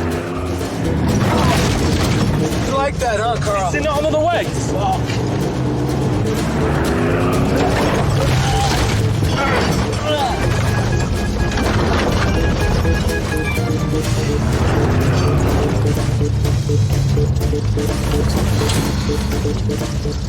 proper mental, that. And that's his commute. Every day. This is an example of the explosion that we would get, you know, to open up a new tunnel. You can try to shoot this target here. Come on up here on this little road right here and see how good you can do on this one here, Carl. All right, everybody. Will I get a bit further back? Because this seems close to me. No, you're fine. You're fine. You sure? Oh, I'm positive. If anything comes towards you, I'll jump in front of it. Just take your time and be at ease. You're fine. Safe distance. Is it going to be loud? No, not too loud. Fucking, it was loud. Oh, I thought you were talking about the explosion. No, I meant this. Fucking hell. You want an earplug? Jesus. No, yeah, I just need a... Have you got another one? This for a coconut. A little bit, few inches too high. Rack Too another high, that one was in. too high. Fast, aim fast. Aim it on there and do it. Breathe, do it. Fucking hell. There you go, Carl, you got it. That's hot. Yeah, that's hot. Did you like that, Carl? It's a good feeling, isn't it? Yeah, it's a good stress release. I used to play on these all the time at the fair. You know, where you had to hit a dartboard. It's like a bit of paper in the middle with a star on it. I used to always win coconuts. Don't know why it was always coconut. No, not at all. It was useless. Don't know why they always... That's the only time you see them, isn't it? You can't see them in supermarkets and stuff. You need a coconut, you got to go to the fair. We'll let you light one this time. We ought to stick it in that crack right there and see if we can blow that whole mountain up, huh? Is he serious? Blowing that up?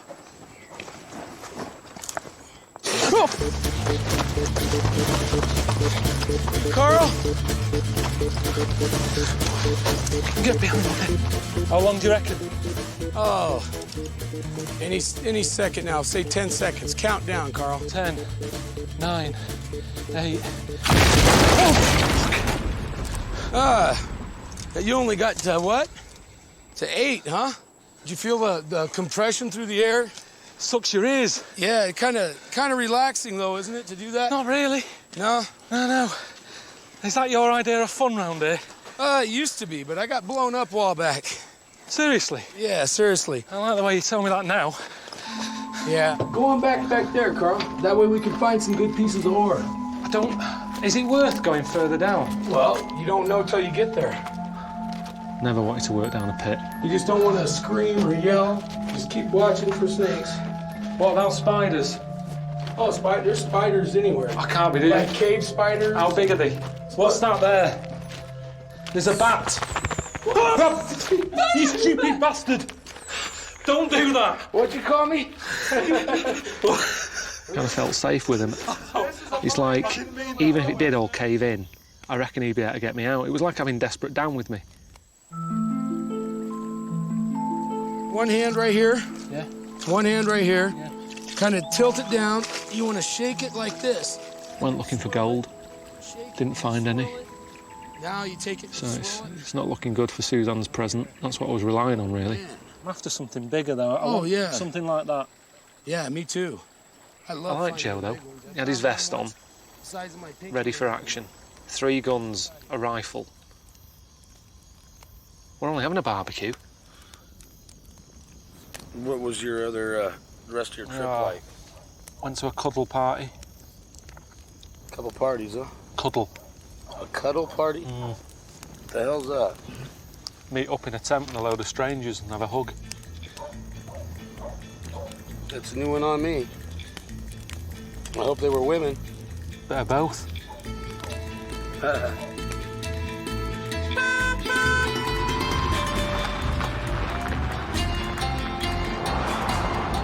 That's been one good thing, actually, about Route 66. It is a good sort of road to listen to music on.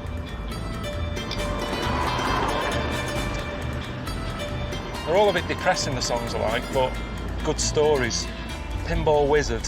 I've never understood that one. That's deaf, dumb and blind kid playing pinball. I just always think, did he even know he was playing pinball? He's got no senses there. Deaf, dumb and blind kid sure plays the mean pinball or something. He's no idea what he's doing. If you're deaf, dumb and blind, you have no idea. It's a waste of money sort of putting it in the pinball machine. You could have just given him some buttons to it. He's no idea what he's doing.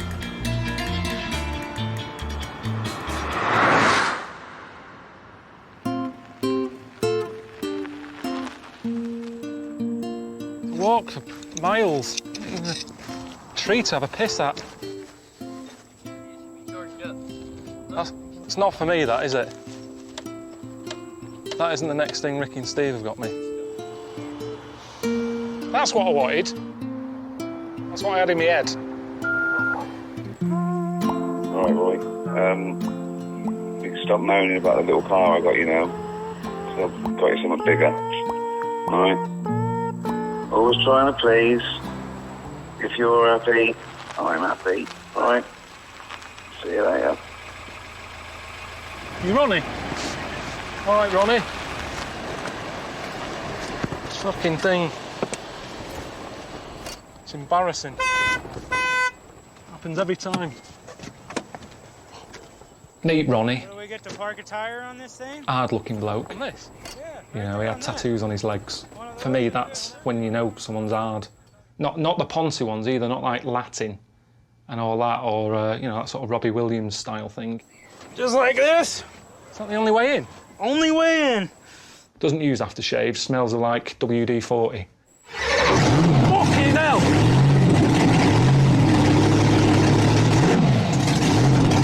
I'm not getting in this.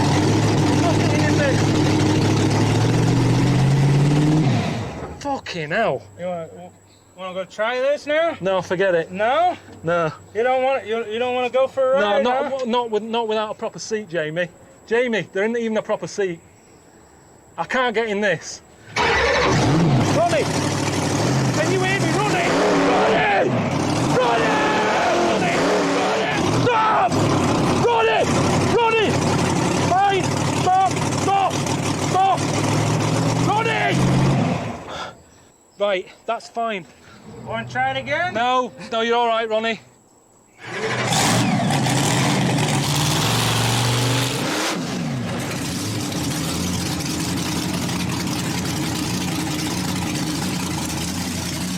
No, I mean, look at the size of it. And yet, there's only room for one man in it. It makes no sense. It's not a monster truck, it's just monster wheel. It's big wheels. And that doesn't add anything to a car. I don't buy a car on the size of the wheels. If it had a monster glove compartment, that's more useful. Look at mine compared to that.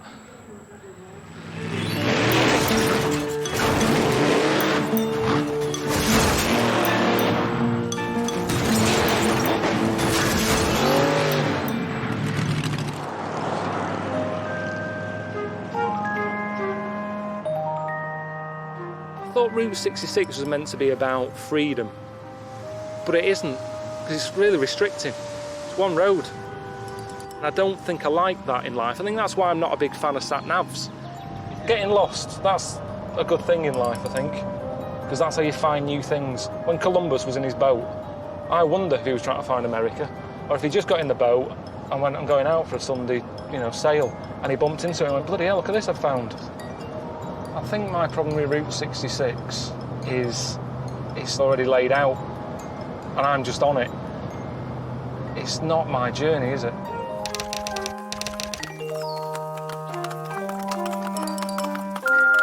Hello, Carl, Steve here. I know you're fascinated by people with different outlooks, different ways of seeing the world. We've sorted out a little treat for you, spending some time with an Amish family you know, they essentially live life like it's still the 18th century. So it should be interesting to see how you cope without all of the modern on. Aren't the Amish meant to be, like, great believers in sharing and all that, not being selfish? So this might be a good place to get Suzanne a gift for free. Kenny. Hello. Hi, I'm Carl. Carl, nice to meet you. Nice to see you. Yeah. How are you doing today? You well? Good. Good. How about you? Yeah, not bad. It's just a little bit warm. Yeah, it's a little warm. Burning my head. And that's my dad, Laverne. Hello, Laverne. How you doing there? Now, come on out, girls. Whoa. You were hoping to go inside, I bet. Yeah, to get out of this. It's roasting. Do you have suntan lotion? What's that? Suntan lotion. A hat? If you've got a hat, I'm happy to wear a hat or lotion, whatever's easiest. That's it. That's great. Okay? Yeah. All right. Thank you. All right. You want to give us a hand? Yeah, I'm happy to do You want that. to remove your shoes, go barefoot and get a treatment?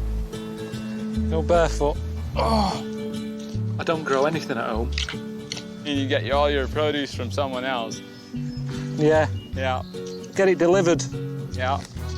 You just go on the computer, tick boxes, 6 eggs, bread, beans. They just deliver it to your house. Oh, really? Yeah. I'd say the kids are the biggest difference. His kids seem a lot different than the kids you see at home. They seem like kids. Kids that age at home, they're pushing the pram with a fag on. Everything's in a rush now, isn't it, at home? Everyone wants to be an adult, and they want to skip being a kid. Yes, I love being a kid. I loved it. Best years of my life, playing out on my bike.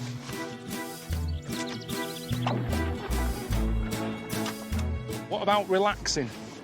Do you know, like you see, I don't read that much, so it's hard to think, but say like a James Bond, say Dr. No, or something like that, would you ever read something like that, or can't you relate to it? Like a what? James Bond? Like you haven't read a James Bond? Seriously? Seriously, I'm not, is it kind of a mystery? No, he's like a British agent. He's a, undercover. He solves crime, and he's been around for ages. Come on in. So what? Get out of the sun. A little bit cooler down That's here. nice now, though, isn't it? Good, these, Polly. Hey, you want to take a can with you? I know, I just was thinking about my girlfriend, because she always expects a present when I've been away. Oh, sure. I'm thinking peas are fine. How about She's not going to like these because she's She's not that fussy no. with peas. Honestly, they're like garden peas. Yeah, they are, but they're not. They're kind of mushy. She likes mushy peas. Okay. Mushy peas, that's the thing we have in England, mushy peas with fish and chips. That is fine, and it's a good size. Is that okay? Sure, okay, sure, yeah, that's we're just- okay. He's kind of like, what are all these guys standing around The other one wants to go out. You've got to admire them, haven't you? Really happy with the most simplest of things. I had to sort of, be chuffed about some peas. And I know Suzanne, she probably won't be happy with that. She'll have a face on. Because she knows I was going in a gold mine, didn't she? She'll be thinking she's getting a new necklace when I go home. She's not going to be happy. But I'll say, listen, stop your whinging. The Amish don't moan about it. But whilst you're at it, get in the garden. Sort stuff out. Get off your arse. That's the thing here. They do graft hard, don't they? And have you noticed? I've seen a few Amish knocking about. None of them are fat. Because they're all out and about doing stuff. They're out in the open air. They're not eating crap. They're growing their own stuff. I mean, they've got it right. It's just the beard that's daft. I don't think I could pull off a beard quite like you, though. What's that? I don't think I suit a beard. Guys, come on, boy.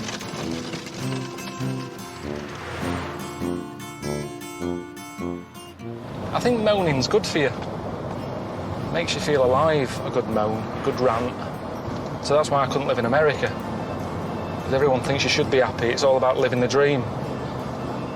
If you're living the dream, how do you know you're awake or if you're asleep?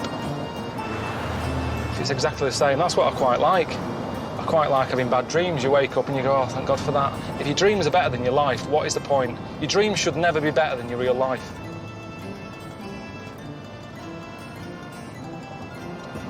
unless you're a sloth. Because then they're asleep a lot, aren't they?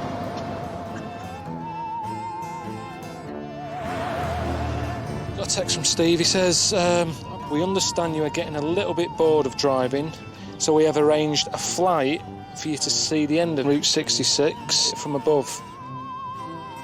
I'm not a big fan of flying. He knows that. I've got to meet this bloke called Greg. Greg? Yep. Hey, Greg. How are you?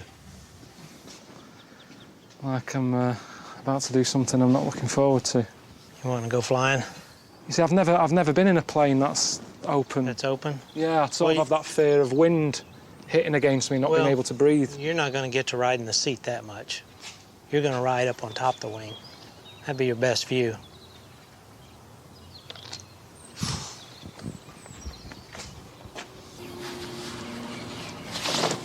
Sick of it. No one seems to care. There's no need to do this these days. There's loads of cheap airlines. You can get a seat for £1. Yet here I am, standing on a wing.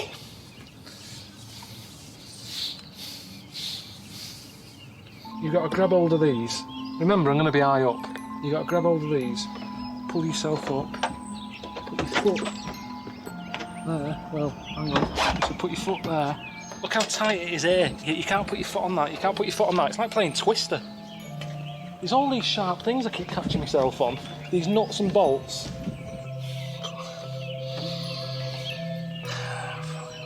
I'm not doing it, Jamie. Forget it. You've seen that I've tried. I don't have to do all this. It was Route 66 was the idea of the whole thing. It just pisses me off. Like, he's always making me look like a knob. I mean, why have I got to wear this, really?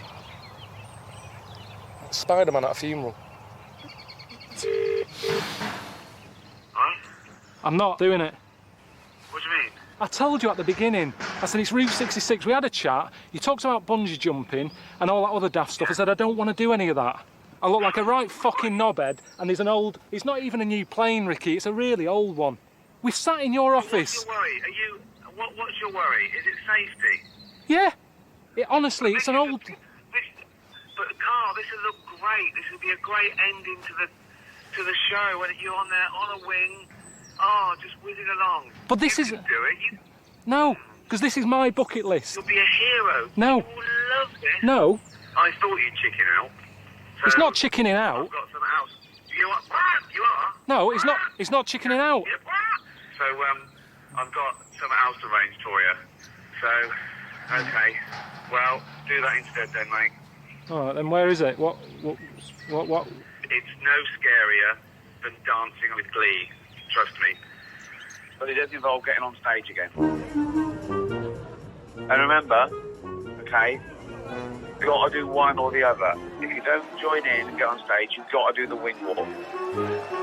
Where am I? Yeah, this is International Mr. Leather Contest, 33rd Annual International Mr. Leather in Chicago.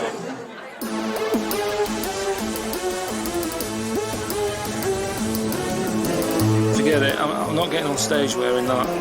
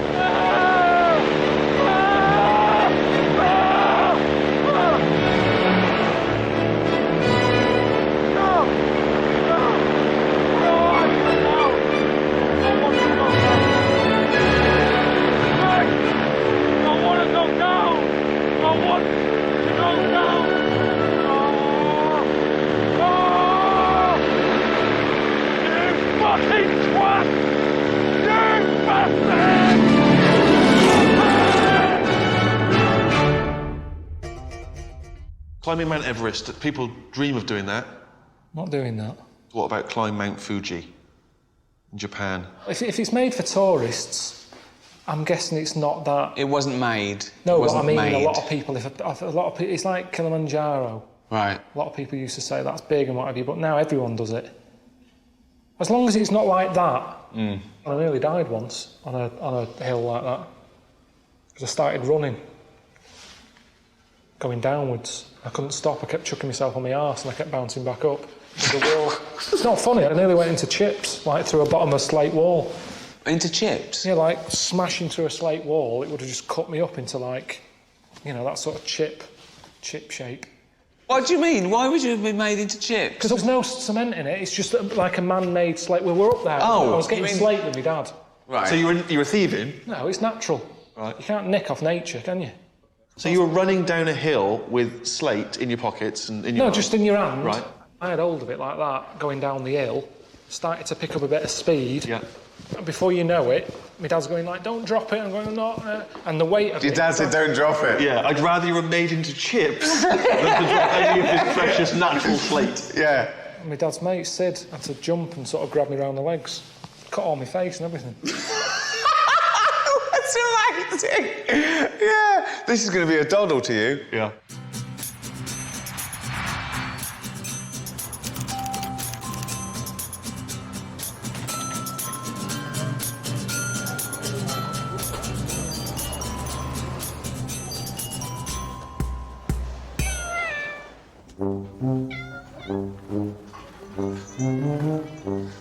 A cat cafe. You pay to come and pet cats. How much? 15 quid. £15 to For strap half an a hour. cat. Right, there you go. Time starts now, I guess.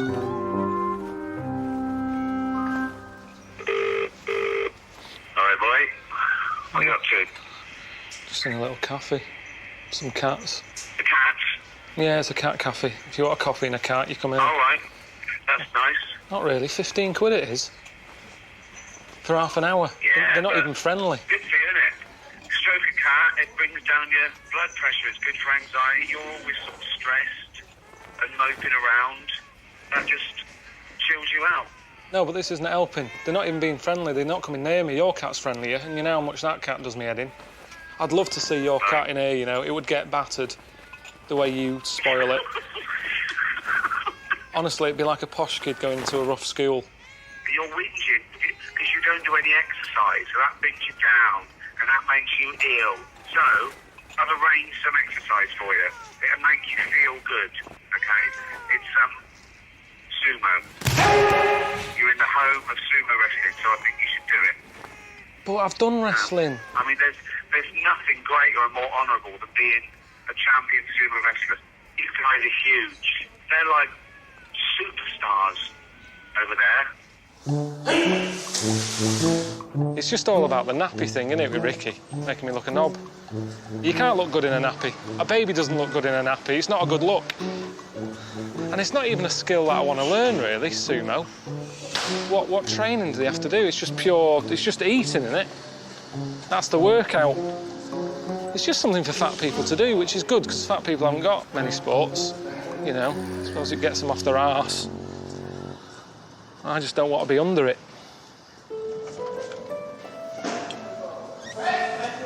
You having a laugh?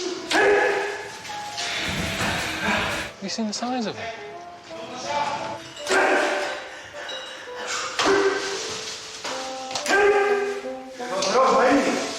Look at them, they're like two rhinos at each other. It's unbelievable the force they're cracking.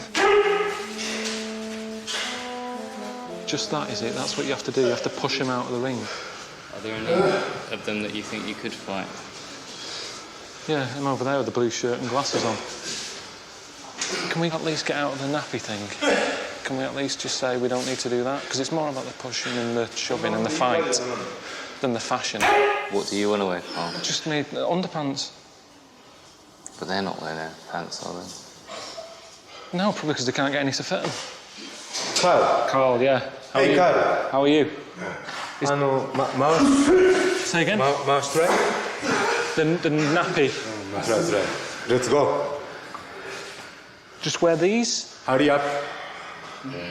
Right, is it okay if I keep these on? No. Just give it a go, let's just have a look. Try, please, can we just try?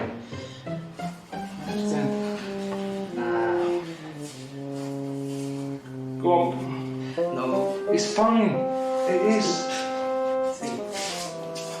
Yeah, but I'll be facing you. You shouldn't be looking at my arse. This is fight. It's not arse competition. Once that is on, I can suck it all in and you will not see. Can we just try?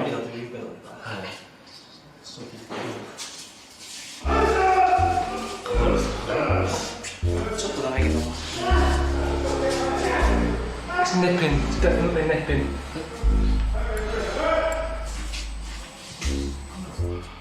Hey, water. It's special sacred water or something. You're supposed to drink their water. Could be sweat or anything, that. Green water. It's fine if I get the shits anyway, innit? I've got this on.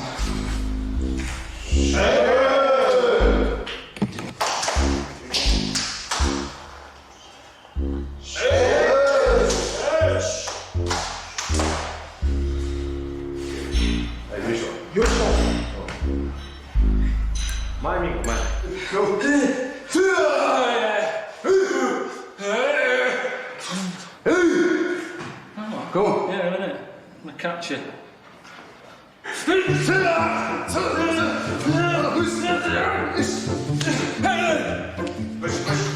I am! Let me do that bit. I think that bit's easier. Push!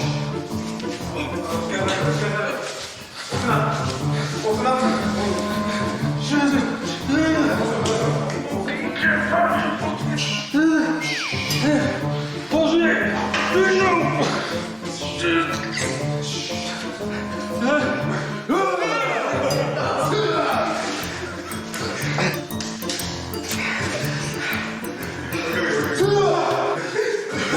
Right, okay, yeah, you win.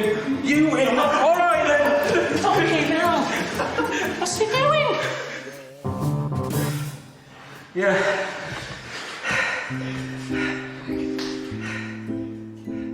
It was a shock to the system. I wouldn't normally let that happen.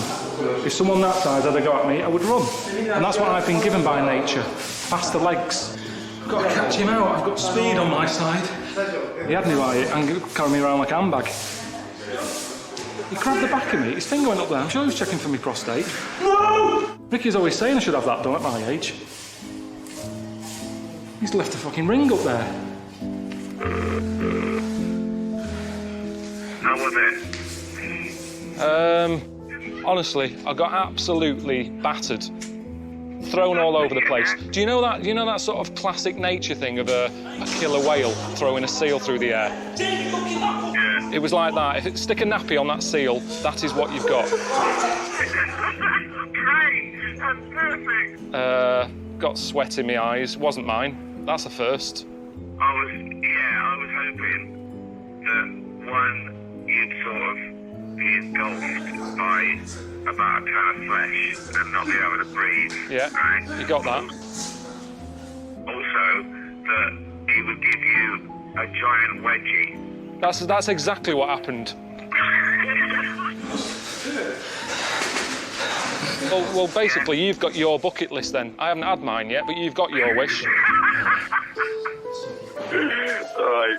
Well, listen, I've arranged a cosy hotel for you, so go and have a sleep. All right. Speak to you later. Jesus Christ. Excuse me, is Kinchi Choi far away from here? Excuse me, you don't know where Kinchi Choi is, do you? No. Excuse me, do you know where Kinchi Choi is? Kinchi Choi? King Chai Cho. Do you know the price for that? What? Price to King Chai Cho. Is it dear? Yeah. Expensive? Don't worry, I'll keep asking. I don't know Japanese. Kinchi Choi. Kinchi Choi. Yeah, I'm just happy to finally get to the hotel, to be honest. Number 318. Room 318. Yes, this on the third floor, yes. Second floor. Third. Second. Third. Yes. Are you from? Am I from Rome? Are you from? I'm from London. London? London, Oh. yeah. Oh, really? London. Bit weird, isn't it? Like a morgue. This is in your capsule room. Right.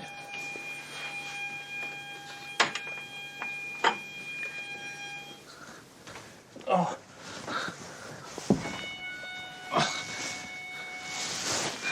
You can watch TV.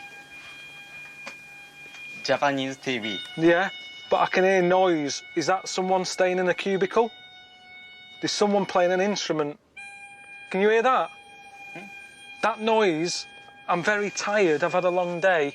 There's someone in a cubicle playing saxophone. Listen. You can watch TV. Television. Don't worry about it. It's all right. Oh, I'm so tired. I'll sleep anywhere. It's okay. I'm gonna go to sleep. Thank you very much. Hey. You have a good night. Good night. See you then.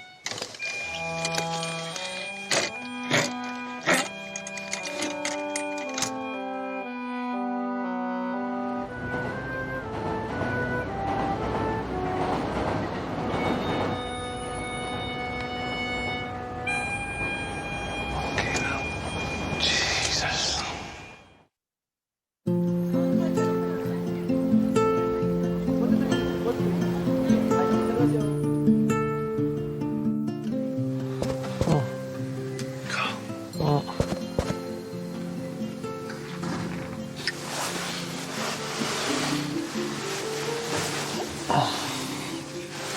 Didn't sleep that much.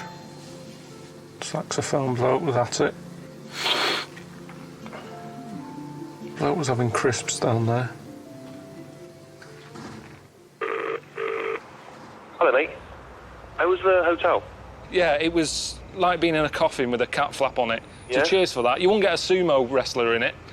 It was like a lunchbox for one of them. Well, listen, you probably could do with some loosening up, couldn't you? So I think you'd be quite pleased with what I've sorted out for you. I've managed to arrange for you to do some exercise, Japanese style. Apparently, people in Japan, often they'll sort of get to work and then sort of, exercise in a group. So I've arranged for you to get involved with that.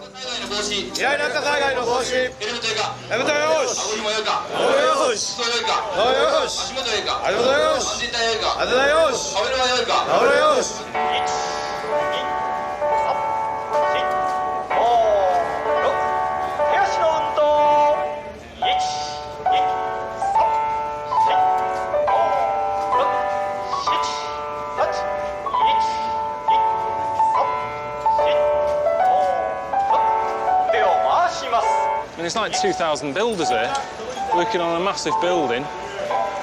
It's obviously something that they do every day before they start work. It's like a scene in Glee, isn't it? Or Fame.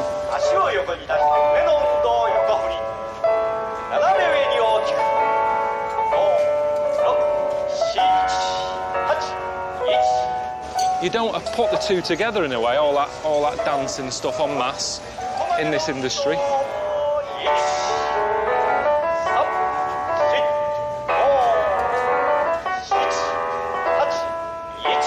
I don't know if I'm having some building work doing, if I'd be happy. Because I get stressed out with builders at home. I've caught them doing all sorts. They sat on their arse having coffee, doing a crossword. They never turn up on time. When they do, I want them focused on the plumbing or whatever. If I come in and go, is a plumbing sorted? And they go, Alan's outside doing star jumps. I'll be going, hang on a minute, why can't he do that before he got to work? If he wants to do exercise, why is he doing it in work time? Get the work done. I mean, there's got to be more to Japan than this. I mean, what have I done, really? I've stroked a cat in a cafe, I've wrestled a fat fella wearing a nappy, and I've done some exercise with some builders. I thought it was going to be all futuristic. Gadgets, robots. Where are they?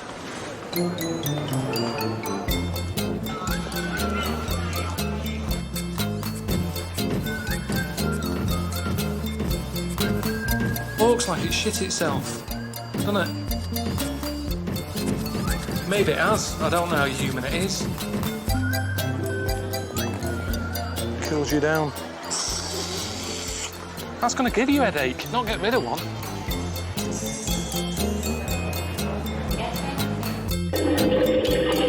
Look how complicated it is just for a toilet. You have the skill of Bill Gates. Just have a shit.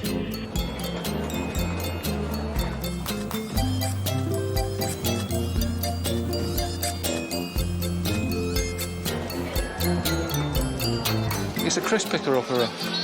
You want some crisps, but you don't want to get crisps on your hands, you use a crisp picker-upper.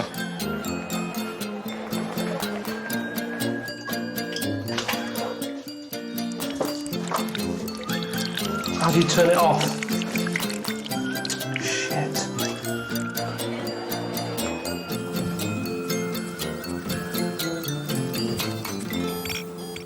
Of all the things I need a robot to do, is to fix stuff. In the 80s, that's what they were for, weren't they? They were in car factories, putting cars together. It's not doing that. It's piss-arsing about having a dance on a stage. We've got enough dancers. I think that's the problem. It's got so advanced, it's going, I don't want to do work anymore. You can't do any of that. You can't do that stuff. But it's a robot. Thank you very much. Goodbye. Listen, what I've been thinking about is I want to invent something. I want to leave something behind after I'm dead. So that's what I'm going to do. That's my plan whilst I'm here. Okay. I mean, this might be a long process and might not be very interesting for television. You sitting in a room thinking. What thoughts have you had?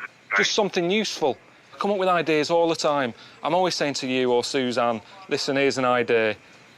I'm coming up with stuff all the time. That's why I think this is my strength that hasn't been used yet. Yeah. Where I'm stood at the moment, they've got a plasma in the garden. This is what it's like in Japan. It's really advanced. And I reckon I can come up with something better than that. So leave it with me. Leave it with me. All right, well, don't be pissing around, wasting too much time on that. You're there to see Mount Fuji, so get yourself on the bullet train. All right? I'll talk to you later. See you later. Ta-da.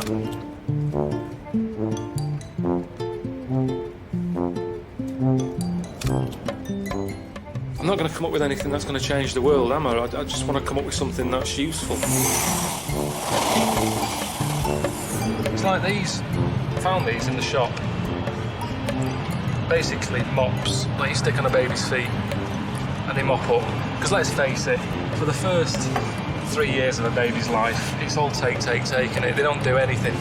Keep you awake at night, keep shitting themselves, cause arguments between, in relationships. They're a pain in the arse.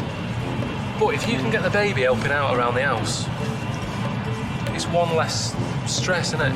So these little mops, stick them on the baby's feet. They like to walk, they run around all the time, don't they? They're not going anywhere with it, they're not doing favours, they can't go out on errands, but they can mop the kitchen floor.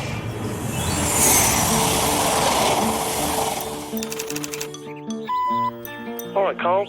I know you're heading off to Mount Fuji, but before you get there, we thought you might enjoy stopping off in the countryside to explore some of Japan's ancient traditions. We've actually tracked down a little restaurant where you can try the dish that started sushi. All right, it's a fish that's been fermented for years, and I know you're not sort of really into your fish as food, but it is a real privilege to try it, so I'm sure you'll appreciate it. All right, mate, enjoy it. Bye. Do you want to sit down? Chair? I mean, that's mad, isn't it? What's the difference? What's the difference of doing that? Sitting there, sitting there. What is the point in that? Carl, traditional Japanese sushi. I've been eating a lot of fish whilst I've been here. I'm not a fan. Maybe you can enjoy. It's very expensive, very rich, I think rich taste. Rich? Full of, how to say, full flavor. Why has it got a lid on it? Is it alive? No.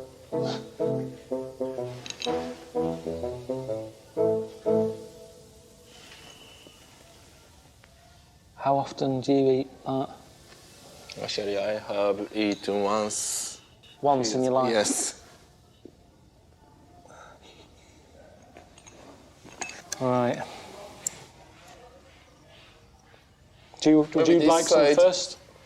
No, I eat always. Yeah. Always I eat. So.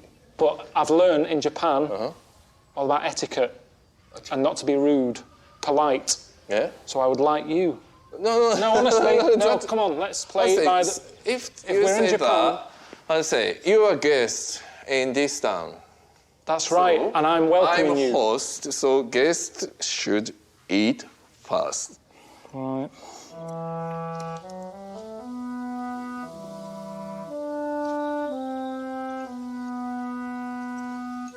He stinks, doesn't it?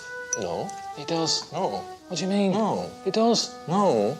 He does. It's a good smell. That's not a bad smell. No. It's very expensive. It's a lovely box. Yeah. I'm not moaning about the delivery. The tray is lovely. Yeah. The nice little sick bowls it comes with. Yeah. Beautiful. But that should be on there, should be nailed shut and buried. I can't eat that, Jamie. I think it's off. It's like a delicacy. It's been fermented for 3 years.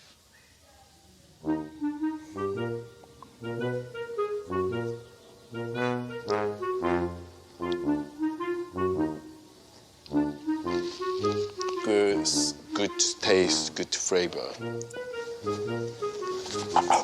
There's something in the middle of it. I can't eat it, Jamie. I don't know if it's rude or not.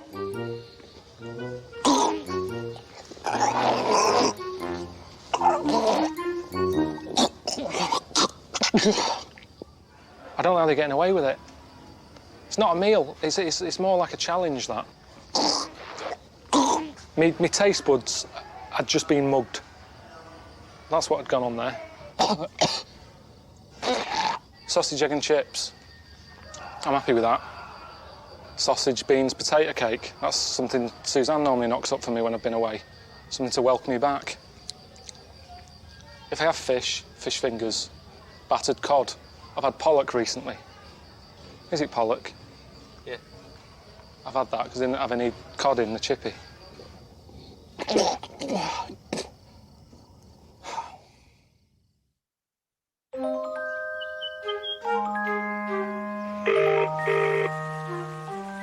Invention, how's that coming along? Did Ricky tell you? I'm just sort of trying to come up with something. I've just got a magazine in front of me now, and looking at some of the stuff they brought out here, I don't think I'm going to have a problem. They've got an air conditioning jacket, which I don't get, because if you're hot, just take it off. I don't understand why anyone would need that. You've got... What is that? There's just a woman with a silver thing on her head. They're selling that. So I'm pretty confident. You're confident that I see where you're going, because they've come up with a lot of tat, and you're in tune with that. Yeah. Oh yeah, Mount Fuji's really why you're there, mate. All this other stuff, of course, is a welcome distraction. And you've got to be in the right frame of mind, really, to go to somewhere as spiritual and calming and meditative as Mount Fuji. So, I've arranged for you to meet up with a Zen Buddhist monk. Hello. What are you doing? Hello, Carl. Nice to see you. Well, good to see you. Yeah, when you study Zen, you have to dress in Zen monk clothing, so... I haven't got a problem with that. Yeah. I'm always putting clothes on. Yeah. Little outfits, little uniforms. It's fine. All right, doesn't it? It's my colour, this. I thought it was going to be orange. Pockets as well.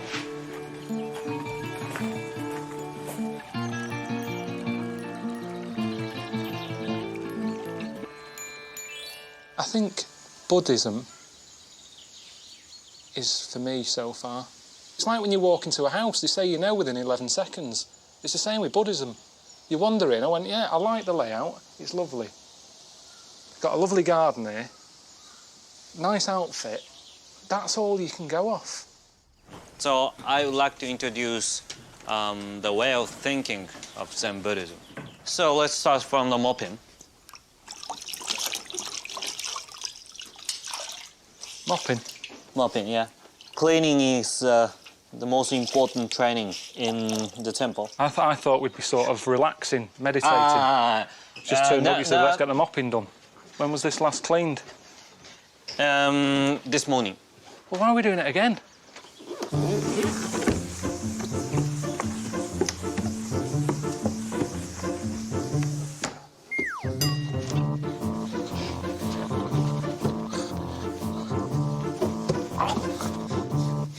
Do you know what I do at home? I have laminate, and I haven't got a mop because I haven't got any room. Will that do? No. Why not? No. First, you have to draw a straight line. That's all right. No, you... Oh, come off it. It goes out a little bit there. I bought some mops that you put on babies' hands. Get some baby Buddhists in here. It's whining. What, and yours don't? All right, then, fair enough. That's OCD. That's not Buddhism. That's OCD.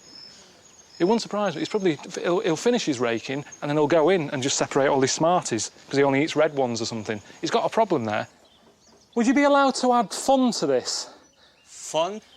Fun. Fun, what do you mean by that? Do you want a race? Uh-huh. Might as well. Go.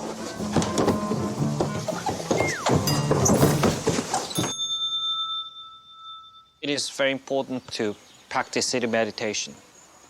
Please do not move up at any occasion.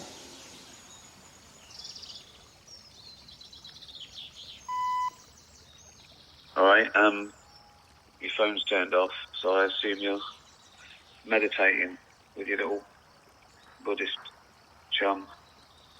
I bet you look like two little hard-boiled eggs, don't you? Sitting there. It's all about innit? Remember that?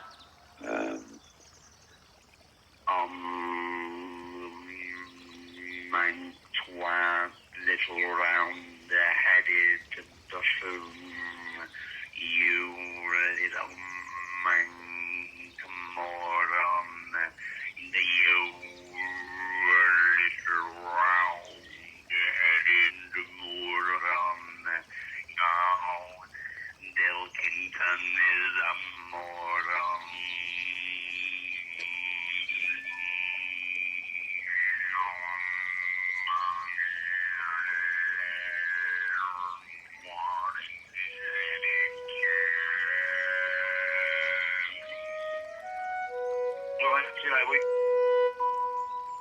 I was quite enjoying the meditation bit.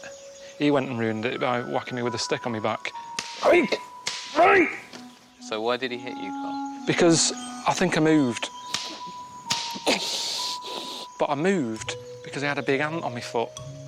And the ants here are big ants, and they bite you just for the sake of it. And it bit my foot. I've got a bite. So of course I'm going to flinch. Right, that's enough. Okay. That really hurts. Please follow me. Where were these people when the mopping needed doing?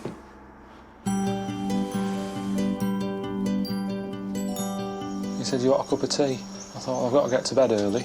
I'm up early. Got to climb a mountain. I thought, how long can it take to have a cup of tea? It'd be nice to have a cup of tea. I'm a big tea fan.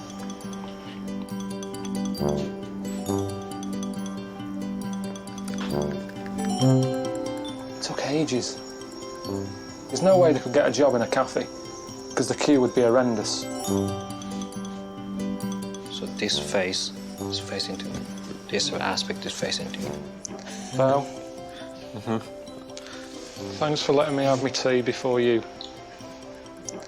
It's all right. And then... And... shift it over in here. front of you. Yeah. In a way, I quite like the way they made a big deal out of something that's so simple. Because at home, everything's in a rush, innit? They've made a proper moment out of something that we just do without even thinking about it. Sometimes I drink my tea, I don't even realise I've drank it. It's just sort of gone. I have Twinings English breakfast. Do you know Twinings? Yeah? But even though I can't speak their language, we had a connection there. We both like a cup of tea. Yorkshire tea. Yorkshire tea, yeah. That's really like... There's Earl Grey. Yeah. Not keen on Earl Grey. You see, we have tea bags. Yeah. Lipton's is very good. Yeah. No, I haven't got any other tea stories. And that's what tea does, doesn't it? Brings people together.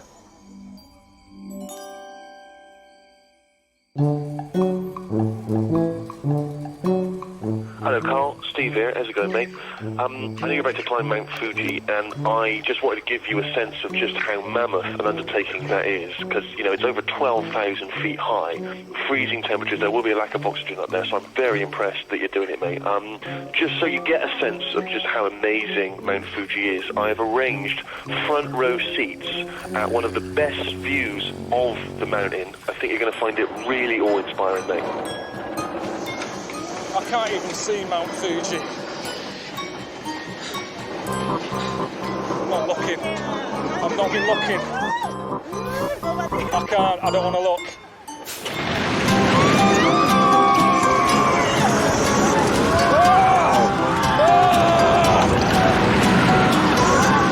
Where's Mount Fuji?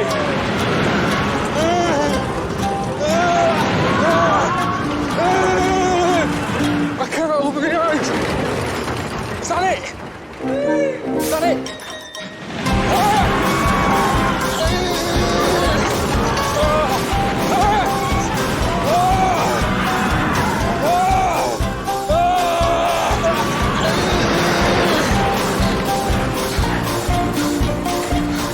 Is that it?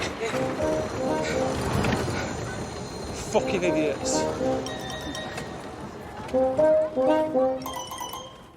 Well, I'm starting my trip up Mount Fuji tomorrow morning. Wasn't really worrying about it that much, and then it's just suddenly hit me. It's big. It's a big hill. It's got a plate there with it on. I mean, it even looks high up on that. Look, there's clouds by the side of it. Not over it, by the side of it. And now you're giving me all this clobber. Oxygen cans, in case I need that, because it's high up. Wasp jelly, I've never heard of that. I don't know what that does. Altitude tablets. When I left home, that's what I brought, a bit of walnut. I thought a nice stroll, some chocolate, enjoy the view. I said about the marathon to you before, people treat that with respect, but in a way, I kind of think that's a piece of piss, because if you do get tired and you've had enough, you're in London. Get on the number 38 bus and go home. With this, there's nothing. You're stuck up there. What are you going to do? Are we going to go on, or are we going to go back?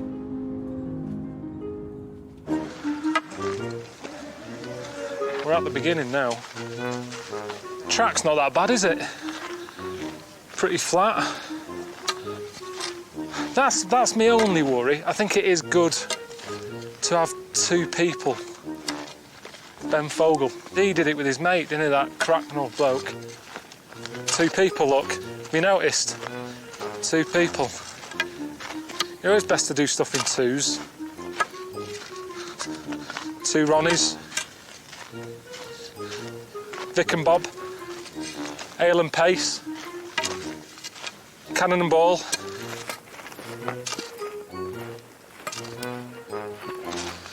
Chaz and Dave. Sue and Mel. Morecambe and Wise. Ant and Deck. Dick and Dom.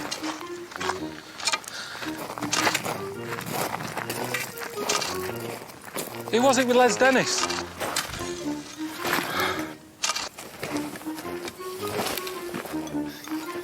A bit harder now, isn't it?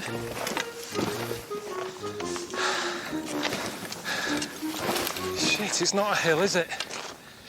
It is a proper mountain. It's best not looking up. It's always best not knowing how far you've got to go or anything, really. I've been overfaced. When Suzanne's mum does a Sunday dinner, it's like that on a plate. Piled, mash, Yorkshire pudding. It's like that, honestly. We don't talk for the first half an hour because we can't see each other. Just sat behind mounds of food. And even though I'm hungry, I go, I can't eat all that. That's that for me. I've been overfaced.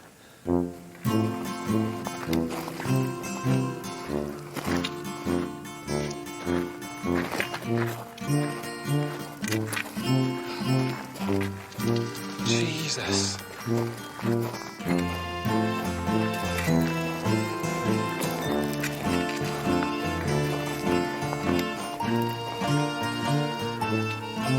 Nothing's ever perfect. How do you mean? Have you ever seen a sight better than that? But who put that there?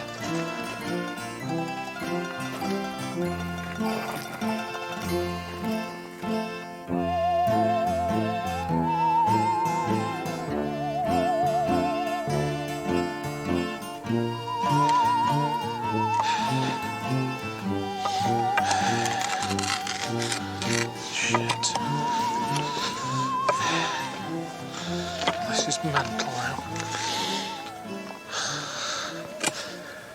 Struggling. Oh, who's that at this hour? It's Ricky. It is Ricky. Shit. Hello? Oh, I missed it. Probably just checking up on me. Seeing if I've given up. Turn round, walk back.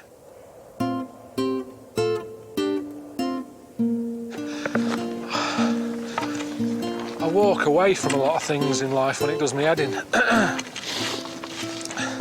School, I hated it, I was rubbish at it. Didn't complete it. I haven't got married, have I? So again, something else I haven't really finished. There's some wallpapering that needs doing. I haven't finished properly.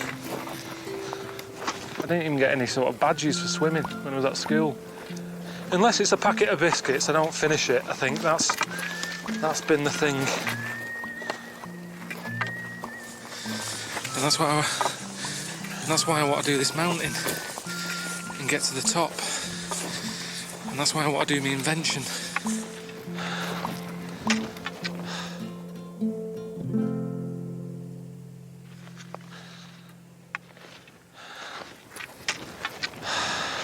I don't know if this is good telly, to be honest, because it's just pitch black. You can't see anything. Can't even think.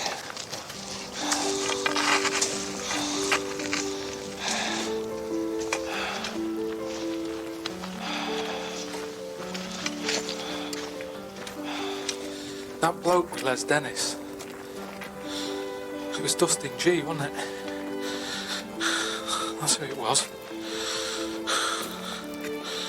Torval and Dean. That's another pair.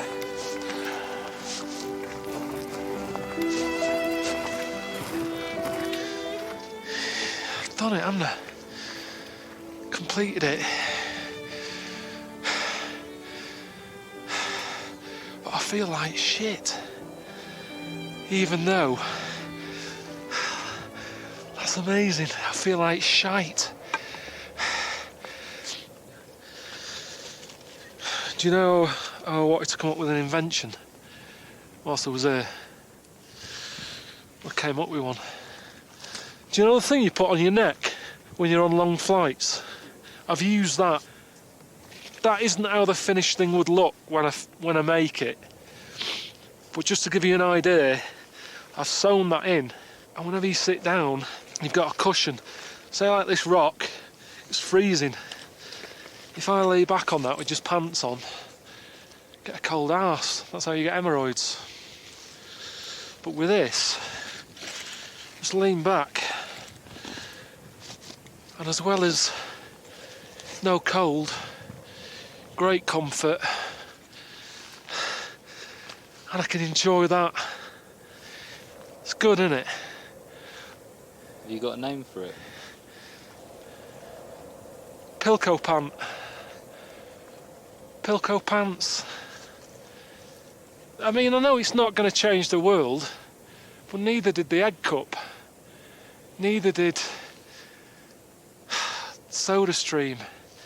It's just another little invention.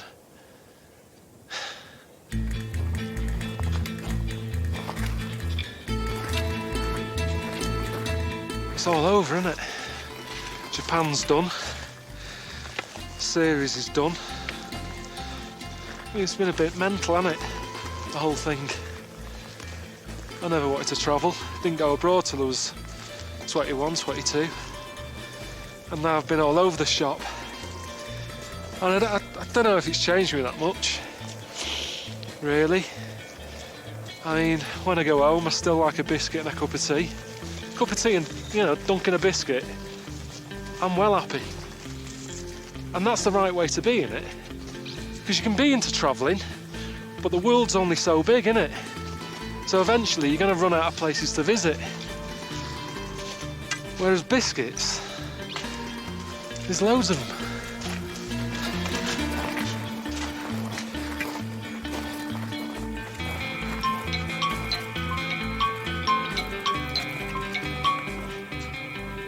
Hello? I came up with my invention. Right. What was that? It's a pair of pants, and you pump up the arse, and you can sit on anything. I came up with it whilst in Japan, because you have to keep sitting on the floor here. They don't have chairs. Can I just say something? Go on. I'm out.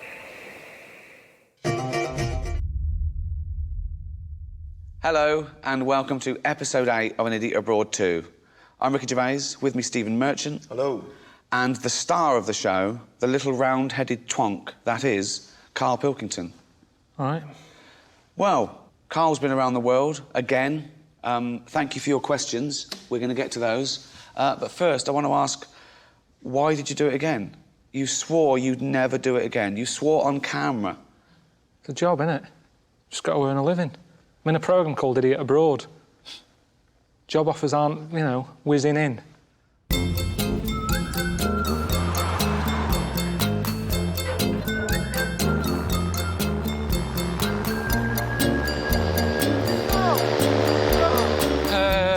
No. Let it happen. No. Oh. That is massive. You chose the opportunity to be on a desert island, private island. How did you find that experience? But you saw it. It wasn't a great experience. It looked beautiful to me. Fucking freezing.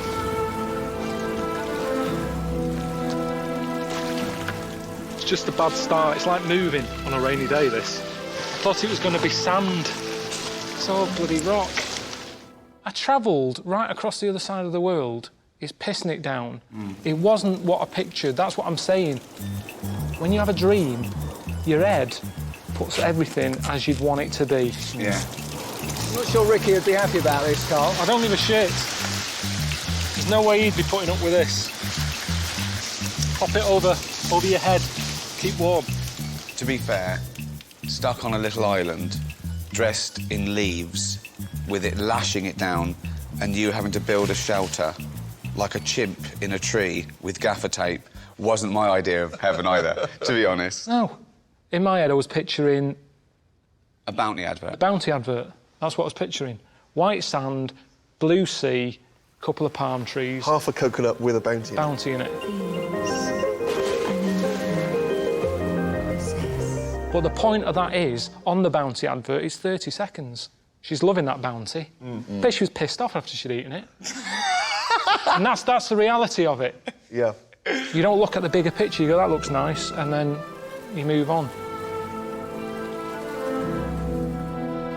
One thing I've always wanted to do, and I hope I will get a chance to do it, which you did, to swim with sharks. It looks amazing. That's all right, yeah. Good. OK. Thanks for that, mate. You yeah, really, cheers. Brilliant. You brought that to life. Yeah. You didn't ask me how to paint a picture. It's hard, though. Other people will always have their experience of it, and it's what they thought of it. This is mental, this. I can see him. Doesn't look happy. But tell us your experience, how you felt. Right, I felt sick. I'm not very good on boats. I thought I was going out for a night to see a dolphin. It turns out it was 2 nights on a boat to see sharks. Yeah. Well, I'm not great on boats. I was in a room that stunk of prawns. I thought everybody's room smelled like that until someone came in and said, Jesus, what's gone on in here? See, the thing is, people are only thinking these things are good because they've seen it on the telly. They don't see all the work that goes into it, all the the hassle, 10-hour the trek. work. Yeah. Is this how you imagined it? No. No, I didn't. Oh, fucking hell. They sat there, these nature programmes that are getting a gorilla, sat in the thing with its family, and they put nice music on it. All the sounds and stuff. Gorillas traipsing through with the family. Oh, look, it looks amazing. Body popping. It's in bright, sort of bright, you know, HD. Oh, that's amazing. I'd love to be there.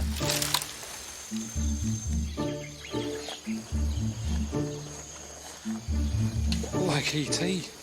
And in reality, my toes were bleeding, I had a headache, I was being bit by mosquitoes, and I got there, and the first thing I saw was the mum gorilla sticking its finger up its kid's arse. Now, you don't see that as something that you go, wow. Yeah, I think they will. I think people will watch this and go, oh, wow. This one has been one of the wonderful tracks. Wonderful? Yeah. Fuck me. I may say 10 out of 10. They said part of the gorilla trek was it's all about the hunt and finding it and looking at them. No, it isn't. Bring it to the hut. Bring it to the tent, sit it outside, I'll look at it for a bit, shift it. That's seeing a gorilla. Carl, we're often accused of bullying you. This is a recurring thing, isn't it, that we bully you? But both of us, and Ricky in particular, is always concerned about your well-being, particularly in Alaska, if you recall. You are not going to be eaten by a polar bear. But when you had your medical, I found out that you didn't let them test your prostate. Did you? No. No, but that's... Why not? In the UK alone, more people die every year from prostate cancer than being savaged by a polar bear. It's a bit of a weird time to bring it up when I'm in the middle of nowhere. It's one of the biggest killers, right? And that's just a simple test. So a doctor pops his finger up your anus and he goes, yep, you're all clear. And that's you relaxed for another year. I don't understand why you're suddenly caring about this now. I've got little battery left on this phone. I'm wearing the battery out. If something happens, I'm dead. Right. He's my best mate, sue me, I'm worried about him. Yeah, yeah. No, but why isn't there ever anything about how's your blood pressure? Or how are your feet? You're in the cold. Are you warm enough? No, it was none of that. It was, yes, I know. why don't you get a finger up your arse? Because often there are no symptoms. Well, I don't want it done. I know you don't, but it's good for you. So, can we bring the doctor out, please? Right, well, this is a waste of time, then. This is Frank. That's Carl. Frank, how's it going? You all right? Good to see you. He's the consultant urologist at St Bart's. Yeah, St Bart's. Yeah. The thing about prostate cancer is you can be perfectly well and yet still have prostate cancer.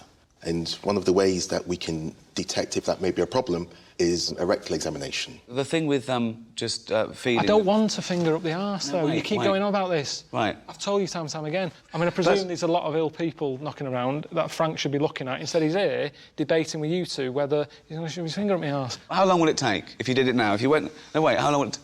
15 seconds. 15 seconds? That's a long time, as far as I'm concerned. What are you looking for?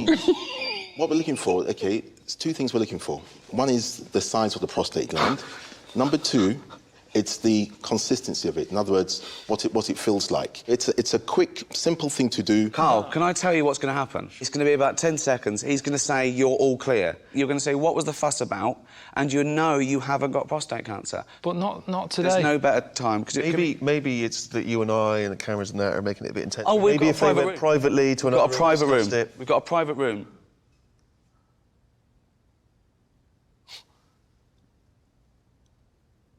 Right, you wait here, then. You stay here. I don't want you following me. Wait here. Frank, do you want to follow Carl? Can you show Frank and Carl to a private room? Thanks. You may as well check his testicles while you're there. So what's the rules here? I mean, I know it's an important thing to have done. Yeah. But it's just the way they go about it. I've been travelling around the world in dangerous places. They've never cared about me before. Yet today they keep going on about having this done. Men are embarrassed about these things, you know. We're not used to these things. But for the sake of something that really is very quick and painless, we're talking about potentially saving a life. and before you know it, it's done and it's over. I know, but it's just... I did this day in, day out. That's what you do, seriously, every day? Yeah, every day of my working life, that's what I do. And are you going to move up and get to do something better, or is this your future now, just sticking your finger up a pilot's arse? It's just part of the job, you know. A lot of the time I spend in operating. A lot of the time I spend in clinics. So how many people are you doing a day? 10 to 20, maybe. And which finger is it? Is it a big one or a little one? It's the index finger. Why is that? Why not just a little? Because the prostate lies a little bit in. If you get your hand, you just couldn't do that with your little finger. So you're going round a corner, you've got to go in and round. Then you've got to go in and then a slight twist. It's the thought is worse than the actual delivery. Let's put it that way. It's the thought of it. All right. And okay, let's do it then. Let's do it. Do you wear gloves? Oh, yes. Do you know Richard Blackwood? Yes, the comedian. Yes. Yeah, he had a colonic on telly. Never seen again. I think that's far worse. So rest your pillow. Then what you need to do is you need to bend your knees up. Yeah. You need to pop that arm over there. So what I'm going to do, I'm just going to get some lubricating gel. Or just right. So what I'm going to do, if I may, I'm just going to pop your trousers down. Bend your knees up a bit more. Come towards me a bit more. So you're at the edge of the couch. Marvelous. Okay. Take a deep breath. Deep breath. And out. Okay. And relax. Breathe normally. I'm just going to pop a finger in now. Okay. Deep breath. Well done. Jesus. Well done. That's high up. Fucking hell. Right, that's surely enough, isn't it? Right, you're touching a lung. Well done. Well done. Okay, I'll just get your prostate's fine. Hey! Well done, Carl. Excellent. Oh, God. Well done. Brilliant. I don't think it's the sort of thing people pay a subscription for, to be honest. In HD. We'll see. Well done. Cheers for that then, Frank. Now, you are a doctor, aren't you? Yeah. Google me. You represent the men who will never have it done, some of which will die of prostate cancer. Genuinely. I haven't quite got over it, and my heart's pounding still because it doesn't know what's gone on. My body's gone, what just happened then? No one's ever been that high up.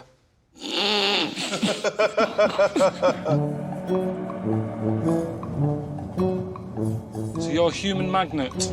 They're magnet. Magnet. Sort of tacky. Look, they're not special or anything. What is going on? I've never heard of such a thing. Handy when out shopping. When you go food shopping. Carrier bags these days are really weak, but very thin. He comes out of Waitrose. Done. I can't think of anything where you go, brilliant, I'm a magnet. When do you need to be a magnet? Well, what superpower would you like then? I came up with one. I'd be bullshit man. There's so many meetings going on where people are bullshitting. I'd just like to walk in, I wouldn't need a special costume, just dress like this. And I'd fly in, I'd go, bullshit. You're talking bullshit. And they'd go, oh, it's bullshit, man. And I go, yeah, it is bullshit, man. You're talking bullshit. And eventually, people would stop talking shit. That could take off. I quite like... I know you said you didn't want a costume, but if I could get a little costume for you, what colour would it be? I don't need a costume. No, but you don't need it, but if I got one for you, what would it have? No, I don't need all that, because that's just wasting time. That's more bullshit. But how do we know you're bullshit? How do we know you're bullshit, man? Because I flew in. So you can fly. So your superpower is saying bullshit, but you can also fly. Yeah, but also people know if I've said it's bullshit, they know they were talking bullshit. Yeah, but wait. That's my superpower. No, your superpower is surely flying as well. You didn't. We can all say bullshit. No, the flying is necessary because of the amount of bullshit that's going on. But if you could fly. But if I can't fly, how am I going to get around? There's loads of bullshit. What are you going to do? Keep jumping in a cab? No way. I'm going to be busy all day. I haven't invented this. It's not my fault you can or can't fly. No, calm down. I know, but I'm saying if it was my superpower, I'd want to fly in. Yes, my point. And I don't want a costume because I'd be constantly wearing that costume because of the amount of bullshit that's being said. Yes, I understand that. So your point is this: everyone can tell bullshit, but you need to fly to get there quick and get it out in the open. Can it quick? Yeah. Someone starts spouting How the can you bullshit. hear them? So you can also be super hearing as well. Yeah. So you can... Hold on, so wait a minute, right. Can you see where they are? Or can you just... I'm just hearing it. So if there was a meeting, right, going on in Leeds now, and there was a bloke going, well, if you invest in this company, if you give me 1 million, I can guarantee you will make an extra $1 million by the year end. I will double... I will double your investment in 1 year. What? Bullshit! That's how it would work. You can see how... I know, because honestly, that's years and years of people spouting it. Yeah. Meetings, ever since being neck-high. It's like, that's all you ever hear. OK, but how would you programmes in know? X Factor, honestly, X Factor will keep me busy. OK, Just the amount of shite that is being told to people in that, and all that crying, that'd be the next one. I don't know what I'd call it. That thing when girls do that now, I don't know where that's come from. When they're getting a tear coming on, they go like that. I want to fly. Fucking stop doing that. Yeah.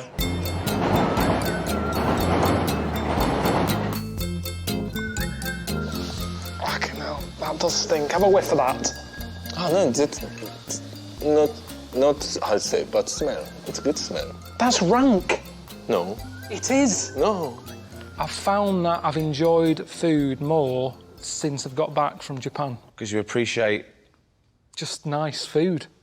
Yeah, but that's only because you're only saying it's not nice because it's different. I mean... No, it wasn't nice in Japan. I was proper struggling. I was losing weight and I was getting moany because I was starving. And there was nothing. I was going around saying, have you just got any toast? And they look at you like, no. And they give you like a squid bollock. There's just nothing. That's for breakfast. Yeah. It's not like they save the weird shit for tea.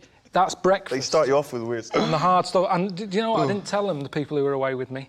But I was struggling that much on 2 mornings to try and get through it. I was eating strepsils because I found that my taste buds went numb and they didn't have a clue what was going on. And I just was shoving stuff in. Have a big bit. Have a little big bit. Have a big bit. Don't start saying you don't understand me now. Oh, I'm going to be sick. There's something in the middle of it that's really grim. I'm going to be sick in your Japanese garden. Pretty good now at just shoving anything in. I've eaten geckos. I'm not that fussy. I've stuck my hands in rhino shit. Yeah. Had a taste of that. This isn't me being a bit, It's fucking horrible. Apparently that's like the start of sushi. That's where it all began with that. How did it carry on? Why didn't someone say, what is this shit? Pack that in, stop serving that, and that should have been the end of sushi. 170 quid. OK, what do you recommend? What should they get over there? Just have a look at any other country's menu. Nip into any restaurant, get a menu and go, oh, right, that's what people like eating. Yes, it is, not phlegm. We don't just something normal. It's bloody massive, isn't she, when she comes out of the water. Oh, my God, it's letting its own. Was my leafy. That is mental. That is mad. My dad didn't let the cat in the lounge. Fucking hippo in here. That was the best of everything. An animal here that normally kills people, right? It's a #1 killer, a hippo, right? You have to trek, you have to stay well back, you can't see, you've got to look at hippos through binoculars. Suddenly, there I am in a house where someone's got one as a pet. A hippo in the house. Tea on demand, biscuits when you want them, hippo in the front room. That is the ideal. I always see them in the same surroundings, Because it's in a lake. It's not cruel.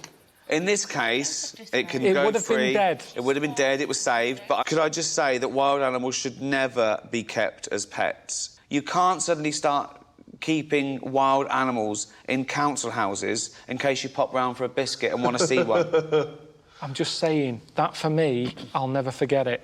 It's a surreal moment. You've seen hippos out in the wild. It's boring.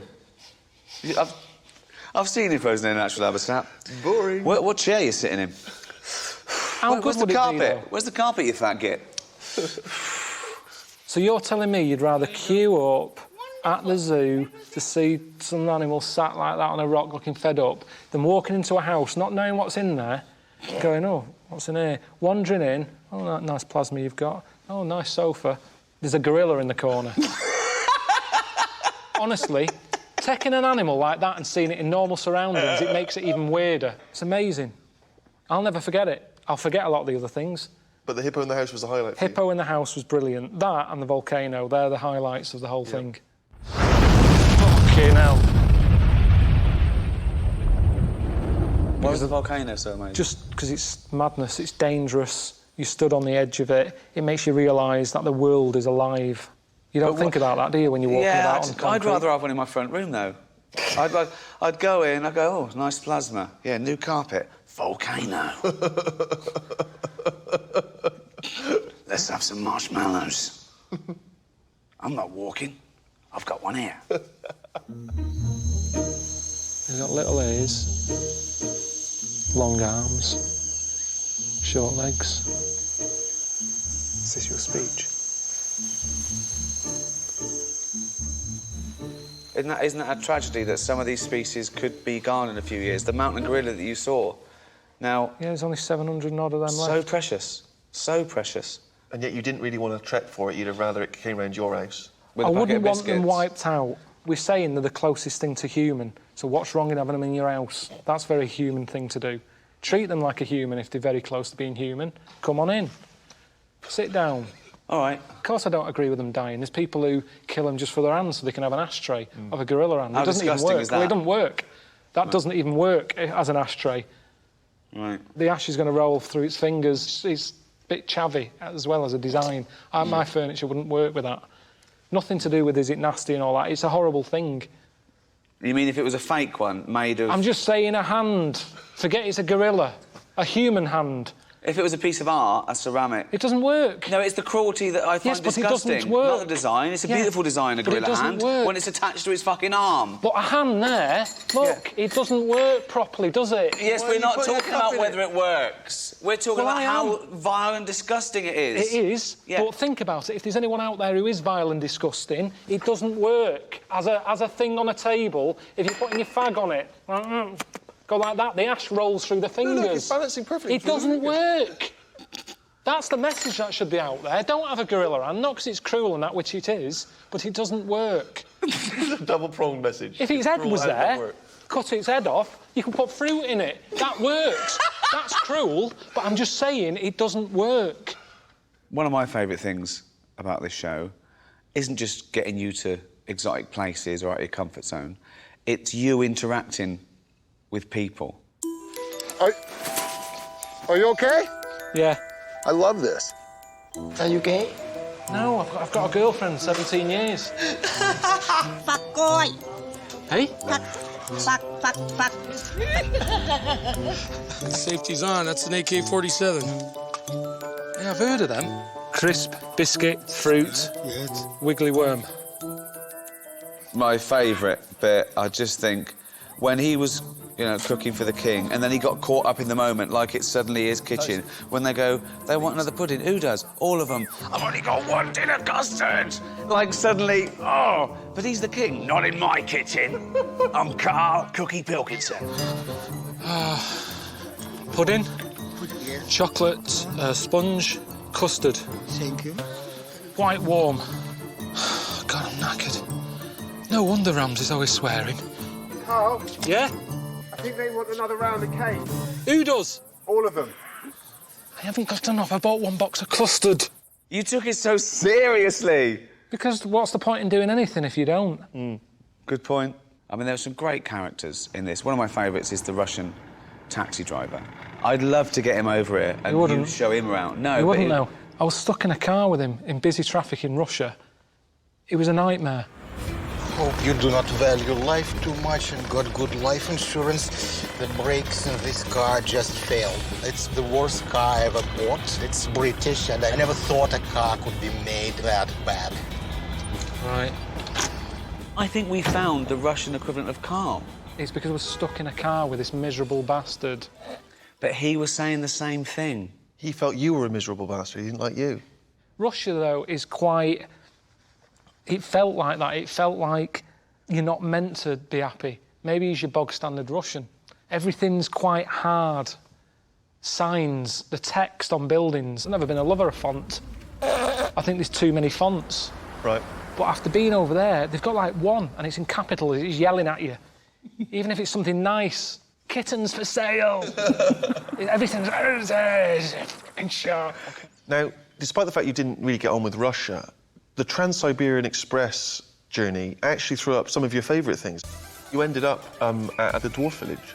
Great. I thought it was really good. I mean, how can you fault that? It was just slick. You know, you had like a little Richard and Judy come out at the beginning. They sort of introduced everyone.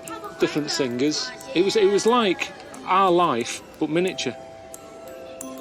It's like a little Britain's Got Talent. There was a little Peter Andre who came out, did a little sing-song. Little woman with glasses on, Lily Allen. It was just really familiar. Enjoyed it. And people at home, you'll probably get some going, it's not right. Shouldn't be looking at dwarfs singing and dancing on stage. But we do it with X Factor. The early stages of that are a load of divs. Everyone knows it. The people coming aren't pretending they're here just to see singing and dancing. They know they're dwarfs. Everyone's having a good day. What's wrong with it, really?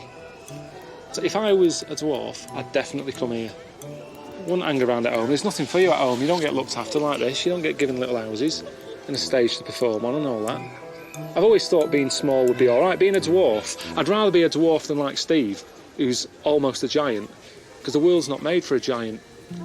Being a dwarf, being on a plane, loads of leg room, king-size Twix is massive. The world's overpopulated, especially in China, and they're like over 1 billion people. Perfect. You want to be smaller, more room. They need more of them, actually. And then I look at it and I think, is that how we're meant to have evolved? Maybe that is the future. Maybe we're the odd ones out here, when you think about it. Be a dwarf. That's not good advice. Be a dwarf. Well, how? Right, fair enough. I'm just saying that it was one of the best times I had, that. And I think more people should go and visit, because that is helping them out. And something they haven't sort of tapped into, but I think they could make money from, is sort of renting themselves out to people who don't know if they want a kid or not. Because even though they were grown men, there's something that makes you want to sort of go like that on their head. Too many people jump into having kids. They don't know if they want them or not. Yeah, Some people with pets. But would the dwarf have to affect the mannerisms of a child? They kind of do. The way they are around you, they're sort of laughing and joking. But that's what a normal person is, and most people are sort of laughing and joking. All right, what's your idea then? What would you get them to do? Get them to do anything. But they haven't got any work over there. But they can work. Doing what? In offices. No, they can't, because the tables are too big for them and stuff, aren't they? You've got to start accommodating them, and nobody wants to. But we do that with wheelchair access. I'm just saying, you're all a bit like, oh, you can't say that. Well, yes, you can say that, because it's a load of old bollocks. What do you want to say? That we're I'm just saying there's nothing wrong with it. If one of them wants to act as a kid, rental, he should be allowed to. If one of them, I'm just saying, like if a one kid of them, rental, kid rental with Dwarf. Now, of course, we asked viewers of the show to ask any questions that they'd like to ask of you, and we can put them to you. And this is from Sarah from St. Louis in Missouri. Hi, Carl. Just wondering, why are you friends with Ricky? You have completely opposite personalities, and he loves to annoy you. What do you get out of this relationship? That's a good question. That's a good question. I don't think we do have opposite personalities. I think we're very similar. No. No, we're not. But I think that's what I like, the challenge of it. It's like having a dangerous pet. You never know, it could end up killing you. And that's what you're like with this trip. You've nearly done me in a few times. I can be quite happy, and I feel a bit too content. Call Ricky up. 2 minutes, that's all I need. Wish I hadn't called him. Sure. Makes you feel alive. Bucket list. What do you want to do, Carl? I want to drive down Route 66. All right, then. What are we doing? You at the Cuddle party. Couldn't stand it. I don't understand why you didn't just have a cuddle with someone. Well, with strangers? Yeah. What difference does it make? I think a hug is there for a reason. What's a hug there for? You hug someone when they're fed up. Well, I'm fed up now. No, you're not, though. Well, look. So you're abusing Look, the bug. Carl, You're not gonna get Carl, one. look. Yeah, well, you're not going to get one when you're doing that. But we're I not wouldn't want a straight. bloke anyway. Well, no. I don't hug. You said it wasn't to do with male or female. You said it was to do with being a strangers. I know you better than anyone apart from Suzanne. Yeah, well, I'm still not happy with that. How would you feel if I scooted up behind you to spoon you? Would that be okay? Well, that's worse than a cuddle. That is a cuddle. That's more than a cuddle. What if I put my back to you and I face the other way? Yeah, that's all right, because that's just because we're all... It's crowded. Touching like that, that's just like being on a so tube. So I could do that? But you don't touch people on the tube. You do. In London you do. It's a nightmare in rush hour. Really? You'd love it. It's ridiculous going around cuddling strangers. But mates... Always hug. Do you want to hug me? Yeah. Well, only if it's all of us. I don't want him to feel left out. No, I'm not left out. You have a hug. You know each other longer than you. No, I'm not having a hug. Come on. Get off. Come on, have a hug. No, this is... Right. Come on, hug. I'm not happy with this. Get him down there, because the pump pad... It was like... Come on. So, hold on. I think you should be on the floor, and we should have a little man-wedge. Do you want to get on top of me, Steve? Let's have a little man-wedge. Well, I want a piece of car, like... I know, but you can have a little... Love man-wedge. Oh, that is... Oh. See? Okay, now, I think I've got an erection. I think I've got an erection. Oh, God! Well, if you've got one, I have too, Steve. Is that Frank again? What is your program? The programme? The program, the name? Idiot Abroad. The board? Idiot Abroad. Idiot. I'll write it down. Idiot Abroad. Abroad. Abroad. Idiot Abroad. That's the programme. The name of the programme? โอ้ชื่อแปลกๆเนาะ Idiot Abroad. Yeah, don't shout about it. Idiot Abroad, the name. I know, I didn't want it. It was meant to be Carl Pilkington's 7-1. Idiot. Yeah, I know. Abroad. Yeah, it's not good. Idiot name. Yeah, there's the name. Yeah. Idiot. Div. Knobhead. No pad. Yeah. But I'm not idiot. Yeah. Just a friend came up with the title. You are not idiot. No. Just only the name. I know, but ignore the name. Idiot Abroad. Yeah. Okay.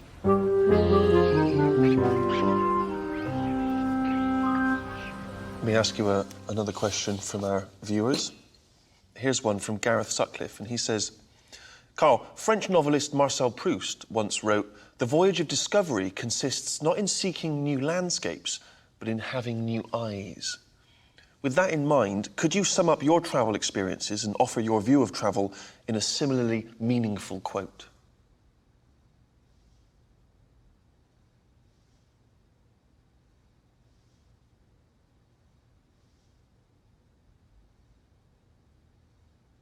Don't piss arse about travelling, getting jet lag, eating food you don't like. Shut your eyes and imagine stuff. Wow. Beautiful. Wonderful. I've had the shits.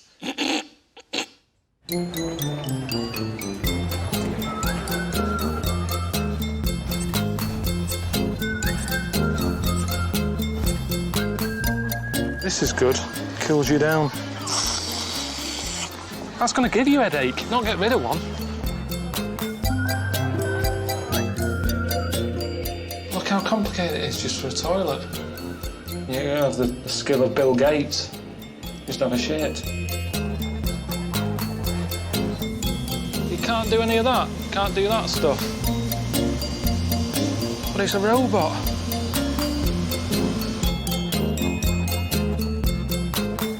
It's a crisp picker-upper. If you want some crisps but you don't want to get crisps on your hands, you use a crisp picker-upper. I like the fact that you've got a bit of a rebellious streak in you sometimes. You go off-road. And I called you when you were in Japan, and you dropped this bombshell that you've finally decided the one thing you want to do before you die. And that was to invent something. And you said it's because you wanted to leave a legacy, which I thought was brilliant. Well, just because you're dead longer than you're alive, aren't you? OK.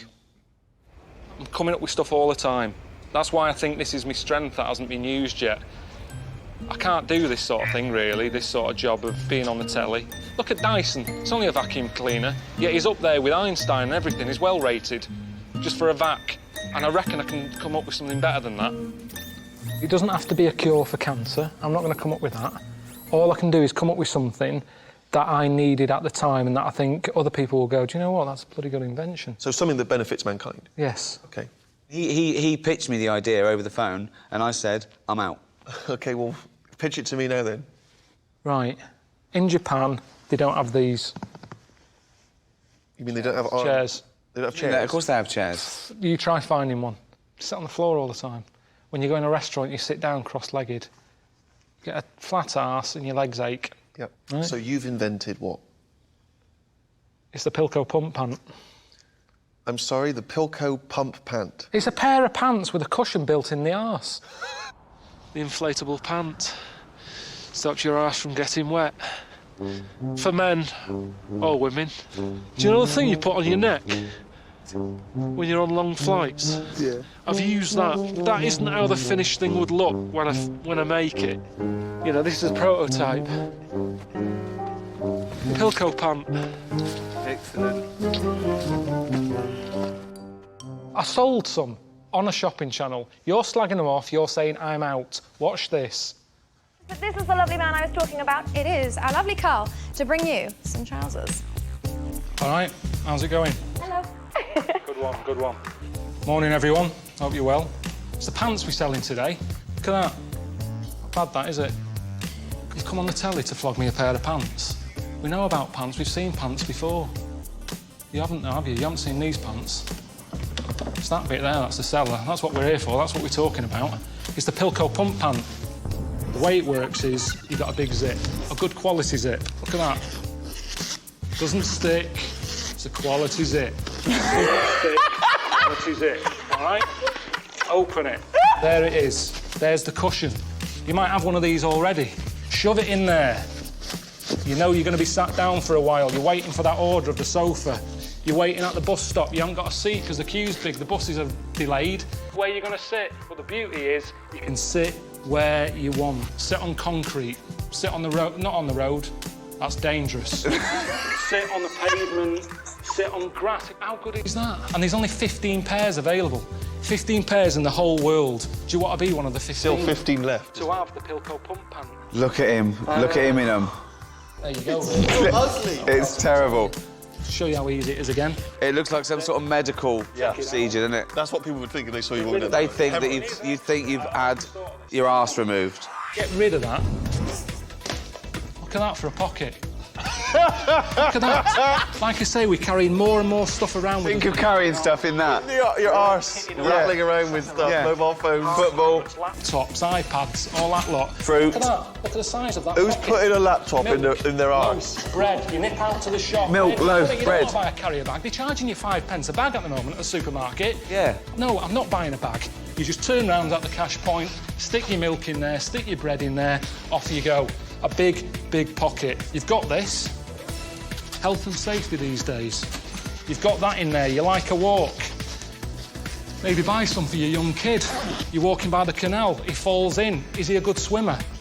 I don't know. You tell me. But if he falls in, he's got something to keep him buint. Upside down, like that. He's like that. He's drowning. Like it might be a corpse. I'm just saying the possibility that it could help you out if you fall in a canal, a lake, a river. Anything else? Anything else goes. Hang on, let's see how the orders are going. Have we had anyone calling in yet? 2 people on the phone. What do they want? Do they want to talk to me, or is that just... They've gone. We've sold them. Job done. Brilliant. Cheers for that, everyone. These are how they look in real life. This is the Pilky pump pant. Pilko pump pant. Yep. OK. I mean, it looks ridiculous. It does look ridiculous. So does most fashion these days. OK, no, good, yeah, no, yeah, if it was... Yeah, no, you're right, yeah, it's all arbitrary. Sit Yeah. Why are you sitting Well, here's the chair, you don't need a chair. That's doubled up. You must be too comfortable. Sit on the floor. Right. Sit on the floor there, because that would be... And I suppose particularly useful if you've had a finger up the arse. Right, there you go. So... Right. Yeah. Dead comfy. Yeah. Really comfy. Carl, can you go and bring me my sort of bread and milk and stuff that Have you got 5 pence for a carry bag? I haven't, no. Well, I haven't. Hang on, don't worry about that. See you in a minute. What did you want? Bread and milk? Some groceries, yeah. Look, imagine walking down the street wearing that. Absolutely ridiculous. Carl, it looks... it looks fucking ridiculous. He doesn't know. It does. It looks like that. No one will walk down the street like that. Hang on. Hold on, Carl. I bought you No, look, Carl. There's no restrictions. I've bought you a couple of cups and saucers. Yeah. Can you take? I bought you these for you. Got a bag? I haven't got a bag. No, just pop them in there. Pop them in. Yeah. You see, Yeah, just. Oh, well, can you? Shove them in. Yeah, just put them in there. There you go. Right. Oh, so good. They're safe for that, yeah. All right, OK, all right, yeah, go on. Run for the bus, mate. Quick, Run. quick. Suzanne's at home. Oh, here comes Carl. Here comes Carl with our new crockery. Honestly, that isn't pulling me down or anything. That is fine. It's absolutely ridiculous.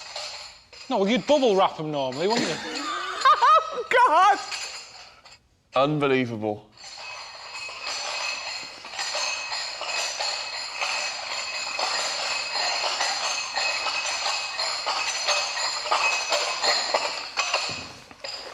Right. Wow. I just like to say, Carl, I was impressed all the way around with the stuff you've done. I like the fact you didn't do stuff you didn't want to do. I thought it showed real drama and resolve. You weren't just a puppet. You weren't just an idiot, an adrenaline junkie. You were doing things that mattered to you. Is there anything, though, you didn't do that you wish you had? If you could do it again, would you go, do you know what, I will do that now, I will bungee jump, or I will... Is there anything you wish you'd have done that you didn't? In Japan, I wanted to do karaoke. What would you sing? Do a bit of Chaz and Dave.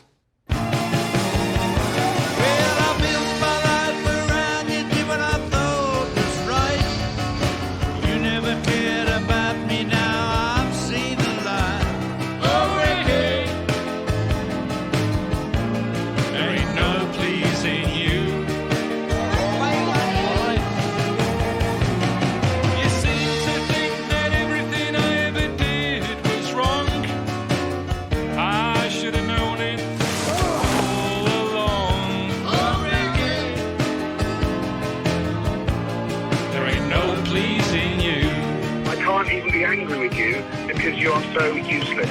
You only had to say the word bullshit. And you knew I'd do it. You had me where you wanted me, but you went and blew it. Fucking hell. Now everything I ever done was only done for you. I think you can sing. But now you can go and do just what you want to do. I'm telling you, I'm not doing it. 'Cause I ain't gonna be made to look a fool no more. You've done it once too often. What do you take me for? Oh, Ricky. Smile. Ain't no pleasing you. Just get up and keep rolling. You can do it. Yeah. And if you think I don't mean what I say and I'm only bluffing, Did you do it? Yeah. you got another thing coming, I'm telling you that for nothing. Oh, Ricky, I believe it. Fuck me! That's what I'm gonna do.